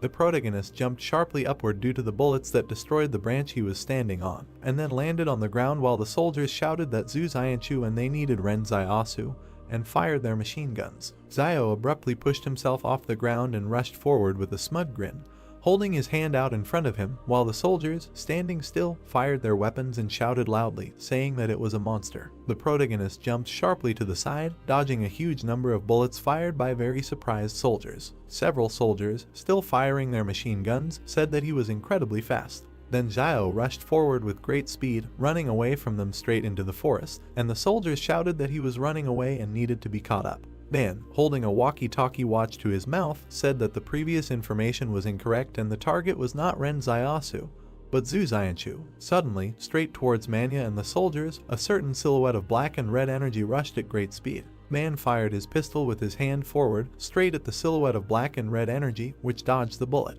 The silhouette of black and red energy grinned sarcastically while Man, continuing to put his hand with the pistol forward, kissing, said that this was some kind of nonsense. At this moment, Zio continued to run through the forest at great speed and reasoned that he did not expect that he would suddenly encounter so many superhumans. And Yang Xiaojin could create a peerless sniper rifle out of thin air, and Zhu Xianchu could manifest his own shadow, Luo Xinyu could move through shadows, and King Zhen's bodyguard could summon this strange white fan. The protagonist ran straight through the forest and continued to reason that everyone hides their abilities very well and does not show them until they have to. So it is better for him not to reveal his abilities, which is why he had to go by the name Zhu Xianchu. At this time, the shadow of black and red energy was dodging the bullets that the soldiers were firing, and Zio reasoned that now the shadow could be brought back and ordered it to return, and it immediately rushed forward with great speed. A shadow quickly passed between the soldiers, throwing them into the air as they screamed loudly in fear. The shadow grinned a little, running away from them, and immediately found itself right next to the protagonist, who was standing in the middle of the forest and looking to the side. Suddenly, the shadow did not seep into Zio's body, and he suddenly shuddered, greatly surprised by this. The protagonist leaned sharply on a tree and trembled violently in pain, reasoning that it turned out that I had a side effect, and it seems that this shadow cannot be used just like that, and the body also feels all the wounds that it received. Zio, closing one eye, looked to the side and reasoned that, however, in the end, he got rid of the king people, and first he should rest, and once they regained their strength, they would figure out how to avoid it. The leg, shackled in chains, suddenly became very tense, destroying them. Zio was very surprised, holding his chest, and reasoned that it seemed that he was not alone here. The protagonist stood still while several strange monsters appeared right in front of him, moving on all fours, and he wondered what it was. Several gray monsters lay on the ground, looking forward with furious gaze while Zio reasoned that life was indeed unfair. Zio was very frightened, closing one of his eyes and gritting his teeth, reasoning that it seemed that he could not escape. At the same moment, the protagonist stood in place right in front of the three gray monsters, until a silhouette suddenly appeared right above him, jumping down. Zio turned sharply to the side, looking straight ahead with great surprise. Subject attacks Zio with a jump. Zio dodges at the last moment. He talks about how to get out of the situation, because it is impossible to shoot now, this will attract the King Consortium. He gets up and realizes that it's hard to be squeezed on both sides. The subject also stood up to prepare to attack. Zio thinks that it's still better to attack with a dagger up close. More experimental subjects arrive from the forest. Now Zio can only rely on his dagger. He is very nervous and closely watches his opponents. Zio shakes his head in panic, because the dagger is not in place. Zio doesn't understand where the weapon disappeared. He remembers how Yang ran into him before she disappeared. Ian is sitting on a cliff. Perhaps then she stole the dagger. Yang happily looks at the dagger. Zio wonders if she really took him back, although the trust that was between them would make such an act extremely heartless. Zio looks in surprise as the test subject climbs the tree. 3 test subjects crawl towards him. Zio tensed up and decides to attack first, for which he uses the ability copied from Zhu. He casts a determined glance towards his enemies, deciding that this is not the time to be sad. Having sent the shadow to attack, he shouts to the test subjects to die. The unpleasant sensation makes him take a back and turn around. The subject attacked from the back, leaving a cut with his sharp claws. Zio screams. He roundhouses one of them in the face with his fist. He looks in surprise at the fist that hit the test subject's face. He looks at his hand in horror and screams in pain. A scream is heard against the backdrop of a dark forest. Zio throws the test subject aside, grabbing his face. Shadow Zio hits the test subject while he looks over his shoulder at the 3 lying humanoids and talks about the thickness of their skin, since it cannot be injured without a weapon. The product of the experiment makes a big bite on the side of the shadow, which affects itself. Zio grabbed his phantom-bitten side and decides that if he continues to fight with them, he will definitely be eaten soon. Closing his eyes in pain, he thinks about how he can get a weapon. Zio stands defenseless while the test subject cuts his chest. He didn't have time to dodge. At the same time, another humanoid bites his leg. The incredibly strong test subject who bit Zio throws him aside with his teeth so that he does a somersault in the air. He hits the ground hard with his back and drops of blood fly out of his mouth. Along the way, his shadow is eaten by 2 experimental subjects. Another one is already flying, ready to kick a man lying in the chest with his foot. Zio was taken aback. The subject successfully hits the target with his foot. The palace sends Zio a message about the discovery of the breath of death. Making a grimace of horror, he realizes that he cannot use his power, which is very bad. He cannot die now. He screams, begging for a weapon. Blood pours out of his mouth. The palace notifies of the discovery of the breath of death and asks if Zio would be willing to open the seal. He sits on his knees and does not understand what seal we are talking about. Against the background of the starry sky, he asks about the price of opening the seal. The palace responds with the word loss. Zio doesn't know what loss awaits him. He is wounded and exhausted, sitting on his knees holding his elbow. He indignantly wipes the blood from his mouth, for he shed a lot of blood, ate a huge amount of wild roots while he was alive, and now the palace declares that he must lose everything, and on what basis it is not clear even to him.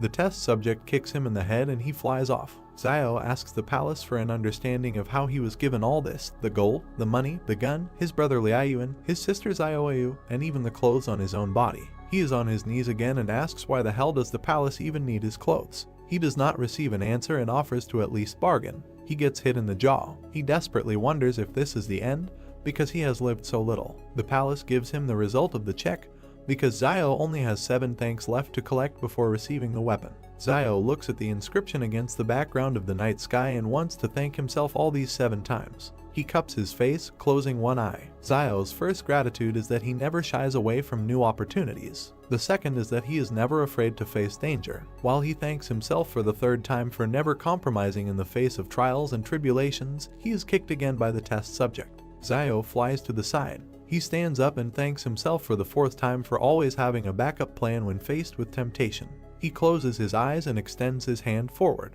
The 5th thanks is that he was never a hypocrite. With a smile on his face, he says the 6th gratitude for his sober assessment of the situation and lack of hesitation in decisions. He enthusiastically shouts 7th gratitude for the fact that when he finds himself in terrible situations, he goes through all the hardships. In the background, an active volcano erupts into the sky with a column of fire. Xiao gets down on one knee, preparing to attack the next test subject approaching him. He screams for the weapon to be unlocked. The subject runs towards Xiao with his mouth open to bite. The palace counts Xiao's 7 thanks towards the total score. Xiao aggressively directs a black ball glowing purple at the test subject. The subject flies to attack, and Xiao sits with his hand outstretched towards him. The ball in his hand forms a long blade that glows red. He points the blade at the test subject. Making a determined face, he talks about a sword that draws the line between life and death. Such a sword is no match for an army of thousands. The blade cuts right through the test subject. 3 bloody humanoids bare their teeth at Xiao. Xiao himself stands menacingly against the backdrop of the 2 halves of the test subject. Xiao uses the new sword and shadow together, making an armed shadow fighter. He goes on the attack, and the shadow follows him. He is not alone. The subject tries to injure Xiao, but he dodges. With a rotating movement, he makes 2 halves of a whole experimental subject. His shadow is not far behind and cuts the other 2 test subjects into pieces. Xiao stands epically against the backdrop of chopped up experimental subjects. He looks forward with determination and for the first time truly feels his superhuman power. The shadow dissolves as Xiao leaves the battlefield in victory. The palace publishes a new side quest. Xiao must receive 1,000 commendation coins to unlock the mid-tier weapon form. Xiao is perplexed by such a huge number of thanks. An armed group of people runs out of the forest. The King Consortium discovers several dead test subjects in the forest. They are surprised by what they saw. The Consortium commander concludes from the shoe print that only one person dealt with the group of test subjects. He is warily perplexed as to whether one person is capable of defeating 4 experimental subjects. The power of this person must be greater than the power of their consortium. They need help. He radios to King Zhen that Xiao, who called himself Zhu, requires his reassessment because he alone dealt with 4 test subjects. Zhen stands somewhere against the backdrop of ruins and listens to the fact that Zhu was wounded and left traces of blood. Zhen is surprised by Zhu's capabilities. Putting on a serious face, he asks his assistant to adjust Zhu's danger level to B and orders the commander to take a sample of Zhu's blood and send it to the warehouse for analysis. The commander presses the radio button and accepts the order. Zhen stands pathetically with his eyes closed and argues that Zhu and Yang have proven themselves. Xinyu has also revealed her superhuman nature, but no one knows where Xiao has gone. He looks to the side. For him, capturing Xiao would be a good outcome because he could become a bargaining chip in the future in the fight against Zhang Jinglin. Zhang Jinglin's love for justice is well known throughout the north of the country. Zhen smirks, because there is nothing wrong with Xiao not being caught, since Fortresses 112 and 113 are under the influence of the King Consortium. Zhen pathetically walks past armed men in uniform. He continues to talk about Xiao, because when he returns to the walls of the fortress, the Consortium members will be able to capture him at any moment. The volcano is erupting. A group of people from the King Consortium are being inspected using flashlights on their weapons. The group leader shines a flashlight towards the trees and realizes that Xiao was running towards the volcano, but the pursuit led them nowhere. Consortium member King places a Q-tip containing Xiao's blood sample into a test tube in a bag while the commander assesses the amount of Xiao's blood on the battlefield. He must not have been hurt that badly. The commander looks down sternly and evaluates Xiao's fighting abilities and worries that they will not take him in numbers. For comparison, he takes an example from the capture of one test subject, in which 3 people died in a day and 13 left with injuries. He stands over a test subject cut in half and shines a flashlight on him. The wounds are extremely smooth. Close-up of the commander's face with a flashlight. He compares the cuts on the test subject to the fact that a sharp tactical knife can only damage the test subject's skin with great force. This refers him to the fact that there are many more secrets in Xiao than they can even imagine. The group from the King Consortium turn at the sound of a man approaching. Xiao runs towards them. The group began to shoot at him. While the commander wondered why Xiao returned, he seemed to be running away. A terrified Xiao yells at the group to look at what's behind him instead of aiming at him. He struggles to escape from a huge crowd of test subjects. The commander was taken aback because he thinks that this could only happen if Xiao took and tore up the lair of the experimental subjects. Xiao calls upon his shadow to carry him on its back and orders the group to flee, for if they continue to just stand there, they will all die. In the background, a large cloud of test subjects is approaching them. The group led by the commander is in shock. They decide to disobey Xiao and open fire on him. He dodges shots with the help of a shadow and is perplexed that in such a situation they would still prefer to shoot at him. The shadow is getting ready to jump. Xiao decides to let the monsters play with the consortium group, for that matter, and with the help of the shadow he jumps to escape from pursuit. He jumps over the squad, they dodge. The commander turns around and realizes that the crowd cannot be left unattended, because their rear may suffer, and even the city will be behind them. A huge crowd of experimental subjects bare their teeth, preparing to attack the squad. Some members of the group unsuccessfully dodged and were injured because of Xiao. The commander sees this picture and curses in horror. He could not imagine that Xiao would use such vile tactics to evade pursuit. He realizes that Xiao is using the test subjects in order to contain the squad and get rid of persecution from both them and the test subjects. The commander with a menacing face looks at the crowd and does not understand where such a large number of experimental subjects came from, if the information said there were 100 individuals. Close up of the commander's face. He thinks that the source of the flame may have deliberately spread false information to deceive Jen, and most likely this happened after the source of the flame could not intersect with the King Consortium to resume the work of this laboratory. This is quite possible, because Jen killed many people from the source of the flame campaign over the past couple of years. He worriedly notifies the city via radio that a defensive line should be built. Team members follow orders to fire to support defenses on the ground. We need to gain time so that the city can prepare for the attack. Xiao turns to look at the group going to the front line and thinks that maybe this is the difference between the consortium members and the private army. A close-up of the squad in combat readiness is shown. Xiao is surprised by the dedication of the consortium soldiers, that they are willing to sacrifice their lives and safety in order to buy time for their comrades in the rear. The shadow drives him away from the carnage while he talks about Jen with his image in the background.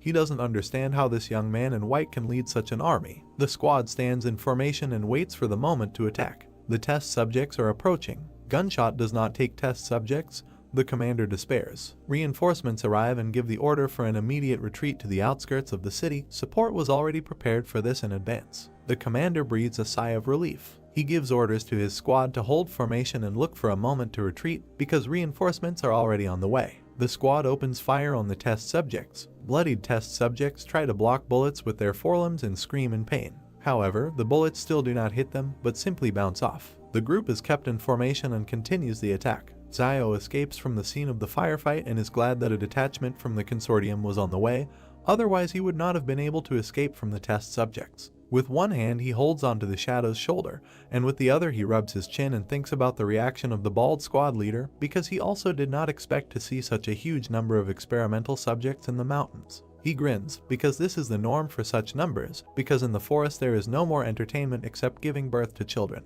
Xiao turns around at something. Meanwhile, the volcanic eruption is only intensifying.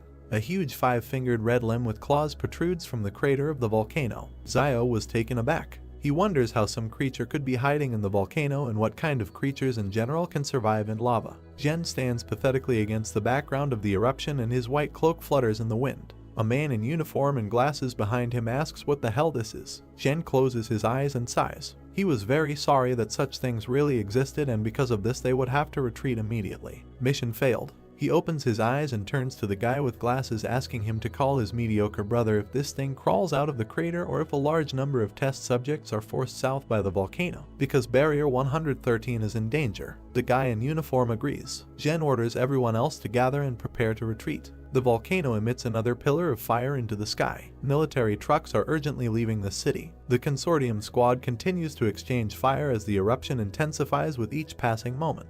The commander turns around and yells to the squad member to evacuate all personnel. The commander and several other members of the consortium cover the others who retreated. A new wave of bullets hits the test subjects. Jen himself arrived at the scene of the shootout and his people cover the detachment while he pompously stands at the head. People evacuating are running near it. Close-up of Jen holding a detonator. Test subjects run through trees with guided bombs on them. Jen presses the button and looks pathetically at the explosion. Bloody experimental subjects scatter in different directions. The commander, closing his eyes, confesses to his boss Jen that he could not return Yahello, who called himself Zu. Jen goes to the cars, and the commander turns in surprise at the words that it doesn't matter. Jen orders the commander to get into the car. They drive to the west, where there should be another way back to Fortress 112. The commander is silent in bewilderment, looking after the boss. Jen tells him with a grin that he knows that he wants to ask about the reason for sending help to them. Jen tells him not to think too much about it, because the main reason is that the commander is still useful to him. He also added a request not to say words of loyalty to him, because Jen does not believe in such things. Jen looks towards the cars. There are cries that the car can be driven because something is wrong with the tires. The commander looked at them seriously and asked if they had a flat tire, because they had a jack and a spare wheel for such a case. A member of the squad looks at the tire with concern and tells him about the condition. It is rather not flat, but cut. The commander and Jen do not comment on the situation until they are told that the spare tire has also been cut off. Jen's cold disposition hides anger. He thinks about Zu and really wants someone to be killed and asks Zuxuan to bring him a bulletproof vest. Another column of fire into the sky from the direction of the erupting volcano. Close-up of the feet of running soldiers. The commander worriedly reminds Jen in the bulletproof vest about what will happen for failure to complete this task, namely, he must receive punishment in the consortium. Jen replies that everything is fine. Because the old people in the consortium always need someone to work for them, they will most likely just send him on leave indefinitely. The beaten commander asks the cold Jen what to do with the real Yahello, to which Jen replies that if the real Yahello did not die on the mountain, then he must have found a way to retreat to the 113th wall, so Luolan will take care of him. Against the background of the ruins of the city, the eruption continues. Jen concludes that Yahello is a simple tramp, which means he won't be able to make much noise. Yahello, riding on a shadow, continues to flee, during which he gloats that he thought of cutting off the soldiers' tires. He is already wearing a cloak, which he had to leave at the very beginning of the persecution by the consortium, which he actually did not expect. He holds his face with his hand and regrets that he could not take the gold with him. Nothing can be done. He stops with a shadow near the cave and thinks about spending the night there today. He lit a fire. Yahello looks into the fire and remembers that they stayed in this cave as a team and that now he is here alone. He heard something behind him and turned to look. The words, "It is carved into the stone right behind you." He rubs his chin and concludes that the message was written relatively recently. He remembers that the last time they were here, Jan was the last one to leave the cave, whether they could have left this message or not. He looks thoughtfully to the side at the background of Yang's image and wonders if she is really so cruel that she would carve out such inscriptions to scare people purely for fun. Something flies out of the volcano like a fireball and bounces in a couple of places. 3 different animals run out of the forest. Yahello looks at the erupting volcano. He looks ahead warily and realizes that he won't be able to rest tonight and his time is running out. He finds himself riding the shadow again. He understands that in order to be saved he needs to continue his path. Yahello runs past the trees in a zigzag pattern. His speed is so high that he is almost invisible. He is convinced that if he is fast enough, the monsters will not be able to catch him. Runs past small rocks on which gray red-eyed arachnids sit. The arachnids are talking, because they don't understand what it was, a person or something else. Yahello runs past the wolf, who hatched after him out of shock. Then he knocks another wolf off his paws. He looks forward confidently, sitting astride the shadow. In front of him there is a view of the trading city. He's glad he's finally back. Fugui goes to Liaoyuan and Zioyu's sister's house, asking to see what he brought for Liaoyuan. The latter, in turn, lies in bed, and sister Zioyu sits next to him. With tired eyes, Liaoyuan peeks out from under the blanket and thanks Fugui for putting in a good word for them during the arrest, but waking him up early in the morning is not nice. Sister Zioyu looks at Liaoyuan worriedly and urges him to get up, because if he gets up 15 minutes earlier every day, then in total he will have an extra 90 hours to use for the thing he likes. She asks him to think about what he likes most. Liaoyuan, in response, unhappily wraps himself in a blanket and convinces him that his favorite thing is sleep. Sister Xiaoyu did not like this answer and pulls the blanket off him and reproaches him for making people more angry than his older brother. Liaoyuan closes his eyes in displeasure and says that he doesn't care. He sits unhappily wrapped in a blanket. Sadly lowering his gaze, he talks about the calm situation in the city in recent days, and he is very sorry that his brother is not here at such a time. Xiaoyu stood up from the bed and smiled softly. Fugui brought 2 hot sweet potatoes for Liaoyuan and Xiaoyu. With a smile on his face, he asks them to hurry up and eat the potatoes while they are still hot. Liaoyuan, without getting out from under the blanket, looks at the potatoes and asks Fugui about the reason for his love for sweet potatoes, because he cooks them every day. With a thoughtful face, Fugui remembered his dysfunctional childhood behind the 107th wall and told Liaoyuan that there was a famine then and he had to leave the wall after his father and go here to reunite with his relatives. Smiling again, he continued to say that despite the famine, before it was not as dangerous there as it is now. The story about his love for potatoes was that one day he and his father dug up 2 sweet potatoes in the field and Dad baked them for Fugui to eat. Then it seemed to him that baked sweet potatoes were the best thing in the world. Liaoyuan looks at Fugui enthusiastically. A conversation with Xiao pops up in his memories. He asked his younger brother if he knew why people were happy. They both sat and looked at the night sky and Liaoyuan asked his brother the answer to this question. Frowning, Xiao told his brother that human happiness comes not from pleasure, but from pain, because when, at a moment of unbearable bitterness, you try something sweet, a desire arises to fight for your life. Liaoyuan looks at the softly smiling Xiao in surprise, and the latter continues that the sweet taste may not mean much to others, but for you at such a moment, this sweetness is the greatest joy. Liaoyuan and Xiaoyu started eating the potatoes. Fugui says that with Mr. Zhang gone, there are no more teachers left in their trading city. Liaoyuan enthusiastically says that this is not a problem, because when Xiao returns, he will teach. Fugui answered warily, spreading his fingers, that he had heard rumors from factory workers near Jing Mountain. It seems that the Jing Mountain volcano has erupted and it is unknown how Xiao is doing. Liaoyuan closed his eyes and said confidently that his brother should be fine, a hint of concern in his eyes. He remembers that he wished everyone with his life for Xiao's safe return to the city, and since Liaoyuan is alive, then Xiao is completely fine. Fugui cheerfully raised his finger up and noted that Xiao should be alive, because as they say, a good man does not live long, but an unkind man prospers. Fugui looks around the street warily and states that the street has been very busy lately, which is most likely due to the fact that the fortress is not easy to rule the trading town, for which they bribe strangers to be their ears and eyes. People on the street look unfriendly. Fugui confirms this fact by saying that you should not offend them or pour out your soul to them. He still looks out the window and warns Liaoyuan and Xiaoyu to be careful these days if they want to leave the trading city. If anything happens, they should turn to Fugui and he will help them find their way, because in his opinion, all these people are here not because of the 2 of them, but because of Xiao. Xiaoyu asks Fugui in surprise why they need Xiao. Fugui nervously wipes his sweat with a towel and says that we are talking about Xiao and he could do anything to the team from the fortress, that's obvious. Liaoyuan and Xiaoyu were taken aback. Zhen, the commander, and a couple of other people move through the forest. Zhen looks ahead and curses because he doesn't know how much longer to go to get back to Fortress 112. The commander notices that the situation is so bad that even the boss has lost his cool. Zhen grins at himself because his image is falling apart. Some guy saw a mutated arthropod and fearfully noticed the presence of a human face on its shell and assumed that they eat people. The soldier approaches the guy's screams and reprimands him, because Mount Jing is far from here, so he should go about his business and not get in the way. Not far from them, Xiao jumps off the wall. Xiao walks into the door of his house, where a surprised Xiaoyu and Liaoyuan stare at him.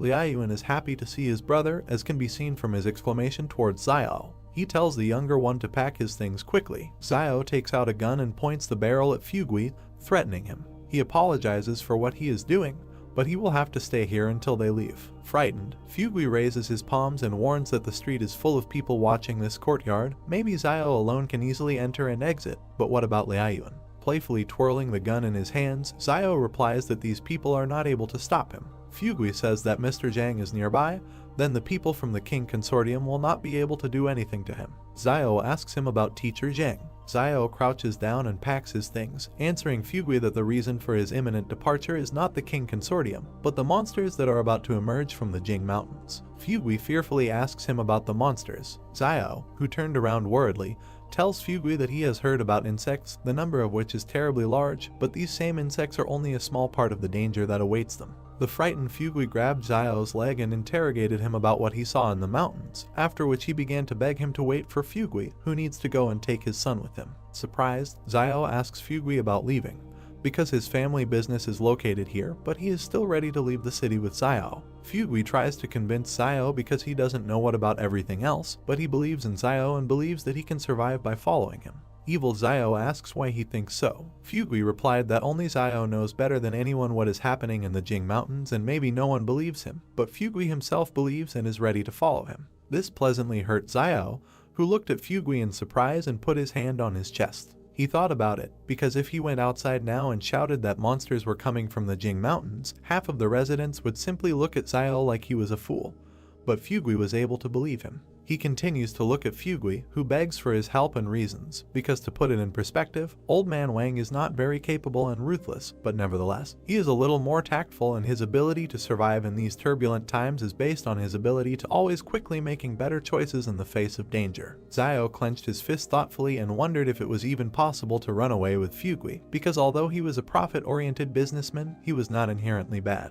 Fugui interrupts his thoughts with the fact that he doesn't just want to follow him, because he has money and medicine, and he also has better communication skills with people than any of them. Zio happily points out that medicine is also considered the most valuable thing in this era. He agrees and winks at Fugui to follow his son. He doesn't need his money, he will help him without it. Fugui agrees and asks to wait for him.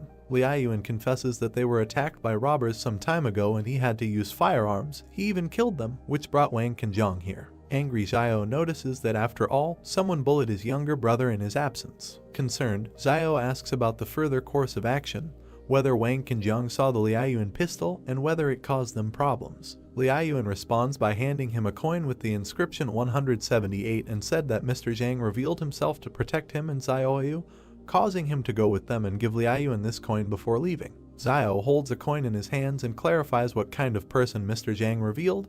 Did they say who he is? Liaoyuan raised his finger up and replied that Zhang had asked about this, but he did not answer, but only mentioned Fortress 178 and also said that if things went really badly, then Zio could head to Sebe to find him there, but clarified that it's not worth going there just like that. Liaoyuan added that the northern lands are very harsh and that most likely Mr. Zhang is an important person there. Zio clenched the coin in his fist and agreed to go to Sebe for Zhang if they were driven into a corner. Zioyu intervened in the dialogue, saying that the things had been collected because there was nothing special to collect. Zio sees a full bag of cabbage behind a satisfied Zioyu. He was taken aback and realized that she had simply collected all the cabbages that Mr. Zhang had planted in the backyard of the school. Provocatively rubbing his chin, he noticed that this behavior was very similar to himself. Satisfied, Zio points his finger at the cabbage, but Zioyu is not very happy with what is happening, because Zio said that there is no need for cabbage. Zioyu can take bread with him, but cabbage is not needed because you can find wild vegetables on the road.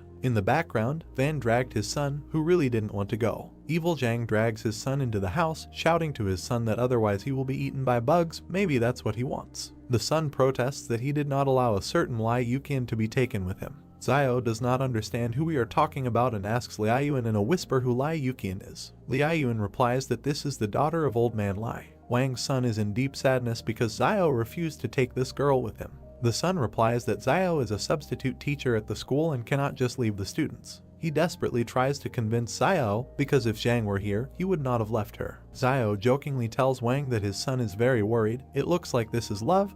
They could make a great couple. Wang, Zioyu and Liaoyuan were taken aback because this was not the right time for such jokes. Van's hand grabs the wall. Zio sits Wang down and simultaneously tells Liaoyuan and Zioyu that the best way to avoid being seen is to climb over the wall. Zio climbed the wall himself, but then someone noticed him and called him by name. He looks at the startled people who are shouting for Zio's return. Wang turned out to be right. They were waiting for Zio to appear. Zio picked up a gun and opened fire while his opponents asked for help to capture him. The guy is knocked down by a bullet in the chest. Zio jumped back down. Smirking, he asks them to step back. Residents of the city do not listen to him and run into a frontal attack. Zio hits all three hard, killing them. He rushed after the others, who had retreated. Zio raises the gun and asks if they really want to call for help. He shoots the fleeing rioters in the back. Zio stands in front of the corpses, and behind him, Zioyu, Liaoyuan and Wang stand in shock, silencing their son. He turns his gaze to those standing behind him and says that it's time to run away. In the southwest there is Fortress 109. Some people who came to the wall are perplexed because they are fools if they hope that they would just get to the wall and be accepted. Their home is no longer there. Zio's team is running not far from them. One of the residents decides to eat a mutant arthropod. The girl with the child in her arms is also eaten by another arthropod. Zio was taken aback because he felt an earthquake. From them to the wall, the ground forms a large crack. Huge pieces of soil fly out of their usual position. The crack has reached the wall. All 5 of them look in shock at the collapse of the wall. Zio announces the fact of the collapse. The wall began to collapse. People fled towards Zio and Zioyu. The main character began to run while he was thinking about what Yun had asked him earlier about what would happen if the wall protecting humanity collapsed. And now suddenly the wall actually fell. Zio remembered the monsters and thought that the wall could collapse at any moment. But now is the worst time for this because monsters have appeared behind the wall. Old Man Wang shielded the boy with himself and called for help while a huge insect approached them. The main character turned and shot the monster with a pistol. He looked at the old man and the child next to him and told them to speed up. Zioyu was running next to Zio and the others when she asked him if the city's inhabitants would survive if the wall collapsed, and Zio, without stopping, replied that it was enough for them to survive. Yun turned to his brother and pointed his finger to the side when he said that some strange light had appeared near the walls. A bubble appeared above the wall, and Zio and his brother looked at it, while the main character thought that this ball looked familiar, and then remembered that this was the same bubble that Baojin had blown out at one time. The guy wondered if he was alive. The monsters began to flock towards the bubble as someone shouted about a Superman. Suddenly the ball began to burst. The city's residents continued to run until one guy stopped and was glad that this was the work of a Superman. Numerous bubbles began to appear among the monsters hovering above the wall, and people froze on the ground and watched what was happening. Bubbles began to explode around the monsters again. One insect quickly flew away from danger. A bald guy with a bat in his hand turned to an older man and asked him to run before these bugs dared to fly at them, and the man told him to run and find a place where they could survive. Old Man Wang pointed his finger at the wall and turned to Zio, saying that thousands of people were running towards them. The main character took his brother's hand and said that in this case they will have to speed up even more because these people will most likely bring monsters with them, so they need to keep some distance from them, and then he added that these people may turn out to be a new danger. Zio opened his eyes wide and looked forward menacingly as he thought that he knew these people from the trading town too well and that they were capable of anything. But he added that if you point a gun at them, then rabble like them will immediately turn into a disorderly crowd. While they were running, the main character handed a firearm to his running brother nearby and asked him to hide the gun. Zio clenched his fist, turned to Zioyu, the man with glasses, and 2 boys standing behind him and said that they had broken away from the stragglers, and since it was almost dark, they would spend the night here. The boy, holding sticks in his hands, turned to his father, who was also collecting sticks behind him, and asked how he could become a Superman since they were so strong, and Van replied that he did not know. Yun touched his hair with his hand and replied that perhaps this requires some conditions, for example, luck, pedigree, or something similar. The boy turned to him, opened his mouth, and said that then his father was also not a Superman. Yun closed his eyes, raised his hand, and told the boy with the sticks not to despair, because it might turn out that Wang was not his real father. The bespectacled man rushed towards his screaming son and told Zio that he and his brother were too sarcastic. The main character and Yun stuck out their tongues and began to tease the man, who clenched his fist when Wang asked that in their opinion, since Baojin was a Superman, then his father must have superpowers. The barefoot man was sitting on the ground when the white-haired man told him that Bond seemed to be quite intelligent and usually had a high status in the trading city, and that as a result, he was now running around behind the backs of several young guys, to which the dark-haired man replied that he had initially followed after him when they saw that he was in such a hurry because he thought that some danger awaited them, but no one was pursuing them. He then stood up, clenched his fists, and said that Wang probably carried a lot of money with him, since he had owned the store for many years, so he must have some property to escape, and the gray-haired man remembered Zioyu. Another man, sitting on the ground with his eyes closed, said that it was better to forget about it, because Zio and Yun had weapons with them. The man with gray hair clenched his fist in front of him and asked him what he was afraid of, and how they could be afraid of guns since they didn't have much ammo. The men turned to the sides when the guy raised his finger to his face and asked which of them would go first. A crowd of people was on the plain near the forest. They jumped up when they heard a wolf howl. People began to run in one direction, shouting that they needed to leave and surprised that there really was danger, and someone exclaimed that they should have gone with Zio and cursed. The main character and his comrades were sitting by the fire. Yun came up to him, looked at the food in the pot and said that it smelled very good, and the guy replied that he had just seen wild cilantro, which would improve the aroma of the food, so he would throw it in later. Van stood up and clasped his hands in front of him as he said that he doesn't eat cilantro because it smells like bugs and it makes him sick. Zio smiled and replied that he said that because he had never eaten bugs. The boy clenched his fist in front of him, opened his eyes wide and exclaimed that he had never eaten them either. A crowd of people ran from the direction of the hills when Wang asked why they followed them. The main character turned away from the man with glasses and replied that these people are running for their lives, so they better leave here, and then added that they need to stay away from these people, and that, no matter how cruel it may sound, they help them avoid trouble. Zio turned to the man in the red vest and concluded that they had no choice, so they must use every opportunity to avoid danger. There were many cars driving along the trees along the road. The main character opened his eyes wide when he heard the sound of cars and wondered why they were there. Cars and people walked through the forest. Zio watched them and thought that these military vehicles must have broken out of the fortress. The main character looked forward resolutely, standing in front of Zio. While he was thinking about what Zhu had said that the King Consortium battle team in the fortress numbered 4,500 people, but for some reason they advanced with such a small number of people. A fat man in an orange shirt asked how it was that the barracks were built in this crack, and then added that he was fast asleep, but he was lucky. The doe turned to the driver and asked him how much fuel was left, and whether they could get to Fortress 109, to which the man behind the wheel told him that they were a little more than 210 kilometers from the fortress, and that they had definitely not enough fuel. The cars were driving back to back through the woods when the driver added that they could ask the guy in the SUV behind to pull up next to them so they could transfer fuel from his car to theirs. The doe looked forward with empty eyes and a wide smile. Then he touched his face with his hand, closed his eyes and replied that the cars were full of wounded and the trucks were overcrowded. The driver turned his head, opened his mouth and addressed the passenger, saying that he and the boss had been very kind to them, unlike other high-ranking people in the consortium, and that therefore they did not mind suffering a little. The man in the orange shirt spread his arms to his sides and told him to stop talking about it as if he were a good person, and then added that he was not a good person, because good people do not live long. The main character looked towards a passing car. Zio turned to the bespectacled man, clenched his fist and said that the high-ranking people from the fortress were running in the same direction, and that there should be quite a lot of people following them, and also that all these people would distract the attention of the beasts, so they don't need worry. The main character looked away and concluded that even if they were attacked by a small number of wild animals, he would take care of it.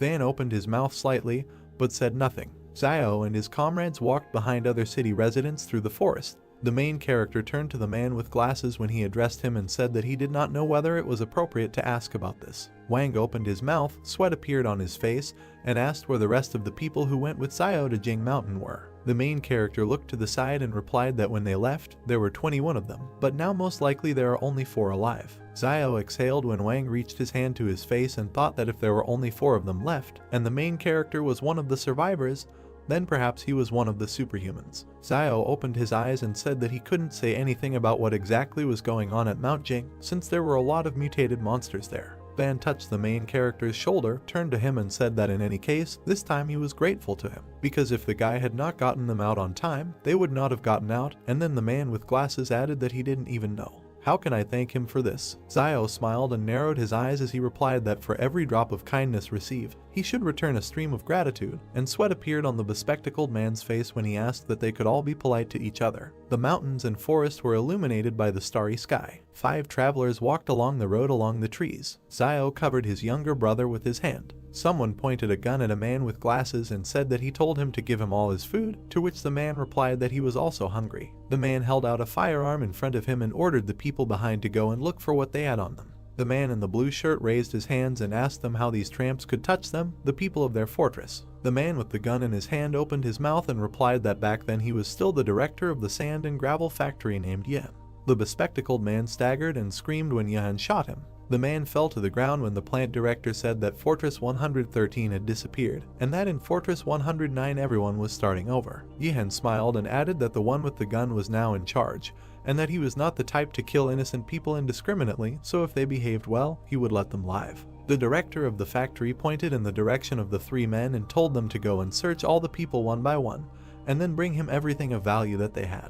Yihan opened his mouth and asked the 2 men what they were waiting for. A bald man approached a young couple and told them to give everything they had. He tore the ring off the girl's hand, and then he tore the necklace around her neck. The man with a pistol in his hand looked to the side and said that if their head was still on their shoulders, then they should behave well and that no harm would come to them. Wang opened his mouth and asked Xiao if they would take all their things, and the main character told him not to worry because no one could take anything away from them. The bald man asked the man standing next to him what was the matter, and he answered him that Xiao was standing there. The main character looked at the men, who said that he had a bad reputation as a ruthless man in the trading city, so they decided that they would forget about him and would not take his things. Xiao extended his hand in front of him and asked the two men to come to him. The guy pointed to the wristwatch one of them had and said it was great. The men looked at each other, scratched their heads and thought that they were not robbing him, but he was robbing them. The main character smiled and asked them what they were waiting for, and told them to give them the watch, otherwise he would take away what he wanted. Then the men obediently agreed. The boys bowed to Xiao as he praised them and wished them luck. The main character extended his hand with the watch to the boy and said that each one should have one item, so that later he could keep track of the time, and Van told his son to thank his uncle. The child looked at his watch and wondered if it was definitely from the same generation. Xiao turned away from his comrades and told them to follow him, and that they would find a place to rest and set off in the morning. The guys walked around large stones. The main character looked at the girl who was convincing someone not to be afraid, because now the teacher will take care of everything, because the most important thing is that they were able to escape. The girl covered the people behind her with her hand when she noticed Xiao. The guy looked down, thinking that these were students. A crescent moon shone above the trees. A crowd of people was near the forest, and several more people were sitting around the fire. The main character looked away. People in identical uniforms were sitting by the stones, while Xiao thought that they were all really students of the fortress's second high school. The protagonist continued to look away as he remembered that he had heard teacher Zhang mention earlier that there were dozens of schools in the fortress,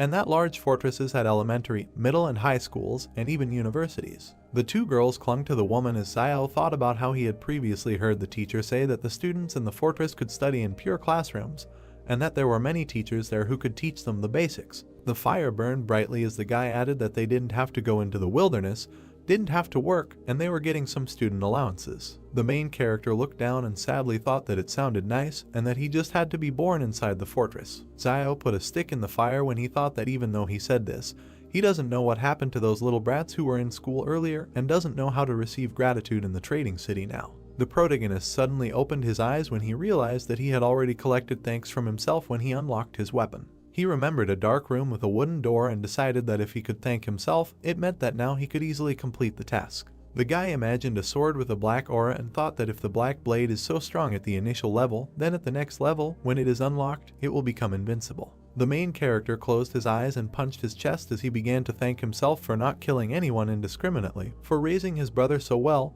and for eating grapes and not spitting out the seeds. Yuan looked at his brother in disbelief, sweat appearing on his face. There was a dark aura in the gloomy room just as before when Xiao decided that there was no reaction. The girl looked up at the dark-haired woman, addressed her as Teacher Jiang, and said that she was hungry. The woman closed her eyes and stroked the student's hair, saying that if they continued to walk further, they might be able to eat something, because people from Fortress 109 would come to their aid, and then added that if they could not stand it any longer, then the teacher will collect edible wild plants for them. Another student looked at Jiang and asked what they looked like, and the blonde guy added that they could go and collect wild plants to fill their bellies. People were sitting around the fire when the teacher asked the students if they could see them. Jiang hugged the girls, looked towards the guy and said that these people look confident enough that they will collect and eat what they collect later, and the student asked why don't they just ask them for help. Sweat appeared on the teacher's face as she said that now that the fortress is no longer there, they must understand that not everyone is obliged to help them, so they must help themselves. The two students looked at each other and agreed. Xiaoyu walked up to the main character and addressed him.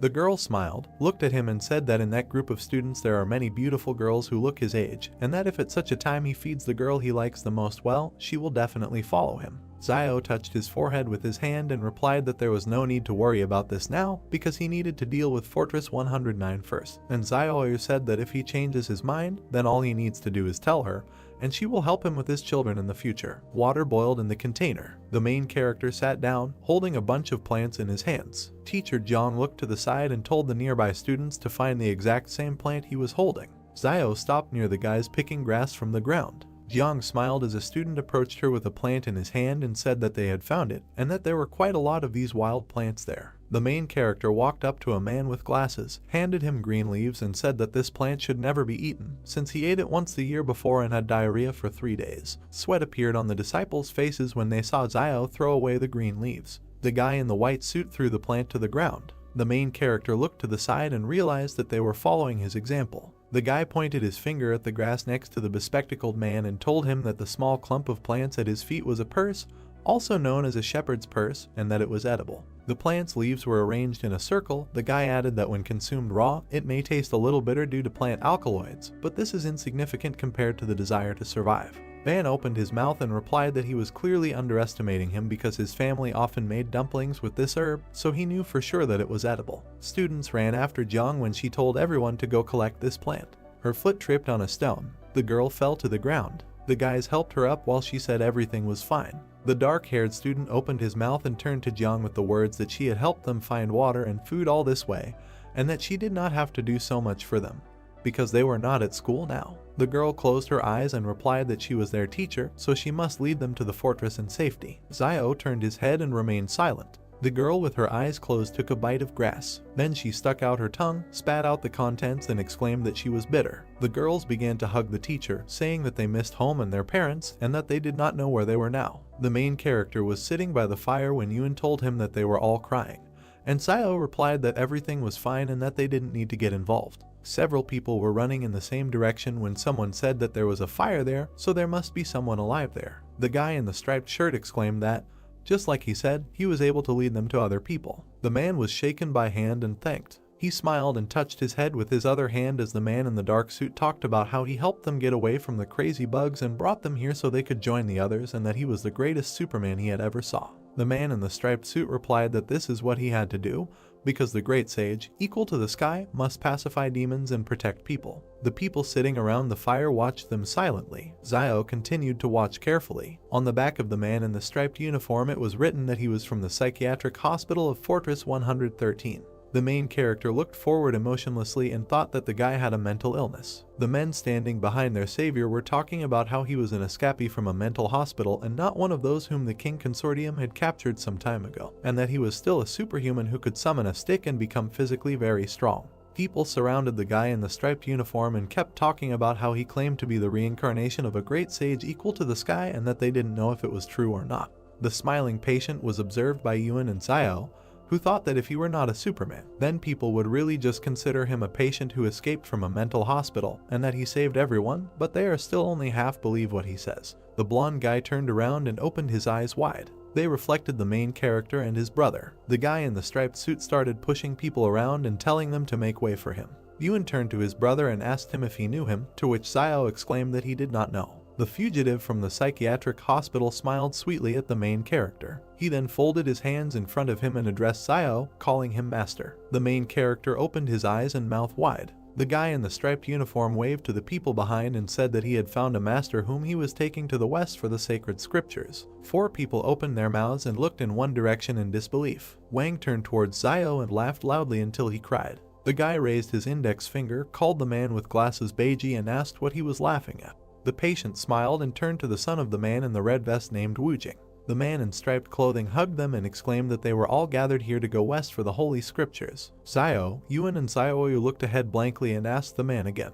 An inscription appeared that sometimes life takes an unexpected turn. A hand touched the shoulder of a patient in a psychiatric hospital. Wudi turned to Xiao and asked what he could do for him, and the protagonist replied that he should clarify that he was not his master and was not going to go to the west for the scriptures. The man crossed his arms over his chest and asked the guy which direction he was going now, and Xiao replied that they were heading towards Fortress 109, which is located in the southwest. The man clenched his fist in front of him and said that the southwest was just in the west, and that perhaps he did not realize it yet, but he was already on the way to receiving the scriptures in the west. Xiao held out an open palm in front of him and repeated that he was indeed not his master, and that Wang was not Beiji, just like his son Dallin was not Wu Jing. Yudi waved his hand and exclaimed that it didn't matter, and the man with glasses grabbed his head and asked about how it didn't matter. A man with a gun appeared behind the blonde man, began to threaten Zhang and told them that he had not seen them before, so they should hand over everything valuable that they had. The man with thick eyebrows opened his mouth wide. Wudi pointed a stick at him and called him by name Zuanfeng.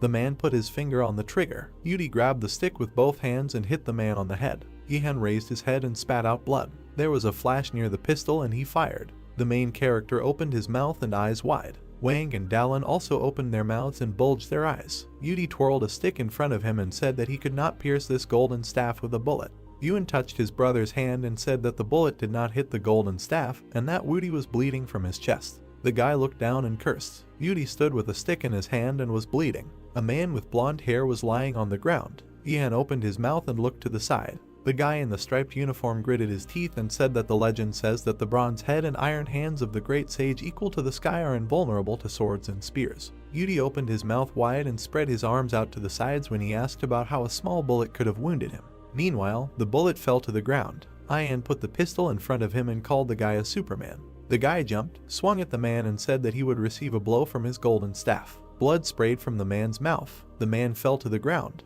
It bounced off the surface several times and landed near a crowd of people. Yuri put his hand on his belt, opened his mouth and said that this is called destroying the demon, eliminating evil and promoting good. The guy in the striped clothes gave a thumbs up and exclaimed that he was good. Woody turned to Xiao, and Yihan was still lying on the ground. His eyes were empty and blood was flowing from his mouth. People started looking at each other and smiling. Many refugees stood in front of Yuri, some bowed and thanked him, and he asked why they were doing this. The guy touched the main character's shoulder and told people to thank his master. The guy and the girl looked at each other and remained silent. People stood in several rows, bowed together and expressed gratitude. A system notification appeared indicating that Xiao had received 10 commendations from refugees. He looked forward resolutely, surprised that he had received so many gratitude coins at once, and thought that usually he had to work hard to get them, but now he did it without difficulty. The main character touched Yuri's hand, called him his student and asked if his wound hurt, and then offered him his medicine for external wounds. Xiaoyu, Yuan, Wang and Dallin looked ahead blankly, thinking that going west to get the scriptures was foolhardy. Xiao put out his hand, smiled and asked the man with glasses to bring his older brother something to eat.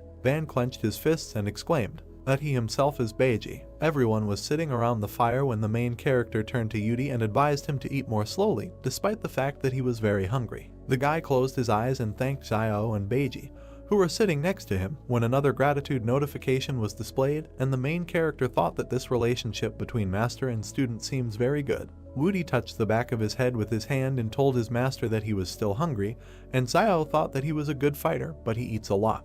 The main character closed his eyes and asked Yuri if he knew what alms were. The guy replied that he knew. The master looked the student in the eyes and said that he was sending him to some people to ask them to prepare some lean rice, and then return. He pointed his finger at some people sitting on the ground and said that they had all helped the man with the gun in robberies before, and that now they most likely had a lot of things left. Yuri put his palm to his forehead. The guy jumped high and told Xiao that he was going. The main character turned his head, smiled and said that this man was quite funny. The hand took the food. Xiao took a small bite while he thought about how recently, more and more, it seems that everyone's unusual abilities are more or less related to spiritual power. He remembered the lieutenant and thought that there was a direct relationship between the Shadow's combat power and his spiritual power. Xiao looked at Woody and decided that he expressed this even more obviously, since he imagined himself to be a great sage equal to heaven. His golden staff had actually appeared, and he himself was gradually approaching an inhuman state in his physical qualities. Sitting by the fire, the main character looked sternly ahead and thought about his spiritual strength, but realized that there was no clear answer yet. Feet walked on the ground. Jiang touched her hair with her hand and asked Xiao if she could take some fire. Jiang timidly asked to exchange some fire for their dry firewood. The guy looked up and agreed. The girl leaned towards the fire and thanked him. The hero received thanks from her and the tramps. They leave, saying that they now have fire. The guy thought sadly that for people who have no experience of surviving in the wild, it is very difficult to survive in such conditions. Woody with bags of food hands Xiao a bar. He replied that he is not hungry, he got it himself,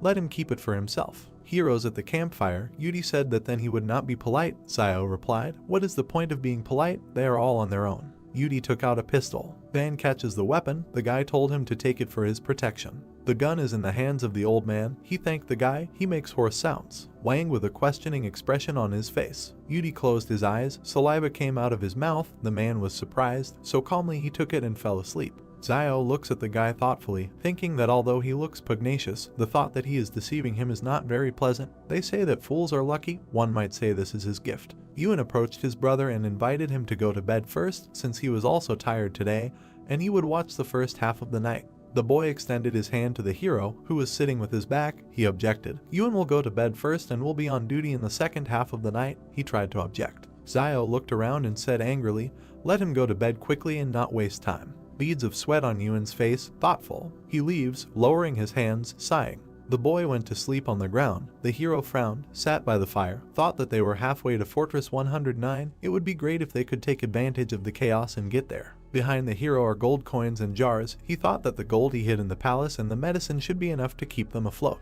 In the background are the shadows of people in front of the fortress. The guy thought that if they couldn't get inside, it would be worth settling in a trading town outside of Fortress 109. Beauty stretched, surprised that the hero was not yet sleeping. He scratched the back of his head. Zio asked, "He fell asleep not long ago. Why did he wake up?" He laughed. It seems he doesn't know yet. Next to the guy is a monkey in traditional clothes.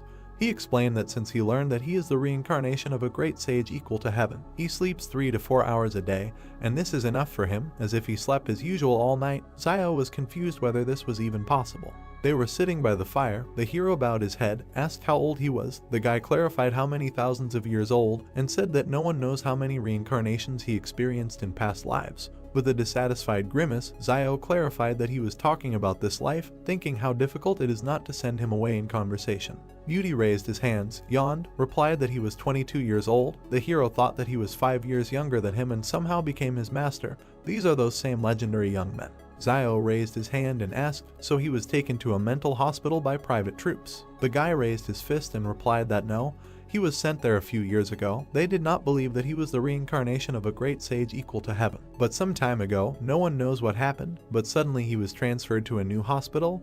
They took blood and things like that. Zio asked if he knew Baojin. Beauty put his hand on his chest, leaned over, and asked if this was the bubble blower. He knew him. He was lying in the next room. He raised his index finger and added that before that, there was another patient, who then disappeared somewhere. The hero raised his fist to his chin and thought, Woody really came from a mental hospital and lived next to Baojin. Zio thought that the people in the fortress were dissecting such people, but now it looks like they are just taking some blood from them. He froze in surprise. According to Yudi, there were originally 3 superhumans imprisoned together, but one disappeared. He was worried about where the third had gone. Zio glanced gloomily at the guy and asked if he had any plans for the future. He rose from his seat, clenched his fist, proudly said that he would accompany the master to the west. The hero asked what if he did not want to go to the west. The guy shuddered, his face changed. Stuttering, he asked if he didn't want to. He got down on all fours, dropped the stick, said in frustration that all these years he had been thinking about this day and night. This is what kept him from sleeping peacefully at night. He wanted to find his master and go to the west together to get the sacred scriptures, to pacify demons and eliminate violence along the way. But now his master said he did not want to go west.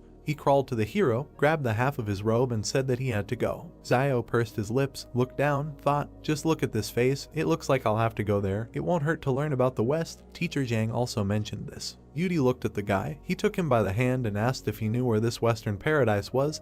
He replied that he didn't know. The guy turned away, raised his fists, and thought with a grin, if he doesn't know, that's good. Woody raised his hands contentedly when Zio told him not to worry and leave the rest to his master. Trees with green crown, rays of sun. The hero looks at the refugees, they cough. Zio's thoughtful look. Ewan, with a backpack on his back, looked back and noticed that his brother had woken up. A serious face, looking at a man choking from coughing. The hero thought what was wrong with everyone. Did the long journey and lack of sleep provoke the flu? No, something is wrong. The guy looked at his comrades and said that they needed to hurry. An infection zone had formed here, and if they did not leave quickly, they could also become infected. Wang raised his hands in fear and asked, is the infection zone? Then of course we need to go. The hero and his team leave. The old man hurries everyone forward. Woody extended his palm to the departing Zio and said that it is better to save a person's life than to build 7 floors for the monastery. They cannot leave them. The guy looked around and replied that Western Paradise was right ahead. Woody stands with his hands down. The group leaves. He added that he is going there for the scriptures, but he can stay here if he wants. Woody raised his head and clenched his fist. Raising an eyebrow, he thought with regret that accompanying the master to the west for the scriptures was the most important thing at the moment. He looked at the refugees. He closed his eyes and exhaled. He ran after the others and shouted for them to wait for him. He caught up with the hero, said with a smile that he had thought about everything. Now the most important thing is to accompany him to the west. Zio said that he was doing well and was glad that he had finally decided. The girl with the bob approached Jiang and asked why don't they stay and help everyone. Zio turned his head. Jiang looked at those leaving. She seriously said that no, first they need to save at least themselves. Perhaps now the teacher is not teaching them quite correctly, but they must follow her. She follows the group and told the guys not to lag behind and to be sure to collect wild greens if they see them along the way. The girl with the bob brought her index fingers together and said, it's so terrible. The teacher replied that even if it's difficult to eat, they should eat it. Jiang and her guys follow the hero's company. The refugees look at them. A crowd of people among the trees. Xiao wondered why they came so far and did not encounter a single wolf. It is reasonable to assume that they as a group do not pose any threat to them. Maybe they are scared off by a large crowd of people. He frowned, thinking that he couldn't reveal his superhuman abilities until it was necessary.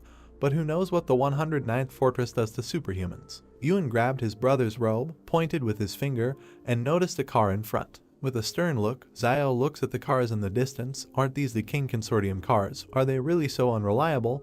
It looks like these cars broke down not long ago, and they might meet King people if they go forward. Sunset, sun over the trees, someone shouted that they saw the King Consortium. They should ask them for help. The guy with the backpack runs forward. He said with a smile, finally they are reunited with the army. They are saved. Xiao clenched his fists. Yuan looked at him questioningly. The guy told them to wait and not go there. At the car's land and his soldiers, Xiao wondered why this fat man was moving so slowly. The soldiers were sitting on the ground, talking, but he was surprised that he did not leave the wounded soldier to go on his own. The doe, with a cigar in his teeth, raised an eyebrow. The man stood up. The hero thought that this fat man was funny and put the seat cover on himself when he got out of the car. Refugees stand in front of the army with clenched fists. The doe shuddered and shouted that they should quickly take away all the weapons, if they had them, so that these refugees would not make a noise in their camp. The soldiers load their weapons. The doe turns away. The guys stopped, scared, walked next to the hero, looking forward. Two soldiers approached the hero. The military men were near the fire. The refugees were sitting to the side. Yuan is sitting on the ground. Xiao approached his brother and said that it was already late. He needed to find a place to stay somewhere nearby. Wang approached the hero and whispered whether it was dangerous for them to be so close to the people from the King Consortium because they killed several pursuers when they fled. The guy looked back. He looks towards the camp and replied that everything should be in order. They can stay here with peace of mind. If something bad happens, they will simply run away into the wasteland again. The heroes are sitting by the fire. Xiao said that in the current state of affairs it is better for them to follow the main group for now.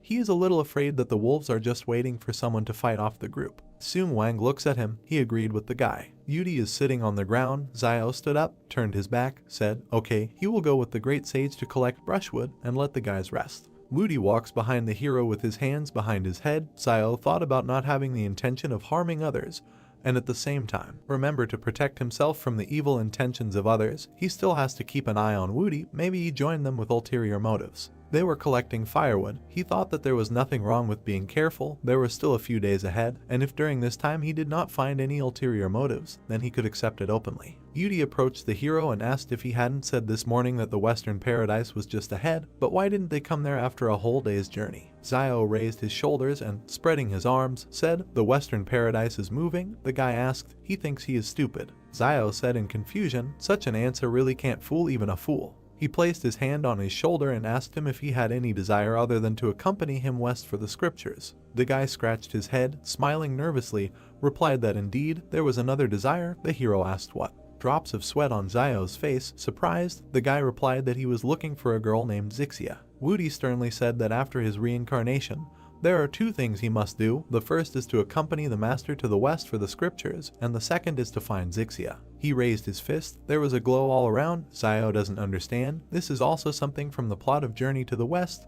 What kind of book? Jiang and her students appeared in front of them with brushwood. She said that they did not need to collect them. She would be happy to help them collect them. The hero frowned and thought, the more people add brushwood to the fire, the brighter its flame will be, so that's good. Standing opposite each other, Xiao leaned forward, thanked her. She said that if he had not lent them the fire earlier, the students would have frozen and gotten sick. They turned around. The teacher said that they had left and were going back. Xiao replied okay and thought that he just shared the fire with them.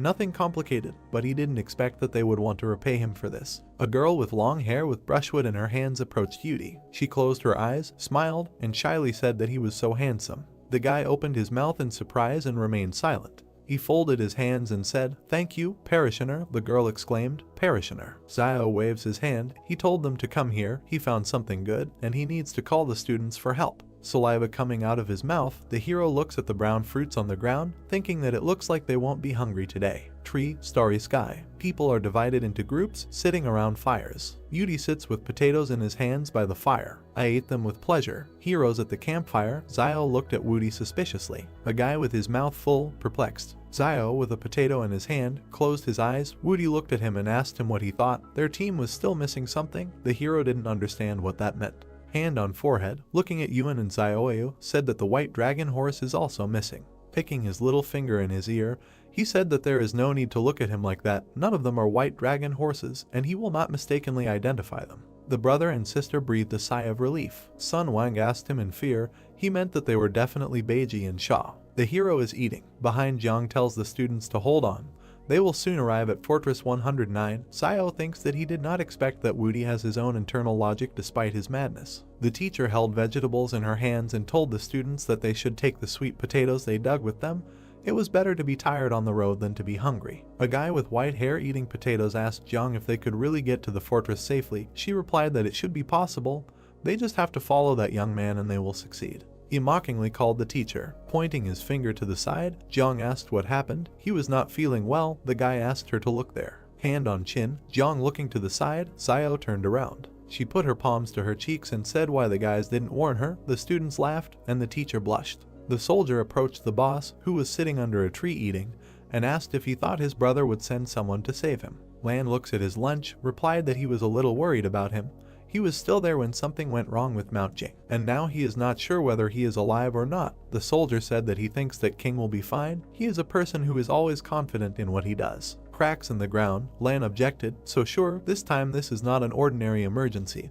This earthquake and volcanic eruption are a natural disaster and anything can happen. Food on a stick, Lan looks to the side, said, they are so close to Fortress 112, if something went wrong with their fortress, he is afraid that 112 will also collapse. He is afraid that his brother will face a very severe punishment within the consortium, since the consortium lost 2 fortresses at once. The soldier put his hand on his chest and said, but it's not their fault, any fortress would not withstand it. A drop of sweat on his temple, Lan said thoughtfully, in the past, his brother made too many enemies in the consortium. Sitting with his back explained, since he killed so many people from other consortiums a while ago, the consortium will be worried that he will be difficult to control and they will ask him to clear his head for a while. But this is all temporary, since they still need that Zheng to do his job, because others will not do it as well as him. A month in the sky, the man added that they would not be as ruthless as him. A bald man approached a guy in a white suit with a blue tie, told the boss that the consortium bureau wanted him to answer the phone. The guy asked him to tell them that he didn't have time. The man with the phone to his ear said that he understood and would definitely convey it. He put down the phone, followed the guy, said that fortresses 112 and 113 were no more. He replied that he had guessed. The man looked to the side, with regret on his face, and began to convey what else they said. The guy looked back thoughtfully. He stepped forward and added that they wanted him to proceed to Fortress 111 for investigation as soon as he got off the mountain, and that without permission he could not leave the confines of Fortress 111. He extended his hand to the leaving guy and asked if we were talking about house arrest. He remained silent. Mouth open, the guy replied that it had been a long time since he returned to Fortress 111. He put his hands in his trouser pockets, said to call Lu from Fortress 109 and asked him to send someone to look for Lan. The man replied that this fortress is controlled by the Lai Consortium, and Lu, as its manager, may not have much say in the matter. The guy looks ahead and noticed that there is always the opportunity to send several private troops. He pointed his finger forward and sternly told him to tell him that if he did not find the dough, he would die. A doe opposite the refugees sitting around the fires, chewing his food, smelling the potatoes, thought that these poor people know how to be practical in everyday life. A stick with a piece of food in his hand, closed his eyes, called Tang and said that he would go there and buy fried sweet potatoes and come back. Beads of sweat on his face, Tan raised his palms and asked if they couldn't just take some from them. The doe jumped up, hit him on the head and shouted that he wouldn't bat an eyelid if he had to kill someone from the flame source, but rob a bunch of refugees out of their sweet potatoes. Would he still be human if word got out about it? Trees, moon in the sky, Lan pointed his finger forward and shouted for him to run and buy it at 50 times the normal price and not disgrace the king. They don't take advantage of others. The boss is at the fire. Tang leaves. Lan called out to him and told him to take a few people so that they couldn't sneak up. Tan looked back, a drop of sweat on his cheek, and replied, okay. The doe looks at the departing soldiers. He closed his eyes, lowered his head, exhaled, thought that he considered himself a worthy representative of his generation, but he never thought that he would be reduced to begging for food from refugees. Warms his hands by the fire. Tang and the soldiers return to him. There are potatoes lying on the cloth. Doe is moving his finger and counting. He looked at the wounded sitting on the side and counted them. Tang holds the potatoes. Looking at the boss with a smile, Lan said, 1/2 per person. No one should eat more, and the wounded can eat one whole. He also asked Tang to bake it. The fruits lie in the fire. Tan takes the potatoes out of the fire with a stick. He brought hot potatoes to the boss, telling him to take them and eat them. The doe divided the fruit in half. He He handed one half to the soldier, said, "Here, half for one." Tan said that he didn't have to do this, asked how he could take only half. Lan said to close this topic already and take it, he's hot. The soldiers gathered around the boss. He said that now he does not have time to tell them about all this, but when they get to Fortress 109, he will invite them all to enjoy life. He pounded his chest with his fist and said with a smile, all of them who escaped this disaster will be blessed after it. The soldiers raised their fists up, smiling. Tang said, "That's right, even in a great disaster, blessings can be found." Birds flew up from the trees and a cry was heard. The man hit the woman on the cheek and she fell. He said irritably, "What's the point of pretending to be innocent after she ate the sweet potato he dug up? Her man had long since died in the fort. If he hadn't pulled her out, would she be alive now?" The girl was crying, covered her face with her hand, and said that she would give him money for the sweet potatoes when they got to 109 strength. He grabbed her face with his hand and said angrily, "What can she give him? They will all have nothing when they reach Fortress 109. He pulled her by the hair, shouting to the men standing nearby to come with him. The refugees silently look away. Xiao was frightened. Behind him, with his hands on his hips, stood Yudi. He shouted, "Stop." He ran forward and shouted menacingly, "So it is he, the king of leopards, who is muddying the waters here." He grabbed the smoldering stick. The man looked around in fear. Yudi swung his stick and the man ran away. "I hit him and he fell." The girl ran up to the beaten man, shouted what he had done. "Let them get out of here." Hand to temple, the guy is perplexed, pursing his lips. Having lowered his hands and head, he returns to the heroes sitting by the fire. He sat down on a log and lowered his head into his hands. Xiao looked at him gloomily and thought, "This man is really funny." He put his hand on his shoulder. The guy raised his head. Xiao thought that he was just making up a magical name for anyone he wanted to beat. He was a great sage equal to heaven, so he had to fight demons. He asked what if in the future he faced hundreds of enemies one after another, and he doesn't have enough names of demons. Heroes in traditional clothes, Woody with a rod crouched in front of Xiao, replied that everything is fine, the names of the demons can be repeated. The hero kicked him, asked if he was faking or stupid, what happened to the promise not to make mistakes in personalities. Plant in hand, resting his head on his hand, asked Xiao why he thought that woman told him to get away when he defeated the Leopard King. Yudi rests his head on his hand, a tired look. The hero looks at him, he thought, because human nature is so complex that some people are better off not being saved. He didn't want to talk to him about it. He seems to be fine without it. Van sat down next to Yudi and said, "He's just still too curious. He can save himself a lot of problems if he uses words in his life that are not theirs and none of his business." The guy opened his mouth slightly and asked in surprise what he meant. Van smiled and said why should he do something and interfere if it doesn't concern him in any way. Yudi hit the old man on the head with a stem and said, "Bore, it's none of your business." The heroes watching this laughed. Night, the wind fans the flames of the fire. A paw with claws and shackles. Xiao looked around in fear. The heroes look into the dark forest. Yuan asked his brother what that sound was. He replied that he needed to run, get out of here now. Monsters in chains are running towards them from the forest. Many monsters with angry eyes began to crawl towards the people. The whole group began to look at Xiao, who pointed his finger at them to run away into the forest. The protagonist's gaze was filled with confidence and aggression. The monsters began jumping on people, grabbing them and trying to kill them. Everyone was very scared. Birds were flying in the sky. The night itself was restless. The stomping of people began to be heard quickly.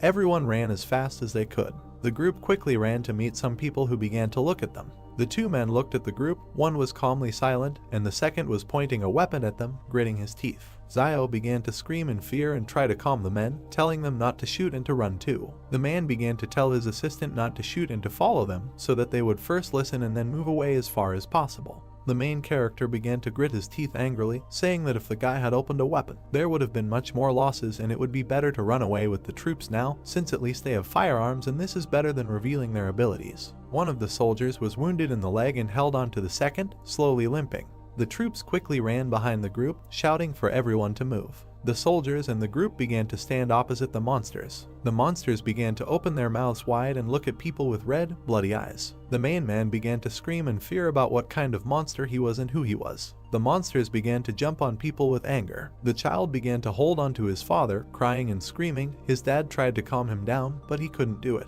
Meanwhile, Xiao confidently watched the monsters. The main character began to look at everyone who stood behind him and say that the screams behind them were getting closer and the test subjects could now catch up with them. Xiao began to look askance at all the people, telling them that they could no longer retreat and that first they needed to look at King's reaction. The main man began to look at Xiao in fear, telling his assistant to take a team of people and go with the wounded, and when they get to Fortress 109, they might ask him to come and help. The assistant began to grit his teeth, telling his boss that he would not leave him. The man grabbed the weapon from the assistant and pointed it at everyone and began telling them to behave without arbitrariness and just get out of this situation alive. The boss began to raise his gun with a smile on his face, telling everyone else to follow him and finish them all off as he would fight them. The assistant began to look at the soldiers with anger, asking what they were waiting for and that they needed to protect the boss and then leave. The army began to confidently tell the assistant that they would do it. The soldiers began to grab the boss by the arms and carry him away. The man began to shout to be let go and that Shiluolan had never been a deserter. One of their soldiers began to hold the box, telling him to carry the thing into the box. The soldiers' hands began to open the box. Two guys held weapons in their hands, who took their box and with a smile on their faces began to be glad that they took it with them.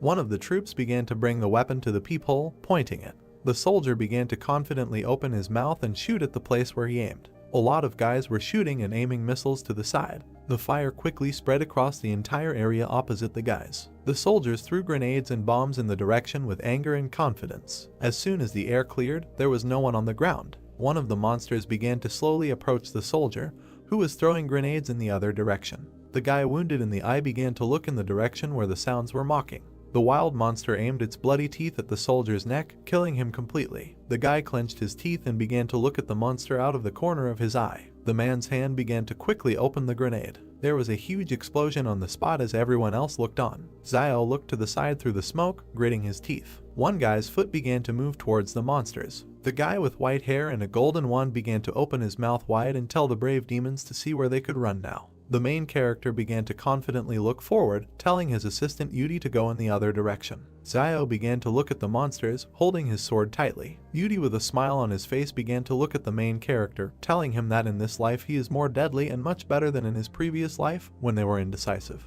Xiao began to cut the monsters in half with quick movements. The guy began to look at the people looking at him and shouted at them to run away. Old Man Wang, Yuan and Xiaoyu began to look at the main character in fear without doing anything. Xiao began to glare at the people, shouting at them to run away. Yuan began to hold the girl by the hand, taking her away from Xiao. Wang rushed after them, looked at the guy with fear. The brother began to look askance at the main character, saying that now they would only interfere with them. Xiao stood looking at the monsters and called out to Wudi, who was next to him. The main character and his assistant immediately rushed towards the monsters, quickly running towards them. Xiao killed the monsters with deft movements, leaving behind a cloud of dust. The guy began to look to the side, watching something. With his golden wand, Yudi began to hit the very heart of the monsters who were trying to jump on the guy. The guy jumped high into the sky, pointing his weapon at the monsters who were looking at him. Yudi began to quickly swing his stick, killing several monsters at once. The guy stood confidently on the bodies of the monsters, putting his weapon behind his neck. Xiao stood there in shock and looked at Wudi, saying that it was unexpected that this guy's strength was much higher than Xiao himself thought. The guy began to point his finger at himself and, with a smile on his face, tell the monsters that from now on they would call him, but Yudi did not have time to say. Xiao kicked the guy, telling him not to waste time. The main character and his assistant began to run towards the people. Yuan began to look at Xiao, asking if he was okay. The main character answered his brother that he was fine. Xiao began to fearfully look into the depths of the forest, where they were shouting and calling for help. The main character and the others ran towards the sound and saw an overturned car. The boss began screaming from the window, closing his eyes and asking to be pulled out. Yudi hit the car with quick movements, opening the door. The guy stood near the car and told the boss that now 2 of his soldiers were gone. The man stood on his knees, saying nothing. Xiao began to take the boss by the hand, telling him to move and follow him. Law began gritting his teeth and closing his eyes to tell the main character that he could not leave, even though they saved him. The depths of the forest were black and scary. Xiao began to run away from the soldiers who were fighting and, grabbing the man with him, began to tell him that they had to run away as a pack of wolves were coming towards them. The army covered their ears and shot at the monsters, tried to kill them, but could not as they survived. The monsters opened their mouths wide and looked at the soldiers. People began to watch as a flock of monsters headed deep into the forest. The soldiers opened their mouths in fear, not knowing what to do. Xiao looked askance at the monsters, wondering if these test subjects were afraid of them. The main character began to hold Wudi's shoulder and tell him to call Wang Fugui and the others. The guy hesitantly scratched his head, asking Xiao who Wang Fugui was. The main character smiled at the guy and said that this was Ba Jai, who should be told to wait for them there and not come back, because if something strange happens, they should continue to run for their lives. Xiao didn't understand why Yudi doesn't understand anything unless you mention names from history. Law began to look at his soldiers, who were wounded and lying in a pool of blood. The boss and Xiao quickly began to head towards the wounded. One of the soldiers held his stomach and showed his hand to Law, saying that he should not be here since the monsters might return soon. The main character watched as the boss squatted down next to the guy and asked if he had anything to tell him. The guy began to look at Law with a smile on his face, telling him that he said that he would give them a tour of this beautiful world. As soon as they get to the 109th fortress, the guy began to say that he is afraid. Now they will not be able to go with boss and Law needs to have a blast himself. The boss began to smile, covering his eyes from tears and telling the soldier that he was afraid he would die from exhaustion in the 109th fortress. Law began to laugh loudly with his lying assistant.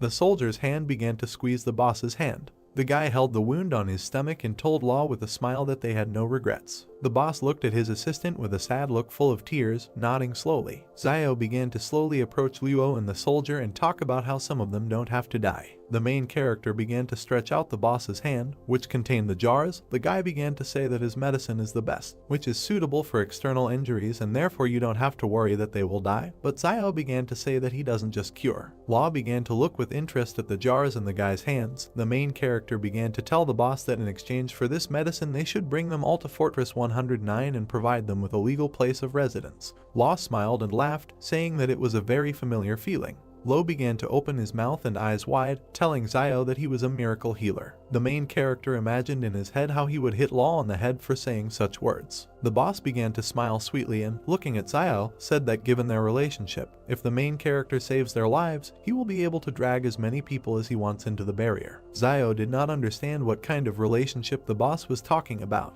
Law laughed and scratched his head from discomfort, saying that they had a relationship between a doctor and a patient. The guy looked at the boss with a smile. Xiao began to close his eyes and throw jars into the boss's hands, saying that he would remain calm and would not ask what diseases he was treating for and that this medicine should be applied to the wounds. Lo began to smile and say that he understood everything. Xiao began to look askance at Luo and holding him by the shoulders, asking if he was thinking of capturing him when he healed his soldiers. The boss held jars and said that in fact his main goal was to catch Zhu Xianchu, and the main character just his accomplice. Xiao smiled, looking at the boss and told him that this was good. Law began to approach the soldier, telling him to hold on. The boss's fingers began to apply medicine to the wounds. The guy immediately began screaming in pain, which was created by the medicine. The main character began to wave his hand at the soldier's wound, telling the boss to hurry up, finish and hit the road. A loud cry of pain from wounds began to be heard from the mountains. Yuan began to look at Xiao with a smile. The main character began to tell all the guys that everything was fine with him and they should move on.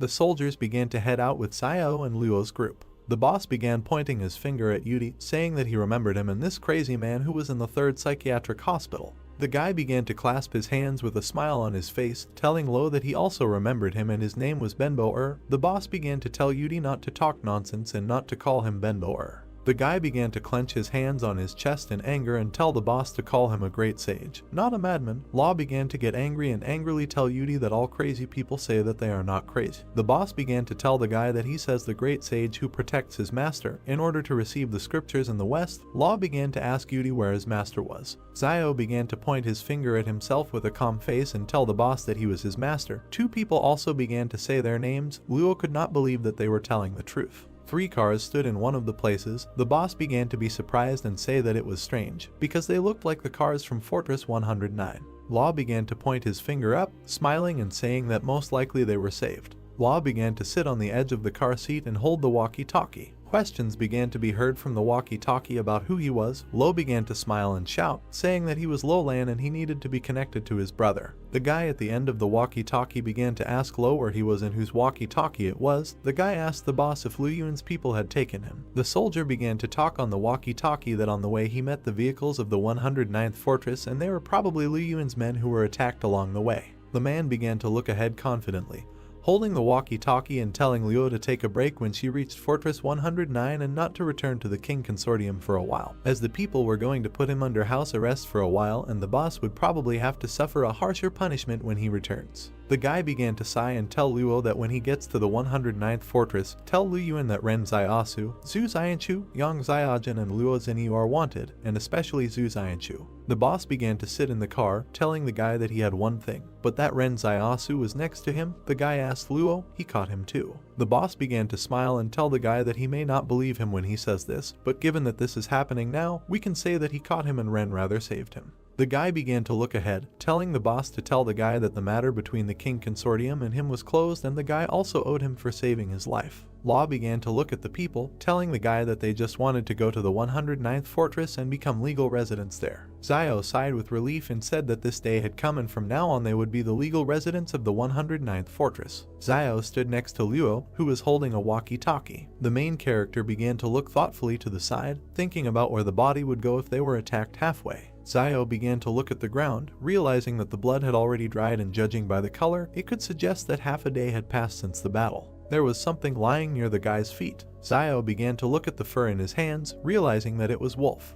The guy began to stand near the rock. Zio looked down carefully, noticing something. A wolf began to emerge from the cave. The main character decided that it was the Wolf King. The animal began to look at the guy carefully. Zio looked confidently at the wolf, deciding that they had been chasing him all this time. The guy looked at the wolf, who was slowly walking away from Zio, doing nothing. The main character did not understand why he did this. The boss began to raise his hand high, telling everyone to climb in, since now they have a car and everything will be faster. All the people began to look at Zio with a smile, and Yuan began to shout to his brother to sit down and they would leave. The main character began to look at his brother, smiling sweetly. The car began to drive away. Yuan began to ask Zio if they could overcome the barrier. The main character began to say that if they arrived, they would not have to be careful while resting. Zio patted his brother on the head and with a smile on his face told him not to worry, and from now on their life would only get better. Van lowered his eyes and sadly began to say that some things were too difficult for him to achieve, but for people on the other hand, they were absolutely familiar. The boss began to pull a cigarette to his mouth,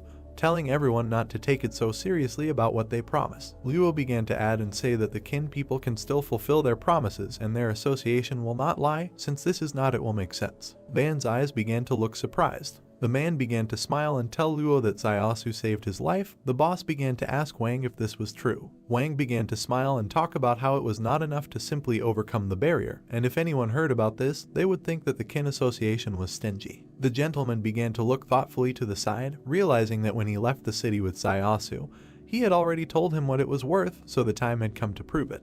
Wang began to look askance at Luo, telling him that he had never shone, so it was difficult for him to participate in negotiations with Luolan, and the guy might even laugh in his face because Van had no pride. The gentleman began to look into the distance, filled with determination and telling himself that there was nothing terrible in this and that he was a grateful person and that his life had been saved. He would do everything in his power to help him. The boss began to look at the man with confusion, holding a cigarette and telling him not to be greedy. Wang began to come too close to Luo, that he was very scared. Wang put his finger in the boss's face, telling him that the kin association has a lot of property in the 109th barrier and it would not be a problem for Luo to give them a store. The boss became scared to say that his life is not worth the store. The man began to look at the boss with surprise and incomprehension, not knowing what to tell him. Wang began to pat Luo's shoulders, asking him about what his brother said that he owed Zaiasu a favor. The boss did not understand what the guy was trying to say. The guy began to smile and looking at Law, asking him if this service was worth the store. Law smoked a cigarette and, looking at the guy, said that it was all worth it. Wang thought about something and realized that it was rumored that Luolan treated his brother better than himself. The boss's hand began to put away the cigarette, telling Wang that he would prepare a good store for him, but from that moment on, all debts between the kin alliance and you were closed. The guy began to smile slyly, looking at the boss and asking him how much the lives of his people were worth. Zio began to watch as Luo touched Wang's head and told him that he couldn't ask for everything at once and that first he would prepare the best store for him in the most suitable place. Wang smiled sweetly, telling the man that he knew when to stop. The main character began to look in surprise at Yudi, who had a golden headband on his head. The guy began to ask him where he got it. Zio had not seen this headband before, and it could be that he again imagined it as a golden cane, because all the powers of Yudi up close are formed thanks to the imagination. The guy started shaking his hands and smilingly saying that Buddha gave it to him. Woody began to come close to Zio, asking him if he remembered the strengthening spell. The guy began to look frightened, saying that he remembered, although in fact he did not. The main character began to sit in special clothes, repeating the same phrases many times. Woody began to squeeze his ears and shout at Zio to stop it. The main character frightenedly asked the guy what was wrong. Van, with incomprehension, began to tell the main character that this headband was a gift from the Buddha and nothing could be done about it and he could not take it back. Zio began to fearfully ask Wang what it meant. What he had just done was also a gift from the Buddha. Wang began to tell the guy with a calm face that no one knew about it. Yuan smiled, looking at his brother, telling everyone that there was a city ahead. The car began to drive up to a high tower on which the 109th city was written. The car began to approach the tower. on which 109 was written. The girl began to point her finger at Zio, telling all the children to thank him, since it was thanks to the guy that they survived to this day. People from the group began to smile sweetly, thanking the main character. Zio began to laugh, indicating with his hand that this should not be done. The guy started pointing his finger at the three. Zio understood with his hands and said with a sweet smile that the three of them had not yet thanked him, so they could take their time. People looked at Zio silently, without saying anything to him. Cars began to drive up to different tents. Yuen began to smile and point to different tents, saying that they have something like this right in the city. The car began to stop at one of the tents. The girl began to ask in surprise whether they lived in a similar place. A friend of the main character began to say that she lived in one, but it was better there and Zio was a substitute teacher in their city. The girl began to say that if the barrier still worked, he would become their new teacher. Alone the girls couldn't believe that Zio could become a teacher. The car's wheels began to turn off. Law jumped off the car and started shouting that they were there. The boss began to angrily ask everyone about where Liu Yuan was, since he urgently needed him.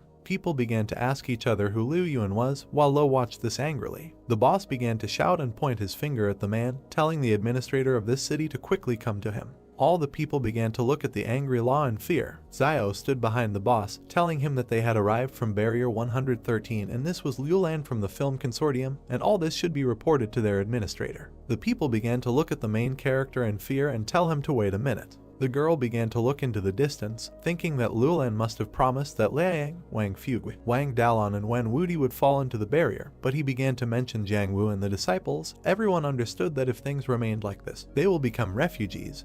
But now Liulan can support them, so if everyone from the car falls into the 109 barrier, no one will say a word. The girl decided that they can only hope that Liu Yuan will not check Liulan. Zio looked at Law, who was smoking a cigarette angrily. The tower doors began to open. The man began to meet Law halfway, smiling sweetly and saying that he had heard a lot about him. The boss began to tuck his hands in his chest with contempt, asking the guy if this was true. The man began to head towards the boss, telling him that as soon as he received news from King's boss, he immediately came out to say hello, and if they had not lost contact with him, the man would not have met them. Law angrily walked around the man and, without even approaching him, began telling his group to follow him. The man began to call everyone away and shout to wait. Frightened, he began to ask Law who these people were in the car and whether they needed to be checked. The boss began to slap the man in the face with hostility, asking how he could check his people. Ban began to look at Law in surprise, saying that this man was the administrator of Barrier 109 and how dare the boss just pick him up and hit him. Zio and Yuan did not understand what was happening. The boss began to look at the man with anger, asking him that he had forgotten who he was. The guy looked to the side. There was a red imprint from Law's hand on his cheek. The man began to stutter and tell the boss that he had not forgotten and then began to show the way. Law began to tell King not to forget who he was. People got out of the car, looking at the territory. Yuan began to tell Zio that the roads in this barrier were very clean. Tall houses, plants that Yuan praised. The brother began to point his finger at the clearing to the main character. One of the girls began to look at the garden with admiration, saying that people usually come here after eating and in the evening you can see dancing aunties here, and if one of them has a radio, she will definitely attract all the attention. Two people fed each other cutely. Yuan began to talk about how dad and daughter feed each other cutely. Zio began to notice and surprised that they were kissing. People began to kiss sweetly without seeing anyone. The girl made a sly look, saying that this was not a father and daughter. The boss began to look askance at people, telling them that he would take them to the grocery store as promised. The whole group of people began to look at the boss in surprise and incomprehension. Then waved his hand at everyone, shouting to hurry after Law. People began to approach some place. Yuan held Zio's hand in fear and began to ask him why people were looking so angry and maybe they should return to the city. The main character began to look at his brother, telling him to stop, and if his brother didn't like it, he could take him away from here. The boss's feet began to step on the tiles. Law, with a smile on his face and a cigarette in his mouth, began asking everyone how they liked it, saying that there was no such place anywhere else and that there was a real gold mine here. Ban began to bow to the boss, thanking him from the bottom of his heart. Lo began to tell people that they now have a yard and houses in the back, so this is enough for everyone, and then the boss began to say that now they are even. The gentleman began to thank Zio for helping them get into the barrier. The main character began to tell Wang that there was no need for thanks since they needed to equip this store. Ban began to tell the guy with a smile on his face that this was his store since he risked his life for it. The man began to touch the guy's hands, telling him that he could work there as a cashier without asking for a lot of money. The man told Zio that he would have a slightly higher salary. The main character smiled sweetly, saying that he agreed. Van was surprised to not believe that the guy agreed so quickly. Zio began to come closer to Wang's ear, telling him that 30% of the profit from the store was his, so the money from his antibiotics also belonged to him. Dan didn't know what to answer the guy out of surprise. The gentleman began to smile at the main character, saying that he would try his best. Someone began to watch them. Zio began to understand this out of the corner of his eye. The guy quickly began to look to the side, spreading the tent, but did not see anyone and decided that he had imagined it. Zio stands in front of the woman, asking her what she plans to do. The girl looked at one point with fear, continuing to remain silent. One man addresses the main character, telling him not to worry, and as soon as he receives his residence ID, they will immediately prepare his enrollment, adding that teacher Jan Wu can continue teaching, and the students can continue studying under her guidance, and the school will take care of the place of work and salary. Holding his hands on his chest and covering one eye, the man notices that this is not kindness at all, but they have all gone through fire, water, and copper pipes, so the King Consortium can cope with such a small task, to which Zio asks what he is. So kind old man Wang turns to the guys, asking if the Lai Consortium is not responsible for this barrier, and whether he will keep his promise, to which the man replies that the Lai Consortium will not bother with them over such a trifle. Friendly patting the old man's shoulder, he tells him that matters between the consortiums can be both complex and simple, and if there is no money involved, then everything is fine, to which the man Wang says that he understands him. The main character begins to think that it costs the consortium nothing to enroll a couple of students. Moving quickly and holding his hand on his chin, Zio with a gentle smile asks the uncomprehending guy how much pocket money the school gives to its students, to which the man replies that about 900 per month, and it all depends on the barrier, because the student receives as much as needed to survive for a month. Suddenly, someone grabs Yuan by the shoulders. Zio, towering over his blushing brother, says with a smile that he and Yuan also want to go to school, and money is not a problem, because they just want to study. Holding the other characters, hugging them on his shoulders in front of the shocked man, Zio reveals that not only he, but also Wang Fugui, Wang Dalong, little sister Zioyu, and Chen Wudi, all six want to visit the school, to which the man asks him that Wang Fugui is already over 40 years old, and he will also go to school. Tired, touching his head with his hand, the man says that they will forget everything, and the main character, Yang Li Yuan and Wang Dalong, are age appropriate, so they will come up with something. The little boys start crying and opening their mouths wide, saying that they don't want to. The guy, menacingly folding his hands on his chest, scares them away, asking in response that they think that they have the right to vote in this situation. The man quickly places his hand on top of the guy. He, standing friendly with Zio, pointing to his heart with his other hand, turns to him, telling him not to rejoice too early, and he doesn't owe anything to the King Consortium yet, but if he wants to get into school, then he needs something due for them. The main character passes the bottle to the man, noting that he knows that Luo needs it. With incomprehension and contempt, the man looks towards the main character leaving with his younger brother, asking himself in his head that he also calls him a fat Luo man.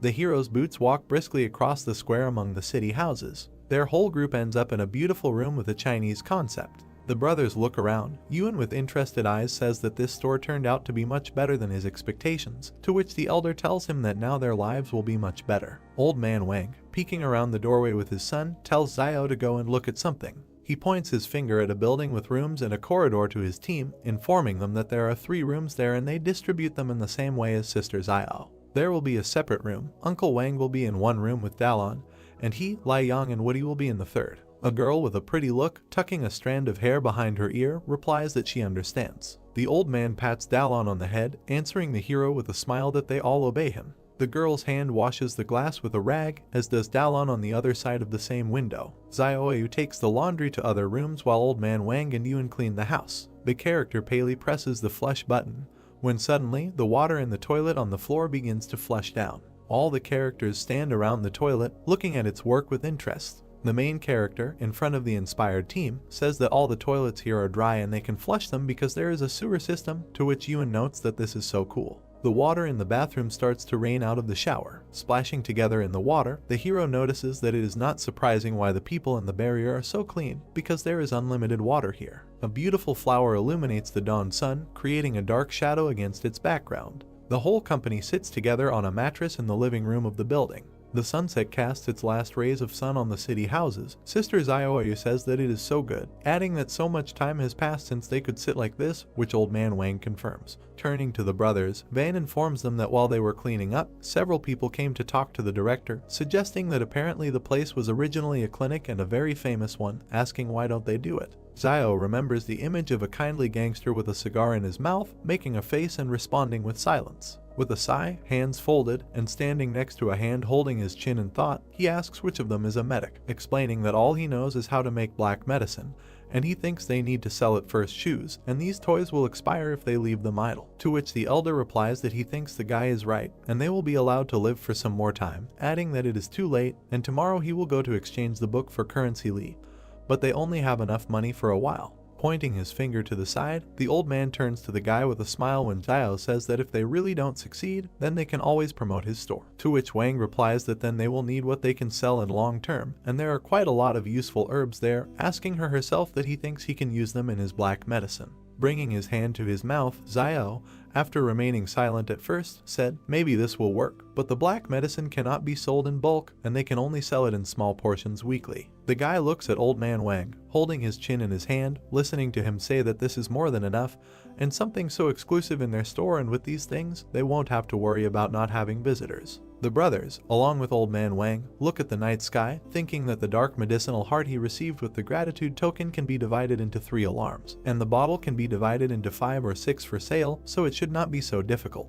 There are bars of gold and coins on the table, to which the guy plans that tomorrow he will take a walk around the barter and see that he can live for a while longer. Against the background of city houses and the dark sky, Zio notices that it is already evening, and after so many days of running around, they deserve a good rest. The brothers stand in front of the door. Yuan suddenly shows the guy a piece of paper with a note. Holding it in his hands, he reads that there is a dangerous place, and it is better for them not to stop too far, to which Yuan asks Zio what this note means and who wrote it. Holding the handwriting in one hand and scratching his head with the other, Zio says that the handwriting is familiar to him. Standing up to his full height, the guy holds a note in one hand, thinking about what is probably also in the 109 barrier, asking each other why she left them then, and whether it could be that she too thinks that something serious will happen if she is here, to which the guy tells himself that this is some kind of nonsense, and if she wanted to kill him, she would not have tried to get into the barrier. Sitting with his brother, Zio begins to cry about it, asking why he didn't tell him earlier, and he just got caught in the barrier and now he literally can't get out.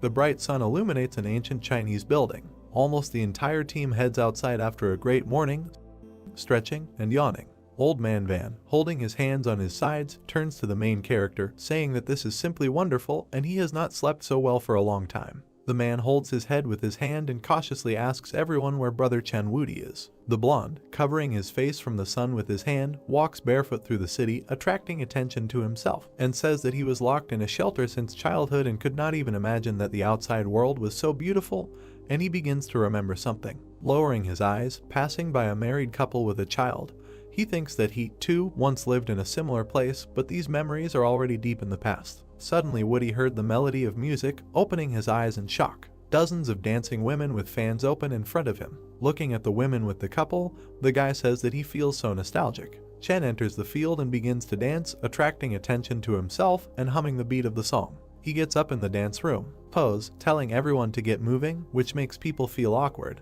All the women begin to aggressively attack him, showing their fists and creating an appropriate atmosphere around themselves. They all start beating Chen together. At the moment, they kick the guy to the side so that he doesn't interfere. The trees against the background of the city sway in the wind. Chen walks down the street, crossing paths with his team. The main character takes the guy by the shoulder, asking if he is okay. Woody, all beaten up and with a blue face, looks at the hero, to which the guy asks who did it to him like that. Walking further past the characters, the guy says that the outside world can be both intriguing and boring. The main character looks at him out of the corner of his eye in confusion, thinking that maybe this barrier is too dangerous and even the elite are hiding here somewhere, remembering that note that told them that this is a dangerous place and it's better to stay too long here. The sun illuminates a huge palace. The story goes that this is Lai's bank. Old man Wang sits down at the employee's table, greeting her and telling her that he would like to transfer money into Lai currency, to which the girl respectfully replies that to transfer foreign currency, the bank takes 23% of the amount, to which the man asks why that is. Many, Zio abruptly takes Chan's hand with the money,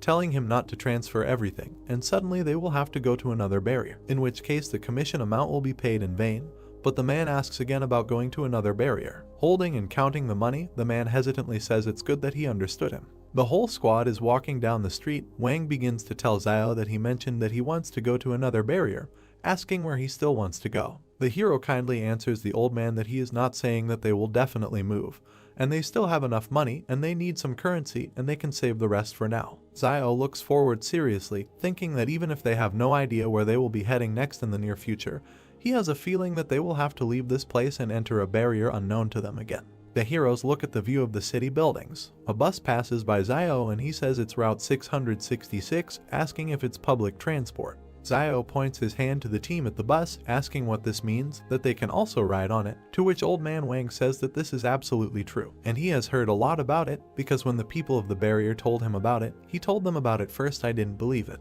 Yuan hands the old man small bags of coins, to which he says that they will ride him.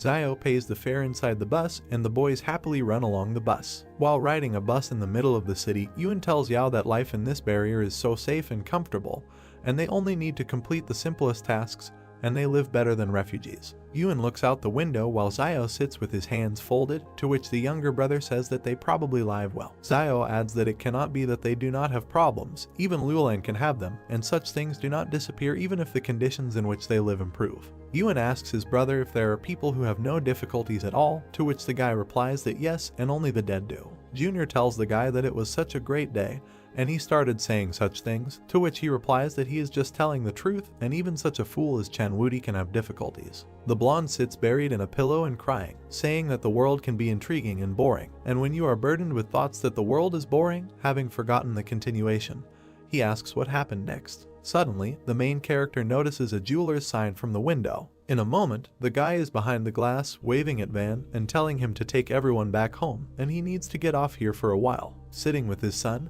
and addressing the boy in the back rows, Uncle Wang asks when his brother managed to leave, to which he replies that he has no idea about it, and he did not follow him. Walking in the other direction from the bus and straightening his raincoat with his hand, he thinks that it will be better if they don't find out that he wants to sell gold, because he's too lazy to explain it to them. Holding his cloak at his neck, he enters some room with a photograph of the lieutenant, thinking that he went unnoticed. The guy looks at the photograph of the junior lieutenant, where it is written that he is wanted. Opening his arms to the sides from the photograph of what he saw, he asks, exclaiming that this is not Ziyu Xiangqiu. Standing against the wall with his mouth open, he thinks that this is very bad news, and although he left the jacket with gold, but if someone from the King Consortium checks the gold, they will immediately understand that it is clearly missing. As he walks away from the wall, hand on his chin, he thinks that if the King Consortium posted a notice right in front of the jeweler's workshop, they must have found something, and it's as if they set a bait to find me. Realizing something, imagining a photograph of the lieutenant in the background, he thinks that they are looking for Ziyu Xiangqiu. Xiangqiu, in the city outside Barrier 111, walks through the area. He looks forward with open eyes, holding his stomach with his hand, saying that he has finally reached the 111th barrier. Remembering how he ate mushrooms by the fire and walked hungry through the forest, he closes his eyes, thinking about how good it is that he is a Superman and his constitution is different, so a small amount of poison and wild vegetables is not able to kill him. The lieutenant, pointing his finger at the eggs on the plate, asks the guy, greeting him, asking if there is anything to eat and he can pay. Late in the evening, Xiangqiu summons a shadow with his magic and sits on it. He, sitting on the back of a shadow, runs from side to side with great speed. A whirlwind of dust flies forward among the trees. King, sitting in the car, looks angrily to the side, thinking that it is good that outside Mount Jing he met people from the consortium, otherwise it is unknown how long the road to the 111th fortress would have been. The man notices how the shadow of the main character runs in front of his car behind the one driving in front. Gritting her teeth, King looks ahead warily, asking about the black shadow, and assuming that it is Zhu Xiangqiu. The lieutenant's shadow on the back of his double runs further into the forest. The man hits the body of the car from the inside with his hand with all his might. Getting even more irritated, he thinks that because of this Zhu Xiangqiu, he is forced to flee, while he himself is galloping through the wasteland, and he is heading towards the 109th fortress, and no matter how he hides, he cannot escape from him. Evil King addresses the bald guard, ordering him to contact Luolan, and if Zhu Xiangqiu appears near the 109th fortress, then he must be caught, to which the man responds positively. As the cars approach the old castle, King orders everyone that okay, they need to enter the fortress first. With his hands folded on his chest, he seriously looks out the car window, continuing to think that no matter how Zhu Xiangqiu jumps, he is just an insignificant Superman, and the old people from the consortium are a real problem. Imagining the images of the consortium members against the background of his serious expression, he thinks that the shadows inside him are changing one after another, and only those faces are really the core of the King family, which the old people care so much about. making his gaze even more hostile. He tells himself in his head that, as they say in the King Consortium, violence is only a means of maintaining order, and it cannot be order itself, adding that in a word, a shadow remains a shadow and cannot be on the surface. As he drives through the square among the houses, he thinks that he is now the center of attention for confronting the source of the flames, and it is normal that the old people want to suppress his resolve, since it looks like he will be under house arrest for a while. The car slows down, slowly kicking up dust under the wheels. The bald guard speaks to the man, informing him that they are going to go to the operations department tomorrow, and they will probably all be separated and assigned to other military units, to which their boss calmly responds positively, but the guard asks him again what he wants to tell them something else. Holding onto the chair in front, the guard with a grimace asks King why he doesn't get out of the car and say a few words to the soldiers, explaining that they could go with him into the wasteland, because there are many of them. They have weapons and they can do whatever he wants, to which he replies that so many people were waiting to go home to their wives and children that he ended up telling them to go back to the wasteland and try to survive there. The man with confidence in his eyes tells him that everyone would agree. Opening the door, a man with a serious look orders them to stop talking and they need to go out. The man gets out of the car when dozens of soldiers appear in front of him. Looking straight at them, he makes an appeal to them so that they show their best side in the new units and so that they do not disgrace him. Standing in front of the soldiers with machine guns and their commander, they all unanimously say the word yes. Getting back into the car, he orders everyone to jump in their cars and go home. The fortress building stands against the background of the night starry sky. The car flies quickly along the city avenue. King approaches the door of one house, finding himself already on the threshold. The man gradually takes off his shirt. Water begins to flow from the shower and gives off steam. Standing under the hot shower, King thinks that he can finally take a shower and relax a little. Wetting his long hair and raising his head up with his eyes closed, he continues to think that some were burning with impatience, and as soon as he entered the fortress, the soldiers under his command immediately began to distribute. As he puts a towel on his lower body and steps out of the hot shower, he says that all his men are brave and battle-hardened, and now that there is a chance to divide these troops, it is clear that no one will want to miss this opportunity. He calmly puts his shirt back on. King exits the building with security in his white suit. A security guard in uniform blocks the gentleman's passage with his hand, telling him that he cannot leave the house and he better not make their job difficult.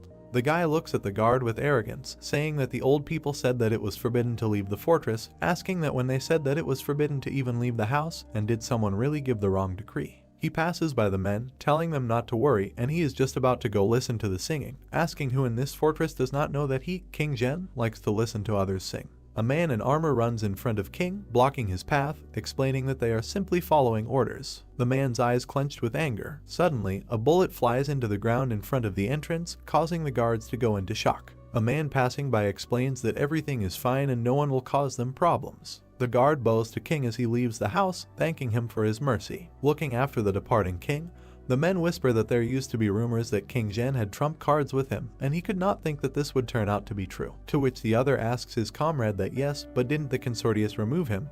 And someone else follows the person who lost power. King brings a small glass to his mouth, listening to someone read the words that Sancha Station, the intersection of roads to the north leave and come from the south. He sits on a chair, pouring more alcohol into his glass, continuing to listen to the story that in the morning important carriages crowded here, and at dusk, lo and behold, sadly drove back. Looking at the dressed up people with makeup and ancient Chinese robes, King thinks that the actors on this stage have changed again. Captivated by his gaze, he continues to listen to the poem, thinking that he is the only one who has not changed. While viewing the poem from afar, a servant approaches the man, informing him that the consortium has business with him and they invite him to discuss it at a meeting.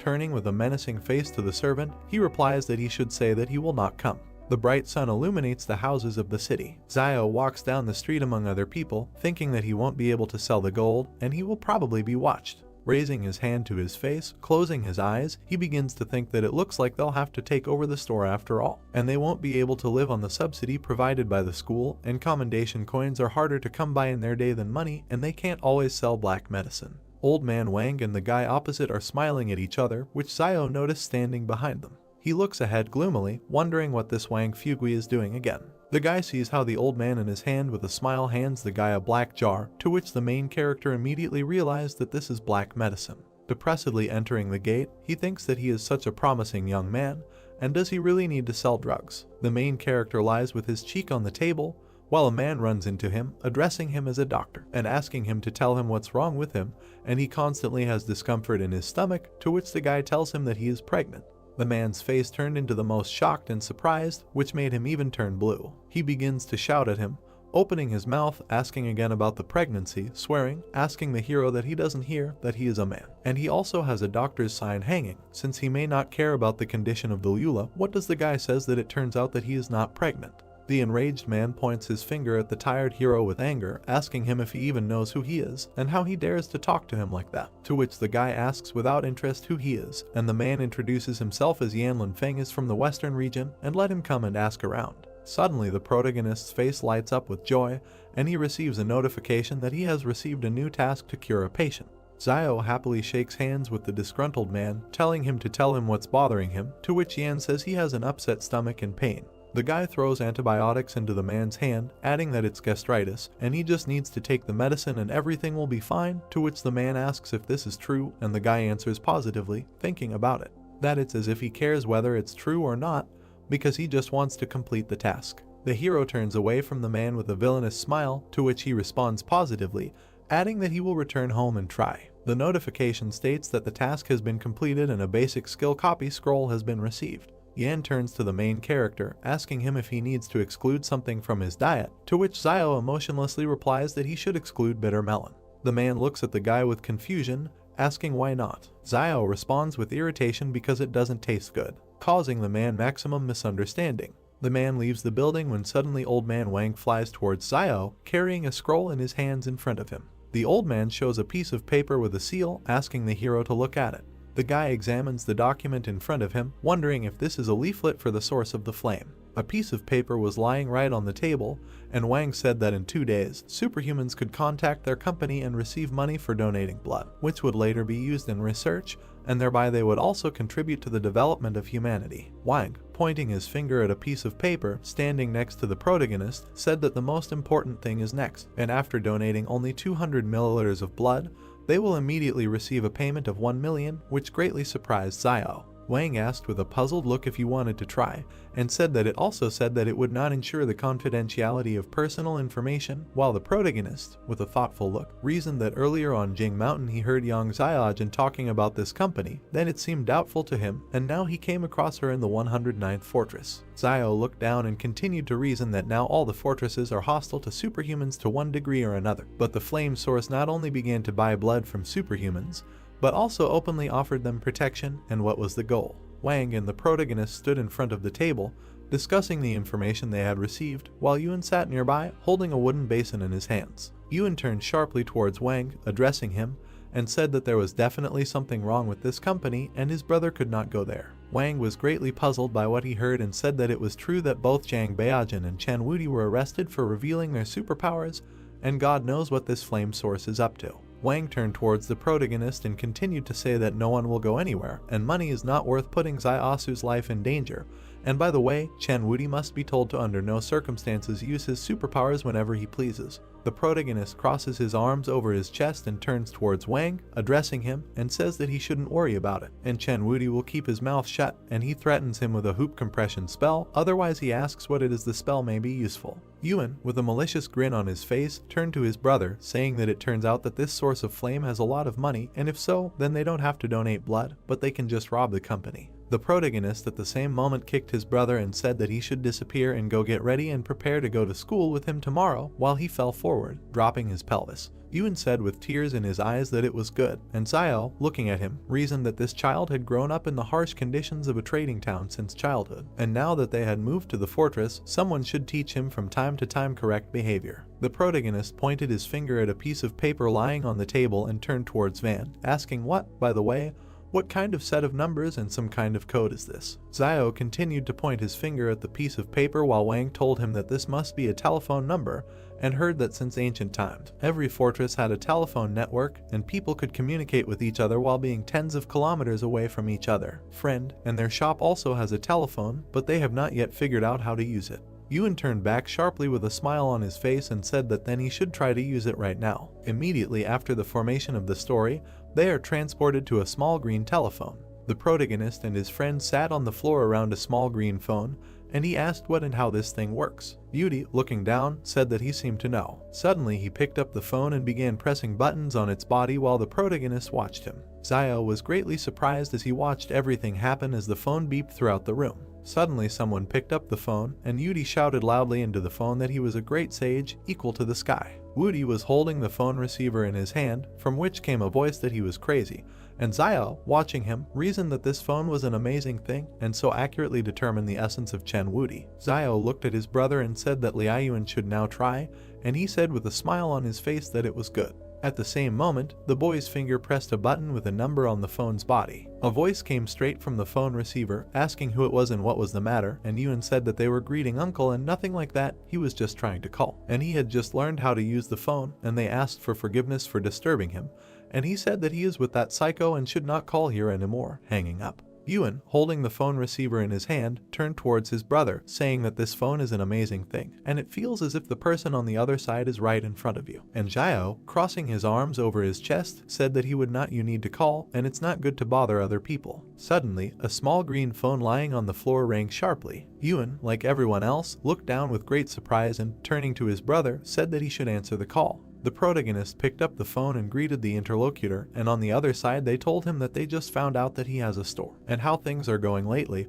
Would he like to take out a loan? They can give him 10,000 coins, and the interest will be only 10 coins per day. Then Zhao would say that he doesn't understand what he's talking about, fix that at what interest rate, and on the phone they told him that they could lend him money at 3%. The protagonist, speaking sharply on the phone, looked to the side and asked if this was not usury. The man on the other side of the phone would turn around and turn to the boss and say that this man was saying that they were loan sharks. A man in a white jacket picked up the phone and said, turning to the young man, that he should not say stupid things, and they were not moneylenders, and the protagonist said he is the most unscrupulous businessman. The question came sharply from the phone receiver that he knew who he was, and Zhao, with a puzzled look, wondered why his voice seemed so familiar. Then Zhao said on the phone that he knew who he was, and on the other side of the phone he asked with a dissatisfied look who he was. Then the protagonist said on the phone that he was Yanlin Feng of the Western region, and in response the man on the other side of the phone simply remained silent. The man on the other side of the phone cursed with great dissatisfaction and said that he was also Yanlin Feng of the Western region.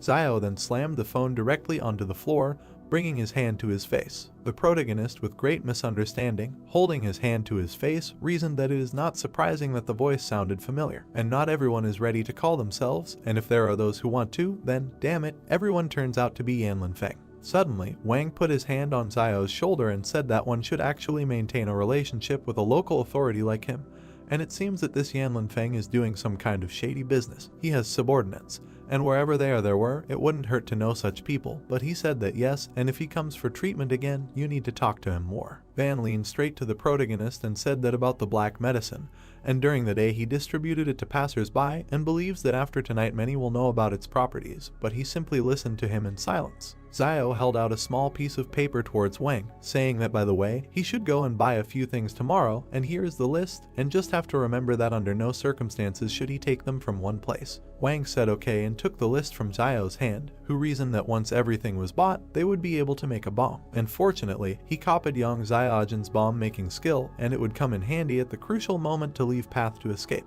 Immediately after this, the narrative of the story moves to a large brick house on the morning of the next day, as the plot tells us. The protagonist and his brother stood in their places, enjoying the new clothes and themselves. Zhao then bowed to Zhao along with the two children and said that they should rather thank her for preparing clothes for them, and they thanked their sister. Zhao, Wang and Woody waved their hands, seeing off the protagonist, who left and also waved his hand in response. Then the narrative of the story is transferred to the tram, into which children in blue uniforms entered one by one. A green-white tram rode straight on the rails in the middle of a big city. Suddenly, the alert for school number 13 sounded, and the children in blue uniforms immediately began to walk straight out of the tram, with Zhao following suit. The protagonist got off the tram and simply remained silent, looking at the huge crowd of schoolchildren and a girl standing to the side who looked like Yang. Yang stood against the wall, blowing a bubblegum bubble and crossing her arms over her chest. Zhao saw a girl he knew, approached her and said that he didn't think he could meet her here. Then the protagonist, smiling, asked that maybe she could return the dagger to him. Yang stood near the wall and simply remained silent in response, and several schoolchildren looking in her direction asked if this was not the new kid from their class. Yang looked sharply to the side with her menacing and dissatisfied gaze. Several schoolchildren approached Yang, and one of them asked why she was standing there. Yang sharply pointed her finger at the protagonist, who was very surprised and said that he wanted to rob her. At this moment, Zio shuddered sharply in surprise and fear, standing still. Zio raised his hands up and said that they knew each other, while two boys stood next to him, and schoolchildren came up to him and asked that if so, what was her name. Then the protagonist, without hesitation, said that her name was Yang Xiaojin. Hearing this, one of the schoolchildren with an arrogant look says that he is also pretending to know, and she is actually Ren Zaiasu. Zio, greatly surprised by what he heard, opened his mouth wide and asked what Ren Zaiasu was, and then who was he. Then one of the students asked what, by the way, what was his name anyway, and he replied that if he now said that his name was Ren Zaiasu, they wouldn't believe it. One of the schoolchildren, waving his hand, said that he had the courage to lie to their faces, and it was better to go to the student affairs department. And Zhao, spreading his arms to the sides, standing in front of the two boys, said that he would explain everything. Then the schoolchildren in blue uniforms took the protagonist by the arms and took him aside, and he asked what they couldn't even listen to, and one of them said that it was better to save his explanation for the teacher. Young stood with a smug look next to everything that was happening, and Yuan said that, apparently, her brother worked well with her on Mount Jing, and this girl was really not so simple, since she made him get into trouble. Then Yuan approached Yan, raising his head up and looking at her, saying that he greeted his sister, and his name was Yan Liayuan, and he was Ren Zaiasu's younger brother. Yang, holding her hands in her pockets, said that she greeted him, and she was a good friend of his brother, while Yuan, standing in front of her, reasoned that he was more problematic than his brother, and that's what good friends do. Immediately after this, the narratives of the story are transferred to the department to the teacher's office, where the protagonist stood right in front of a woman who was sorting through papers while sitting at the table, asking that Ren Zaiasu had been enrolled just a few days ago and where another one had come from. Zio, very angry in his heart, reasoned that Yang Xiaojin did not have a drop of conscience, and she took and called herself by his name when entering school and said that this is not the end, and he will show it. The teacher, sitting at the table, smiled broadly and said that they needed to go and meet new classmates, and Zio replied that it was good while Yang was watching them through the window. At the same moment, the narration of the story is transferred to the 12th grade, Group 3. Then the teacher entered the class with students sitting at their desks and said that the third row in the back is free and to begin with. You can sit there, and they distribute seats in accordance with academic performance. If she writes the upcoming exam well, she will be able to choose the place herself, and Zio, who came with her, said that it was good and thanked her. The protagonist walked through the classroom between the desks of students and reasoned that, fortunately, he did not end up in Yang Xiaojin's first grade, otherwise there would have been two people named Ren Zaiasu, and it would have been awkward. Zio sat at the desk next to a girl with pink hair who asked if he had just transferred, and he said that it was so. A girl with pink hair asked where she was from the eastern city, and Zio, turning her side, said that she was from the 5th high school. Then the girl with red hair, suddenly frightened, jumped aside, saying that there was no 5th school in their fortress, and it had merged with the 6th a long time ago, and Zio, looking at her, tried to justify himself. The protagonist reasoned about what and how he should know this, and there are 13 schools here, so why isn't there a 5th one? And the girl with pink hair asked that he didn't come from behind the fortress, and he's not contagious,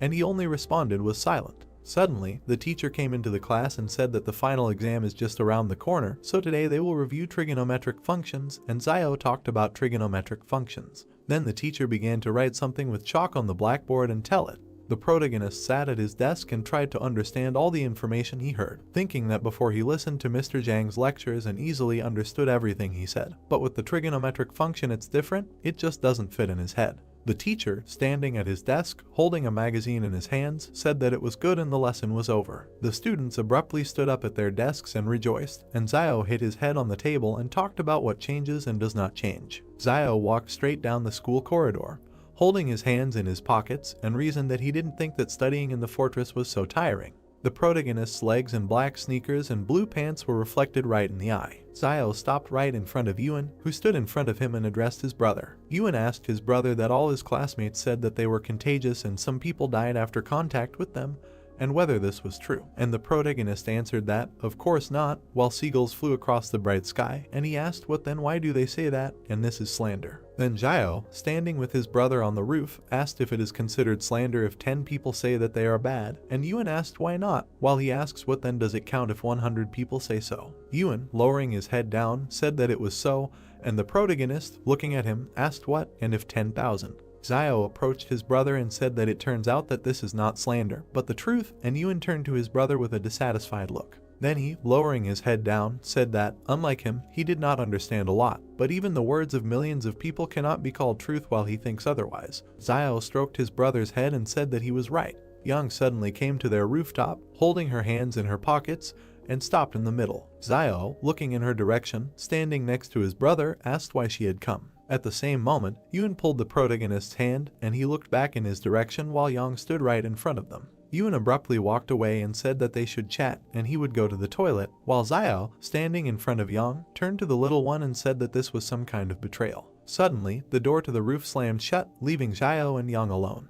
Yang sharply waved her hand and threw something unknown straight towards the protagonist. Xiao looked at his hands with great surprise and caught the dagger with them, while Yang said that it was his dagger and now they were even. Yang abruptly took out her pistol and pointed it at the protagonist, who was raising his hands up, and asked how he managed to escape from the blockade of the King Consortium. Xiao kept raising his hands up, saying that he ran non-stop until he finally ran out of the King Consortium blockade, didn't ask if anything was wrong while Yang aimed her gun straight at his head. She kept holding the gun right next to Xiao's face and asked what happened on Mount Jin after they left, and he said that countless monsters rushed out, including the monster from the volcano, and she couldn't even imagine how terrible he is. Yang, continuing to extend her hand with the pistol forward, said that she could, and Xiao reasoned that she said this with such confidence and had she really met such creatures before. Then Yang suddenly lowered her hand with the gun down and hid it behind her back, saying that before she was worried that he would tell the King Consortium. But now she is not afraid, because he also has something to hide from them, and Xiao asked what and what same.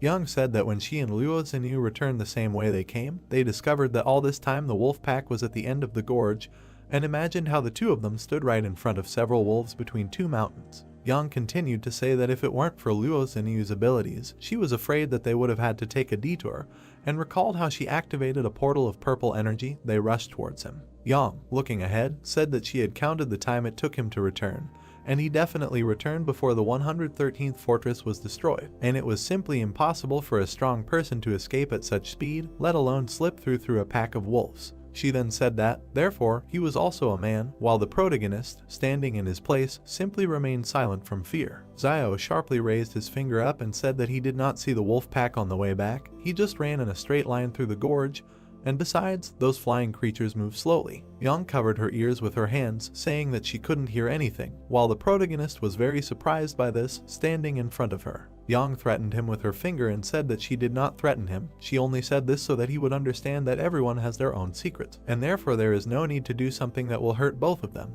and Xiao reasoned that she means that as long as he doesn't report to the King clan, no one will bother him. Then the protagonist abruptly walked next to her and said that they had agreed. Xiao suddenly stopped in place, clenched his hand into a fist, and, turning back, said that he heard her mention the flame source on Mount Jin, and asked if she knew why they were buying the blood of people with superpowers, and Yang. Standing still, she said that the 109 fortress was in greater danger than he could imagine, and there was no need to mindlessly contact the source of flame and donate your blood to them, and that's all she could tell him. The protagonist went through what dangers, and besides the source of flame, there are other secret organizations here, and Yang left him, saying that he does not have much time to be interested in this, and he underestimates the degree to which the people of the fortress reject refugees, and he simply silently followed her with his gaze. Suddenly, Xiao raised his head and looked higher at the nearby rooftop where Xinyu was standing. The protagonist reasoned that Luo Xinyu was also here, and she raised her hand up, making a gesture. Xiao turns towards Yang, who is standing next to him, and asks that this is how they know why supernatural beings appear. Yang, adjusting her cap, said that in the process of evolution, humanity has weakened its physical capabilities, and, as he said on Mount Jing, that Mr. Zhang Jinglin from the 178th fortress said that this is the price of the wisdom of researchers,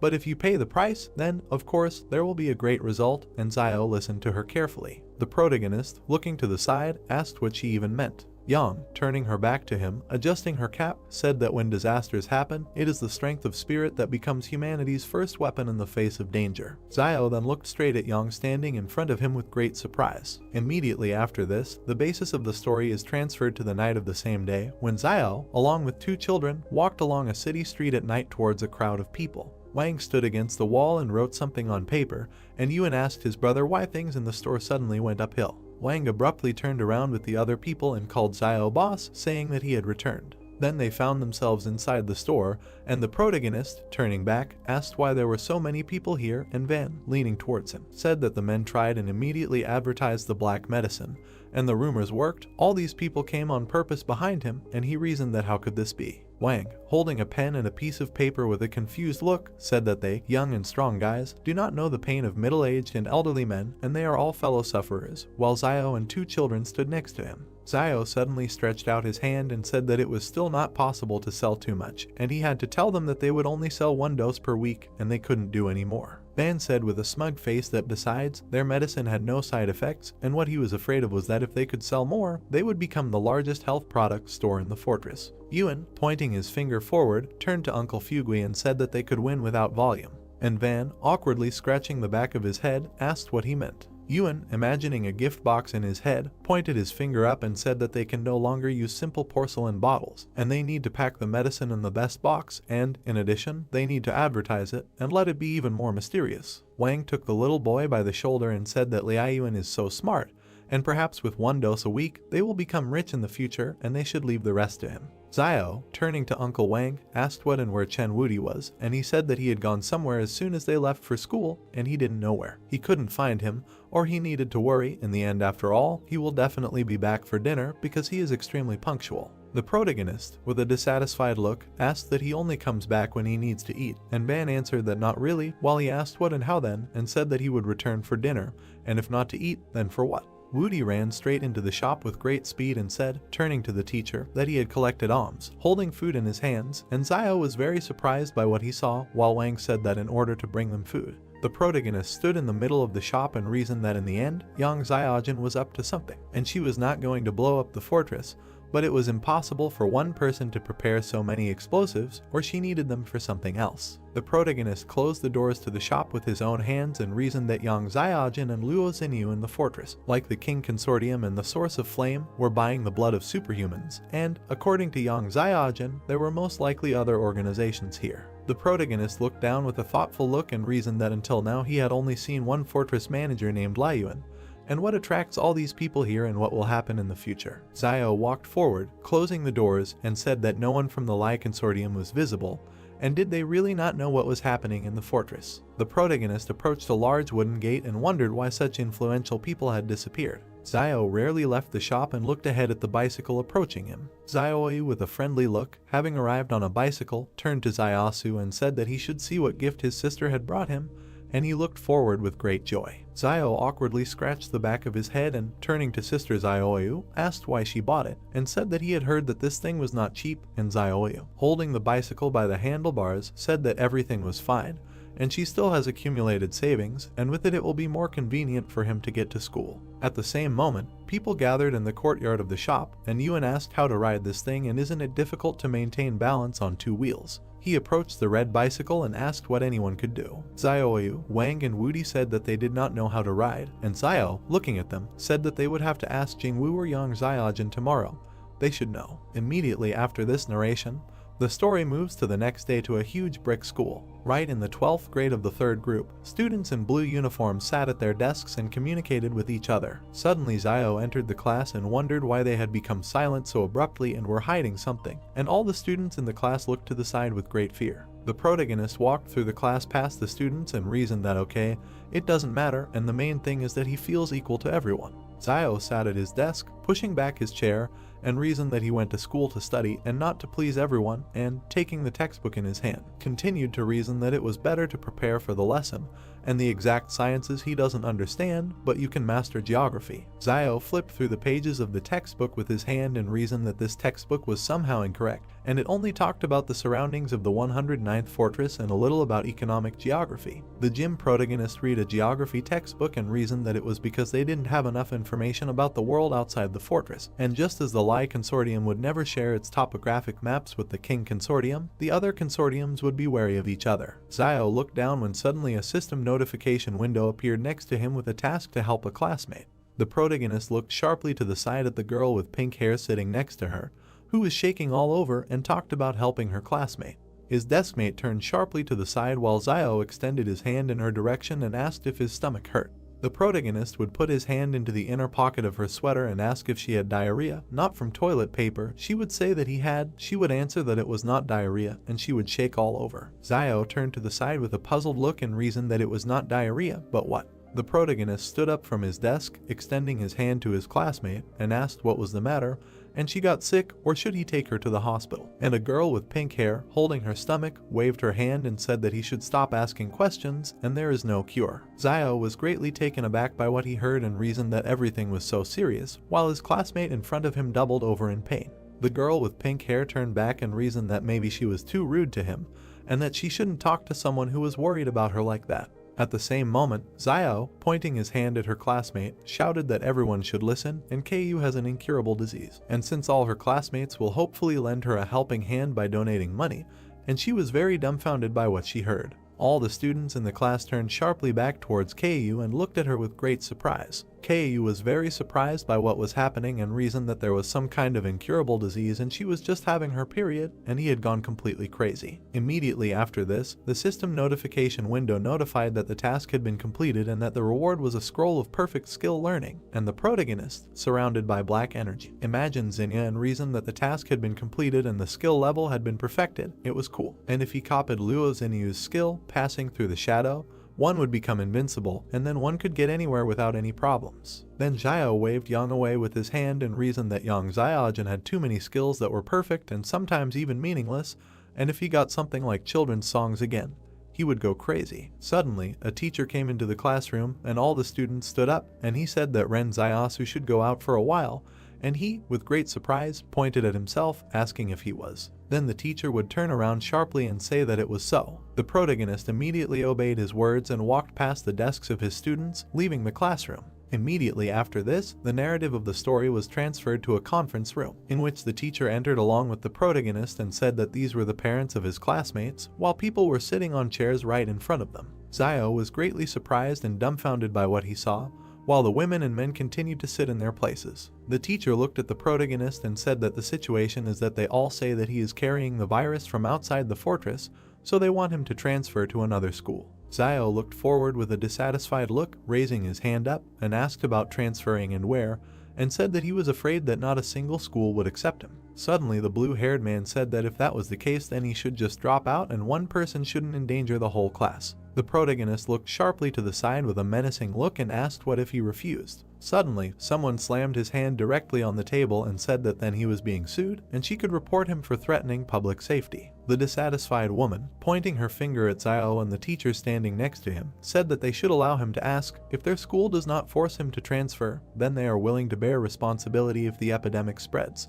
The teacher awkwardly scratched his head and said that this student was assigned here by Liuyuan and asked that why don't they talk to him about it. Suddenly, a teacher with black hair walked into the conference room and asked what they were trying to achieve. A dissatisfied woman, putting her hand forward, asked that they could allow refugees to go to the same school as their children. The teacher immediately answered her that why not, and they are all people, and asked who said that refugees must be infected and that one of their children got sick. The dissatisfied woman spread her arms and said that no, but she heard that there were infected in the fortress. The teacher, putting one hand on the protagonist's shoulder and holding the other to his chest, asked what she heard, and now because of this, she can put an end to the future of this student, and said that she, as a teacher, doesn't care whether he is a refugee or a resident of the fortress, and for her he is a student like everyone else. Zio looked to the side with a joyful look, reasoning that although polluted, there will always be clean people in it. A man with blue hair, holding his hands to his chest, asked that since she was so protective of this student, then why didn't she take him to her class? The teacher then said that this is why she is here and she is applying to transfer Ren Xiaosu to their class. Suddenly, the teacher and Zio turn around sharply as a girl wearing a cap appears right behind them and says that she will also apply to transfer to their class. The man with blue hair looked at the teacher and said that as a teacher she is irresponsible about what she talks about, and even though she wants to let him into her class, will the parents of her students agree? The teacher, with her head down and her hands clenched in fists, said that they no longer had parents and she needed to get the consent of her students. Suddenly, several students in blue uniforms walked into the conference room and shouted that the teacher did not need to ask for their consent and that they would always support her in Ren Xiaosu. A woman in a yellow jacket, crossing her arms over her chest, said that it was very interesting why they were helping this refugee so much. Suddenly, one of the students, clenching his hand into a fist, said that they were not helping him. He did not need their help, and if it were not for him, they would not be alive now. Then this student recalled how he and the teacher went out into the forest and said that they were completely ignorant of the world outside the fortress, and he thought it was sad. The teacher with a menacing look said that Ren Zaiasu would immediately start teaching in their class and it was time to start filling out the application. And the other teacher, holding his palms together, said that it was good, he would start this later. The teacher then said that a teacher who can't even protect his students and he is ashamed of him, and he didn't say a word while the other teacher stood in front of her and just remained silent in response. Immediately after this, the story moves to the school courtyard where students were running around during recess. The protagonist stood near the desk of his classmate with pink hair, and she reasoned why he returned so quickly. Keiyu raised her head a little and looked to the side, and Jiao stood in his place and told her to get better soon. Keiyu, not understanding anything, sank back onto the table and simply remained silent. Then the teacher turned to Ren Zaiasu, said that she would take him to a new class. He, leaving the office, said that it was good, while Yang stood nearby and laughed. They all walked along the school corridor together, and the teacher said that if there were difficulties with his studies, he could tell her and she would help, and Zio, walking next to her, said that he really needed to consult her. The teacher asked what was in what subject, and Zio, with a calm expression on his face, said that it was in cycling, and she talked about it and that this Ren Zaiasu can really surprise sometimes. Yang leaned closer to the protagonist and asked him that he bought a bike, and he asked what she was doing and shouldn't they have avoided getting into first grade. Yang smiled, raising her hand to her mouth, and said that she didn't mind, while Zio reasoned that who cares whether she minds or not. Yang said with a joyful smile on her face that, by the way, teacher Jiangwu just said that they would sit at the same desk and hope for his instructions in the future. They then shook hands, and the protagonist said that it was mutual. Zio continued to walk down the school corridor with a smile on his face. Yang also walked along the school corridor and looked to the side while the protagonist reasoned that this was really fate. Immediately after this, the narrative of the story moves to the evening of the same day to Wang's shop, in which Zio came along with teacher Jiang, and Yuan, meeting them, said that they had returned. Yuan said that he heard what happened today and thanked her. Jiang leaned forward a little, stroking the boy, saying that he shouldn't, and every teacher should do this. Yuan reasoned with a smile on his face that because of what has been happening in recent days, the people from the fortress are not to his liking. But teacher Jiang Wu and her students are different, and sister Yang Ziajin is also different, and he likes to watch how she mocks his brother. The protagonist turned to his brother and told him to quickly roll the bike so that the teacher could teach them, and he said with a joyful face that it was good. Yuan then rolled the bicycle and brought it to the teacher, telling her that she should try it. Jiang suddenly sat straight on the bike and began to ride slowly, saying that to ride a bike, you need to be able to keep your balance, and you need to look not at the handlebars, but at what is in front of them. You need to overcome your fear like this. Jiang began riding her bicycle around the shop's courtyard while Zio and her allies watched her in great surprise. The protagonist, his mouth slightly open, looked straight ahead with great admiration. Yuan, Wang, and Dallin watched with great surprise as the teacher rode a bicycle. Zio suddenly tensed up and reasoned that it was the sound of a bomb exploding, and whether Yang Ziajin or not, it didn't seem like it was her. The protagonist suddenly turned to Jiang Wu's teacher, saying that she could stay here and if anything happened, they would take care of her, and she got off her bike and said okay. Then Zio abruptly walked towards the exit of the shop and, turning to his brother and Yudi, said that they should take out weapons and close the door of the store and not open it until he returns. And Yudi said that it's good, and the mentor need not worry until Yuan asked where his brother was going. The protagonist continued to walk forward slowly and said that they should worry about him and should stay home. At the same moment, Zio with a sharp movement jumped onto the roof of one of the houses in the city and reasoned that now it was calm outside the fortress, but a lot of dangerous people had gathered inside. The protagonist rushed over the rooftops at great speed and continued to reason that in order to make a final decision, he needed to go and look at what had happened himself, and then he could provide everyone with a chance to survive. Zio landed hard on the ground, kneeling down on one knee and holding himself up with his hand. The protagonist stood right in front of a huge brick building and reasoned that this building was the tallest, from which it would be convenient to observe the situation. Zio immediately began to climb straight up the huge brick building. The protagonist grabbed the iron fence on the roof of that same tall building with his hand. Then Zio jumped up a little, ending up halfway on the roof, and tried to push himself with his hands. Suddenly the muzzle of a firearm was placed directly at the protagonist's head, which greatly frightened him. Zio, with great surprise on his face, looked forward straight at the barrel located in front of his face. The protagonist was holding on to the iron fence on the roof of the house while Yang sat right in front of him and aimed her huge black rifle at him. Zio reasoned with a serious face that Yang Ziajin was here. The distance from the explosion was a good distance, which means that sound had nothing to do with her, while she continued to aim the scope of her rifle, pointing it at him. Yang would then raise the muzzle of her rifle up and turn her back, telling him he could climb in. The protagonist abruptly climbed onto the roof of the house and ran forward at great speed. Zio stopped in place, looking at Yang, and asked that something happened and why there was such a noise. She said that the flame source was playing with fire. The protagonist asked with great surprise what she was talking about, and Young, putting her hands in her pockets, said that the awakened Superman went to sell his blood, and he thought that the source of the flame was really some kind of charitable organization. But the company immediately began to act and wanted grabbed him on the spot, but missed it. Zio, hearing all this, said with an awkward expression, which means they really are catching people with the bait of a million, and fortunately, he didn't fall for it. Then the protagonist, standing behind Yang on the roof, said that, but such a strong company is the source of flame, and she interrupted him and said that she must be fully prepared to capture the super being, asks why everything went wrong. Then Yang stepped on the edge of the roof with her foot and said that at first they really succeeded, and they injected the Superman with a large dose of anesthetic, but they could not even think that he would take his partner with him, and before going to the source of flame for money, they agreed that if one gets into trouble, the other will help him. The protagonist, lowering his head a little, said that it turns out that even the Superman was prepared, and then the company failed, and isn't now a great opportunity to profit from them. Young turned to the sides, holding her hands in her pockets, and said that one should not underestimate the source of flame, and the Dawn Army is under their command, and it is extremely strong, even if only 5 of them remain, and imagined images of the members of these organizations in her head. Young, still standing on the roof of the house, said that the only reason why these two have lasted until now is that fat man Luo from the King Consortium is also plotting. And Jiao, standing nearby, asked about Luo Lan, is there any reasons why he doesn't get along with the source of flame. Young recalled how King led a soldier by the arm and said that the company used a similar trick to kidnap the soldier King Zhen while he was on vacation, although he later returned the soldier, but since then, the King Consortium has been at enmity with the flame source. The protagonist, awkwardly scratching his cheek, asked whether the struggle between consortia was always so fierce. Zio, looking at Yang standing next to him, asked that then why their target is King Zhen, and they obviously don't get along with the flame source, isn't the enemy of their enemy their friend? Yang looked sharply to the side and, closing her eyes, said that the enemy is the enemy, and they are not playing at being allies, and Sayo, looking at her, reasoned that it seems that the organization in which Yang Xiaojin is located has very clear goals or principles and fears that anyone who affects their interests will end up on the list of secret victims. Yang sharply emitted red energy from her hand, and out of nowhere a huge black-red gun was taken out, says that he is probably curious. Both the source of flame and King Zhen are trying to dominate something that they are completely unable to control. Yang sharply began to aim at the scope of her rifle and said that whether it was success or failure, in any case, disaster must be expected.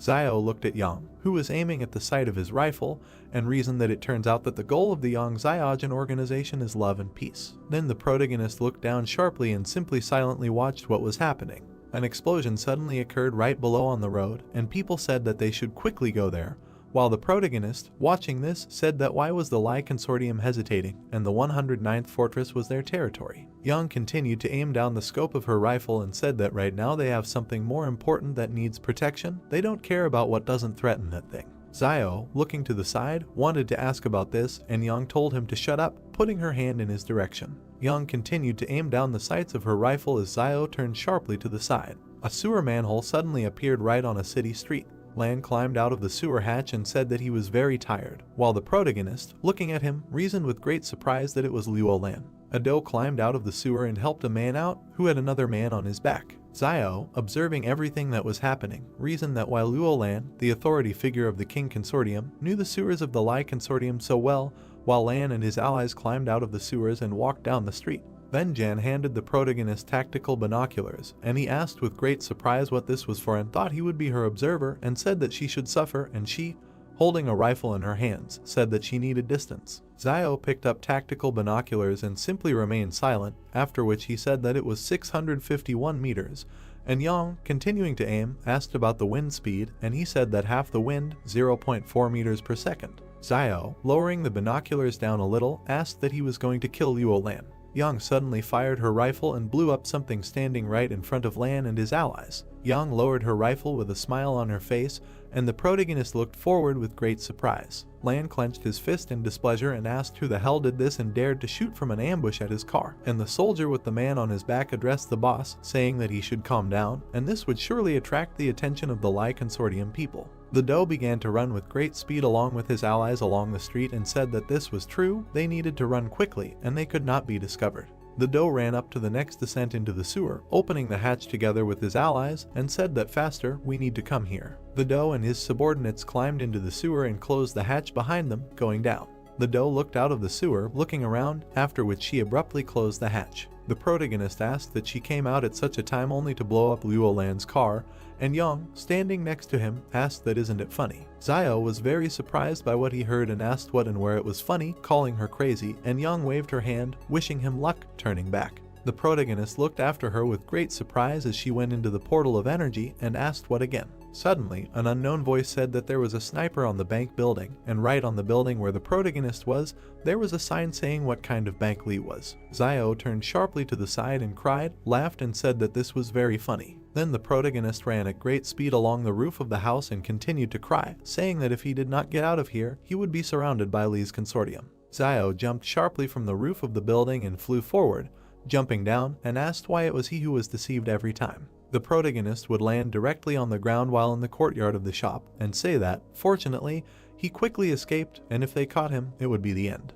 Yuan asked his brother if he was injured and what happened in general, while the teacher and the rest of the protagonist's allies stood behind him. Xiao, wiping the sweat from his forehead, said that everything is fine, and the source of flame had a conflict with superhumans, and this company really has bad intentions, and some superhuman came to them to sell his blood, and as a result he fell into a trap, which they prepared in advance. The protagonist stood up and addressed teacher Jiang, saying that the danger here should not affect them, and he would ask Chen Wudi to accompany her, and she was very frightened by everything she heard. Suddenly, someone knocked with his hand right on the door of the shop, and Xiao turned sharply at this sound. Do knocked on the door and said that they should open the door quickly, while his subordinate stood next to him with a man on his back. The Do turned back. The main character covered himself with his hands. Xiao looked at the boss and asked why he smelled so bad. The Do walked by and replied that he had a bad fall, let him take out his medicine. He has a wounded person here, and the main character asked how she was hurt. They were not involved in the explosion. The boss turned and shouted at him not to talk nonsense, they just accidentally fell. The main character opened the door and asked that they came on foot, where their car was. The Do looked displeased and replied that she was undergoing a technical inspection, and the main character asked what that meant. Lan turned to him and replied that cars need to be checked and repaired from time to time, and Xiao withdrew his hand and noted that he had never driven a car. The boss opened his mouth slightly and said not to tell anyone about tonight, otherwise he would tell everyone that Chen Wudi was a Superman, and Xiao replied that he need not worry. Lan smiled and asked why he was all wet, and Xiao replied that he was learning to ride a bike in the backyard. The main character pointed with his hand and noted that teacher Jiangwu had come specifically to teach him. The Do put his hand to his chin and asked that she had come to teach them how to ride a bicycle, to which he received the answer that that was exactly the case. They had never ridden before, and the boss added that she was great, she should be praised for helping those lagging behind. The Do put his hands on his hips and noted that he needed to see how badly she was hurt. The main character and the girl sat the wounded woman down. Lan put his hand to his chest and asked not to touch it, and then thought that when this Superman wakes up, he will need to use his gift of persuasion, then he, too, will have such a Superman as a bodyguard. Lan smiled and added in his head that if only this Superman could be even more powerful than Chen Wudi. The girl opened her mouth. Then she looked at the girl and noticed that this woman looked about 27 years old. Lan opened his mouth and noticed that she was indeed a woman, and the gray-haired guy noticed that she looked like Bialongo. The boss turned sharply and shouted that if he doesn't know how to make connections, let him not take it, and the gray-haired one replied that he was mistaken, she is older than Bialongma. The Do smiled and noticed that it was not good. He was also going to guess his age, and then thought that everything was still tolerable. If he suddenly went with him to get the scriptures again, there would be a place to cry. Xiao scratched the back of his head and asked him to help grind the medicine. Otherwise he was uncomfortable, and Xiaoyu replied that he could leave it to her. The girl smiled and noted that she would apply the medicine, so let her turn away. The protagonist's brother looked away. The girl jumped up and asked who they were. The Do smiled and remarked that he was the one who saved her from the source of the flame, and then noted in his head that he did not look like the person who was able to save her from the source of the flame, but it was him. The girl began to stagger. Xiaoyu put out her hand and noted that she had not yet been cured, there was no need to move. The girl turned and noticed that her brother was still in the hands of the source of the flame. The Do opened his mouth and noticed in his head that another Superman, her brother, another Superman, turned out to be her bra. It's not surprising that she wants to save him so much. The dark-haired guy opened his mouth and noticed that her brother was probably already dead. Then he narrowed his eyes and added that she was running for her life with him on her back, and when they were separated from the blow, they only managed to take her, and the source of the flame clearly did not need him alive. The main character remembered the girl and thought that when he heard the name of the company Flame Source before, he thought that it meant the flame source for the survival of mankind. He did not know that this company is willing to do anything to get the blood of superhumans. Then Yang is a good person. If it goes against them, Although the complexity of human nature far exceeds the definition of good or bad, one cannot simply define a person by the signs of good or bad. It is too biased. Zio opened his mouth and asked that it was the fat man who saved her from the source of the flame, and Lion replied that he could be sure that this would not affect them and he would not allow him to cure diseases and save people for nothing. Tang Zhu would send him 30,000 yuan at dawn. The boss spread his arms and added that she could join them.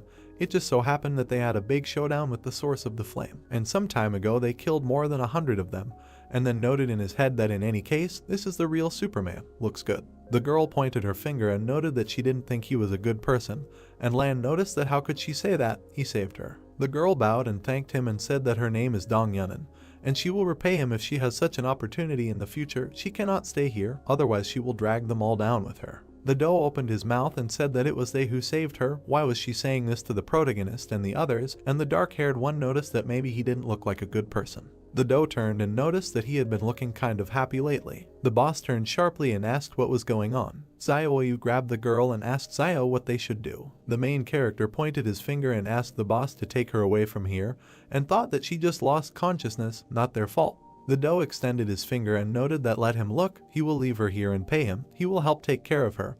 He will return tomorrow with the money, and the protagonist agreed. The main character grinned and asked Zio to help the guest get to the room, saying that he would guard the door and not let this lady run away until Fat Man Liu brought the money, and Lan wondered how they quickly arranged everything. It's 13 at the high school the next morning. Yang turned around sharply. Yuan smiled and greeted his sister. The girl bent down and said that tomorrow she would bring something tasty and ask his brother to give it to him, and the main character wondered when these two managed to become so close. Then Yang looked at the protagonist and said that yesterday he asked Mrs. Jiang to teach him how to ride a bicycle.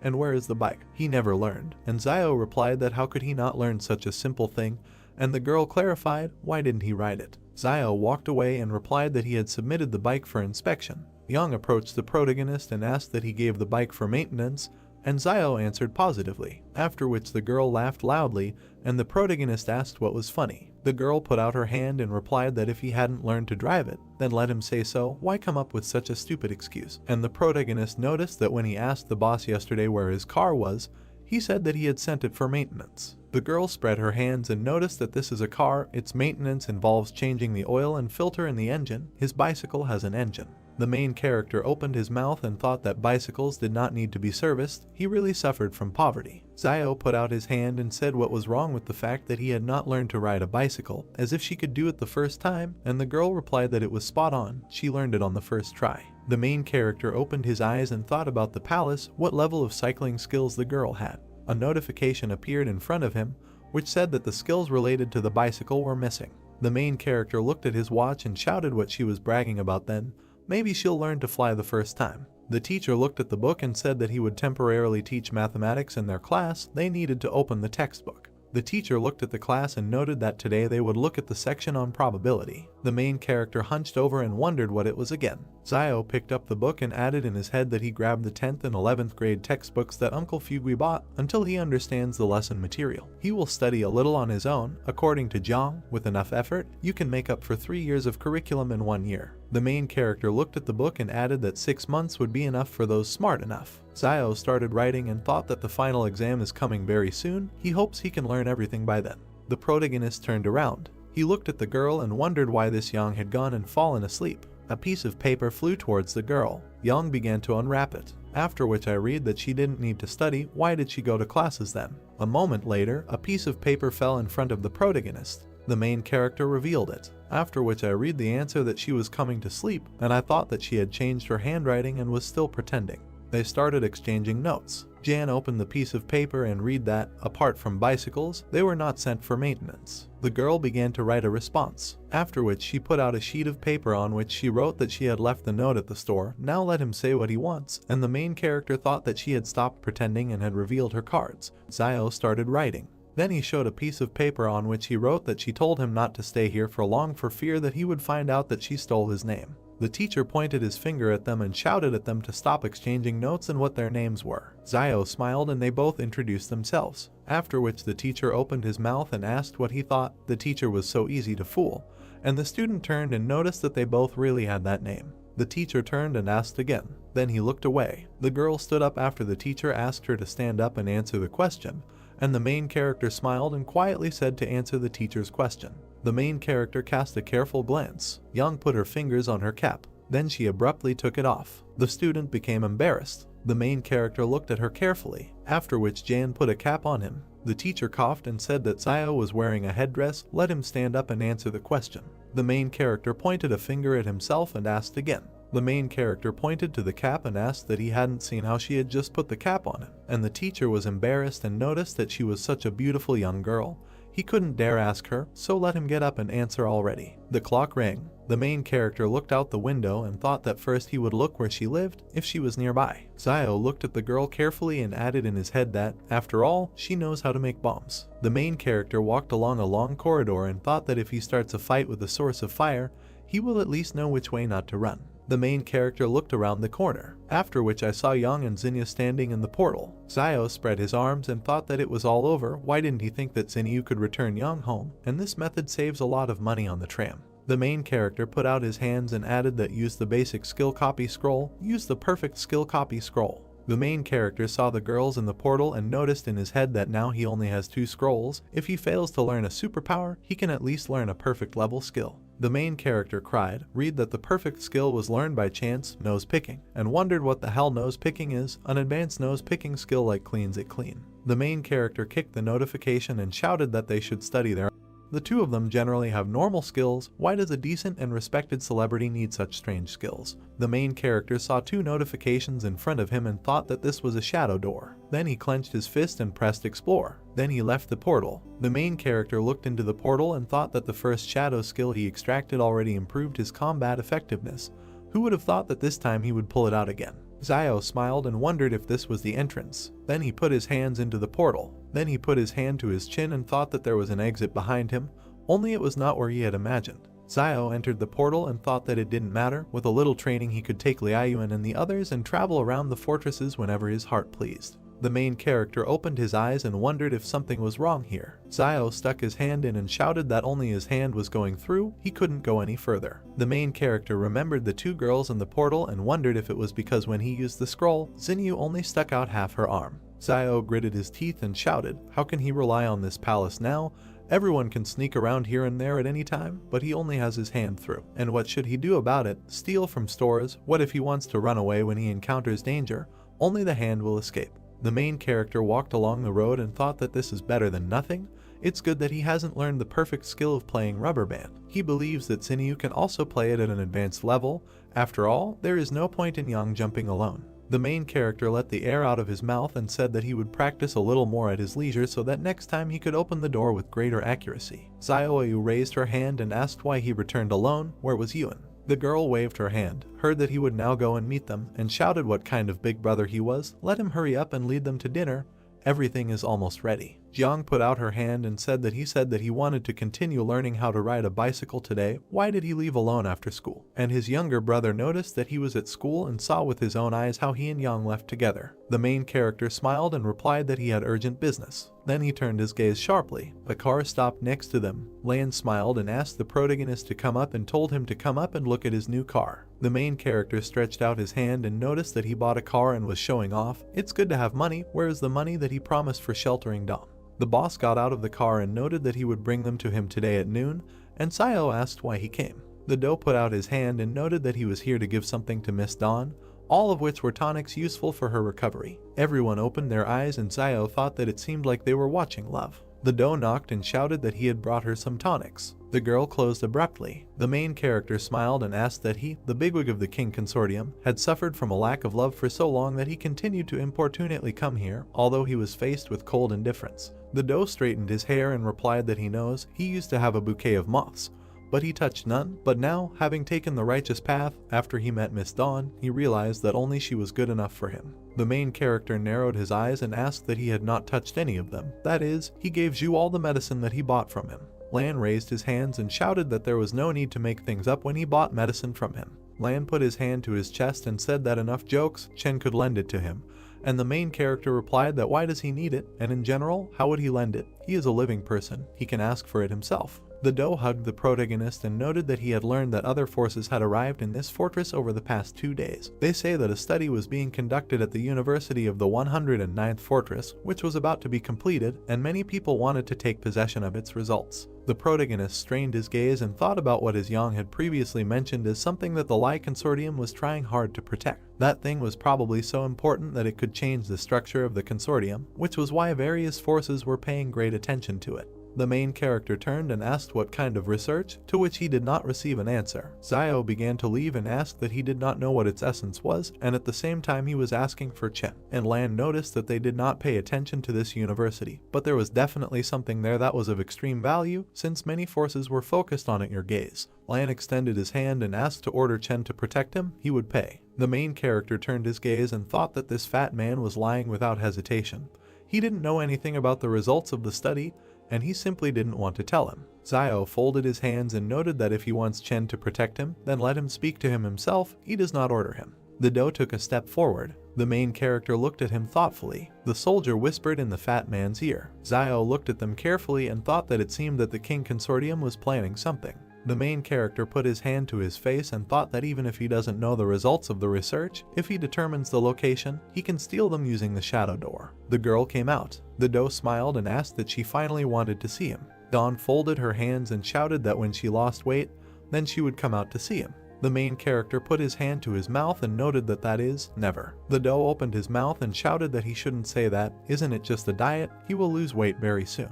Lan said how quickly he could lose weight, and the main character replied that he would certainly lose weight if he ate one mantu in the morning, afternoon, and evening. The Do looked at him displeased. Then he smiled and asked if it was before or after the meal. The main character stretched out his hand and noticed that it seemed that he was going too far. Chen told him that Ben Borba had already tried to lure him to his side. Now he was taking risks, helping Dong. He was not afraid that there might be problems with this girl, and Lan asked what could go wrong. She looked so innocent.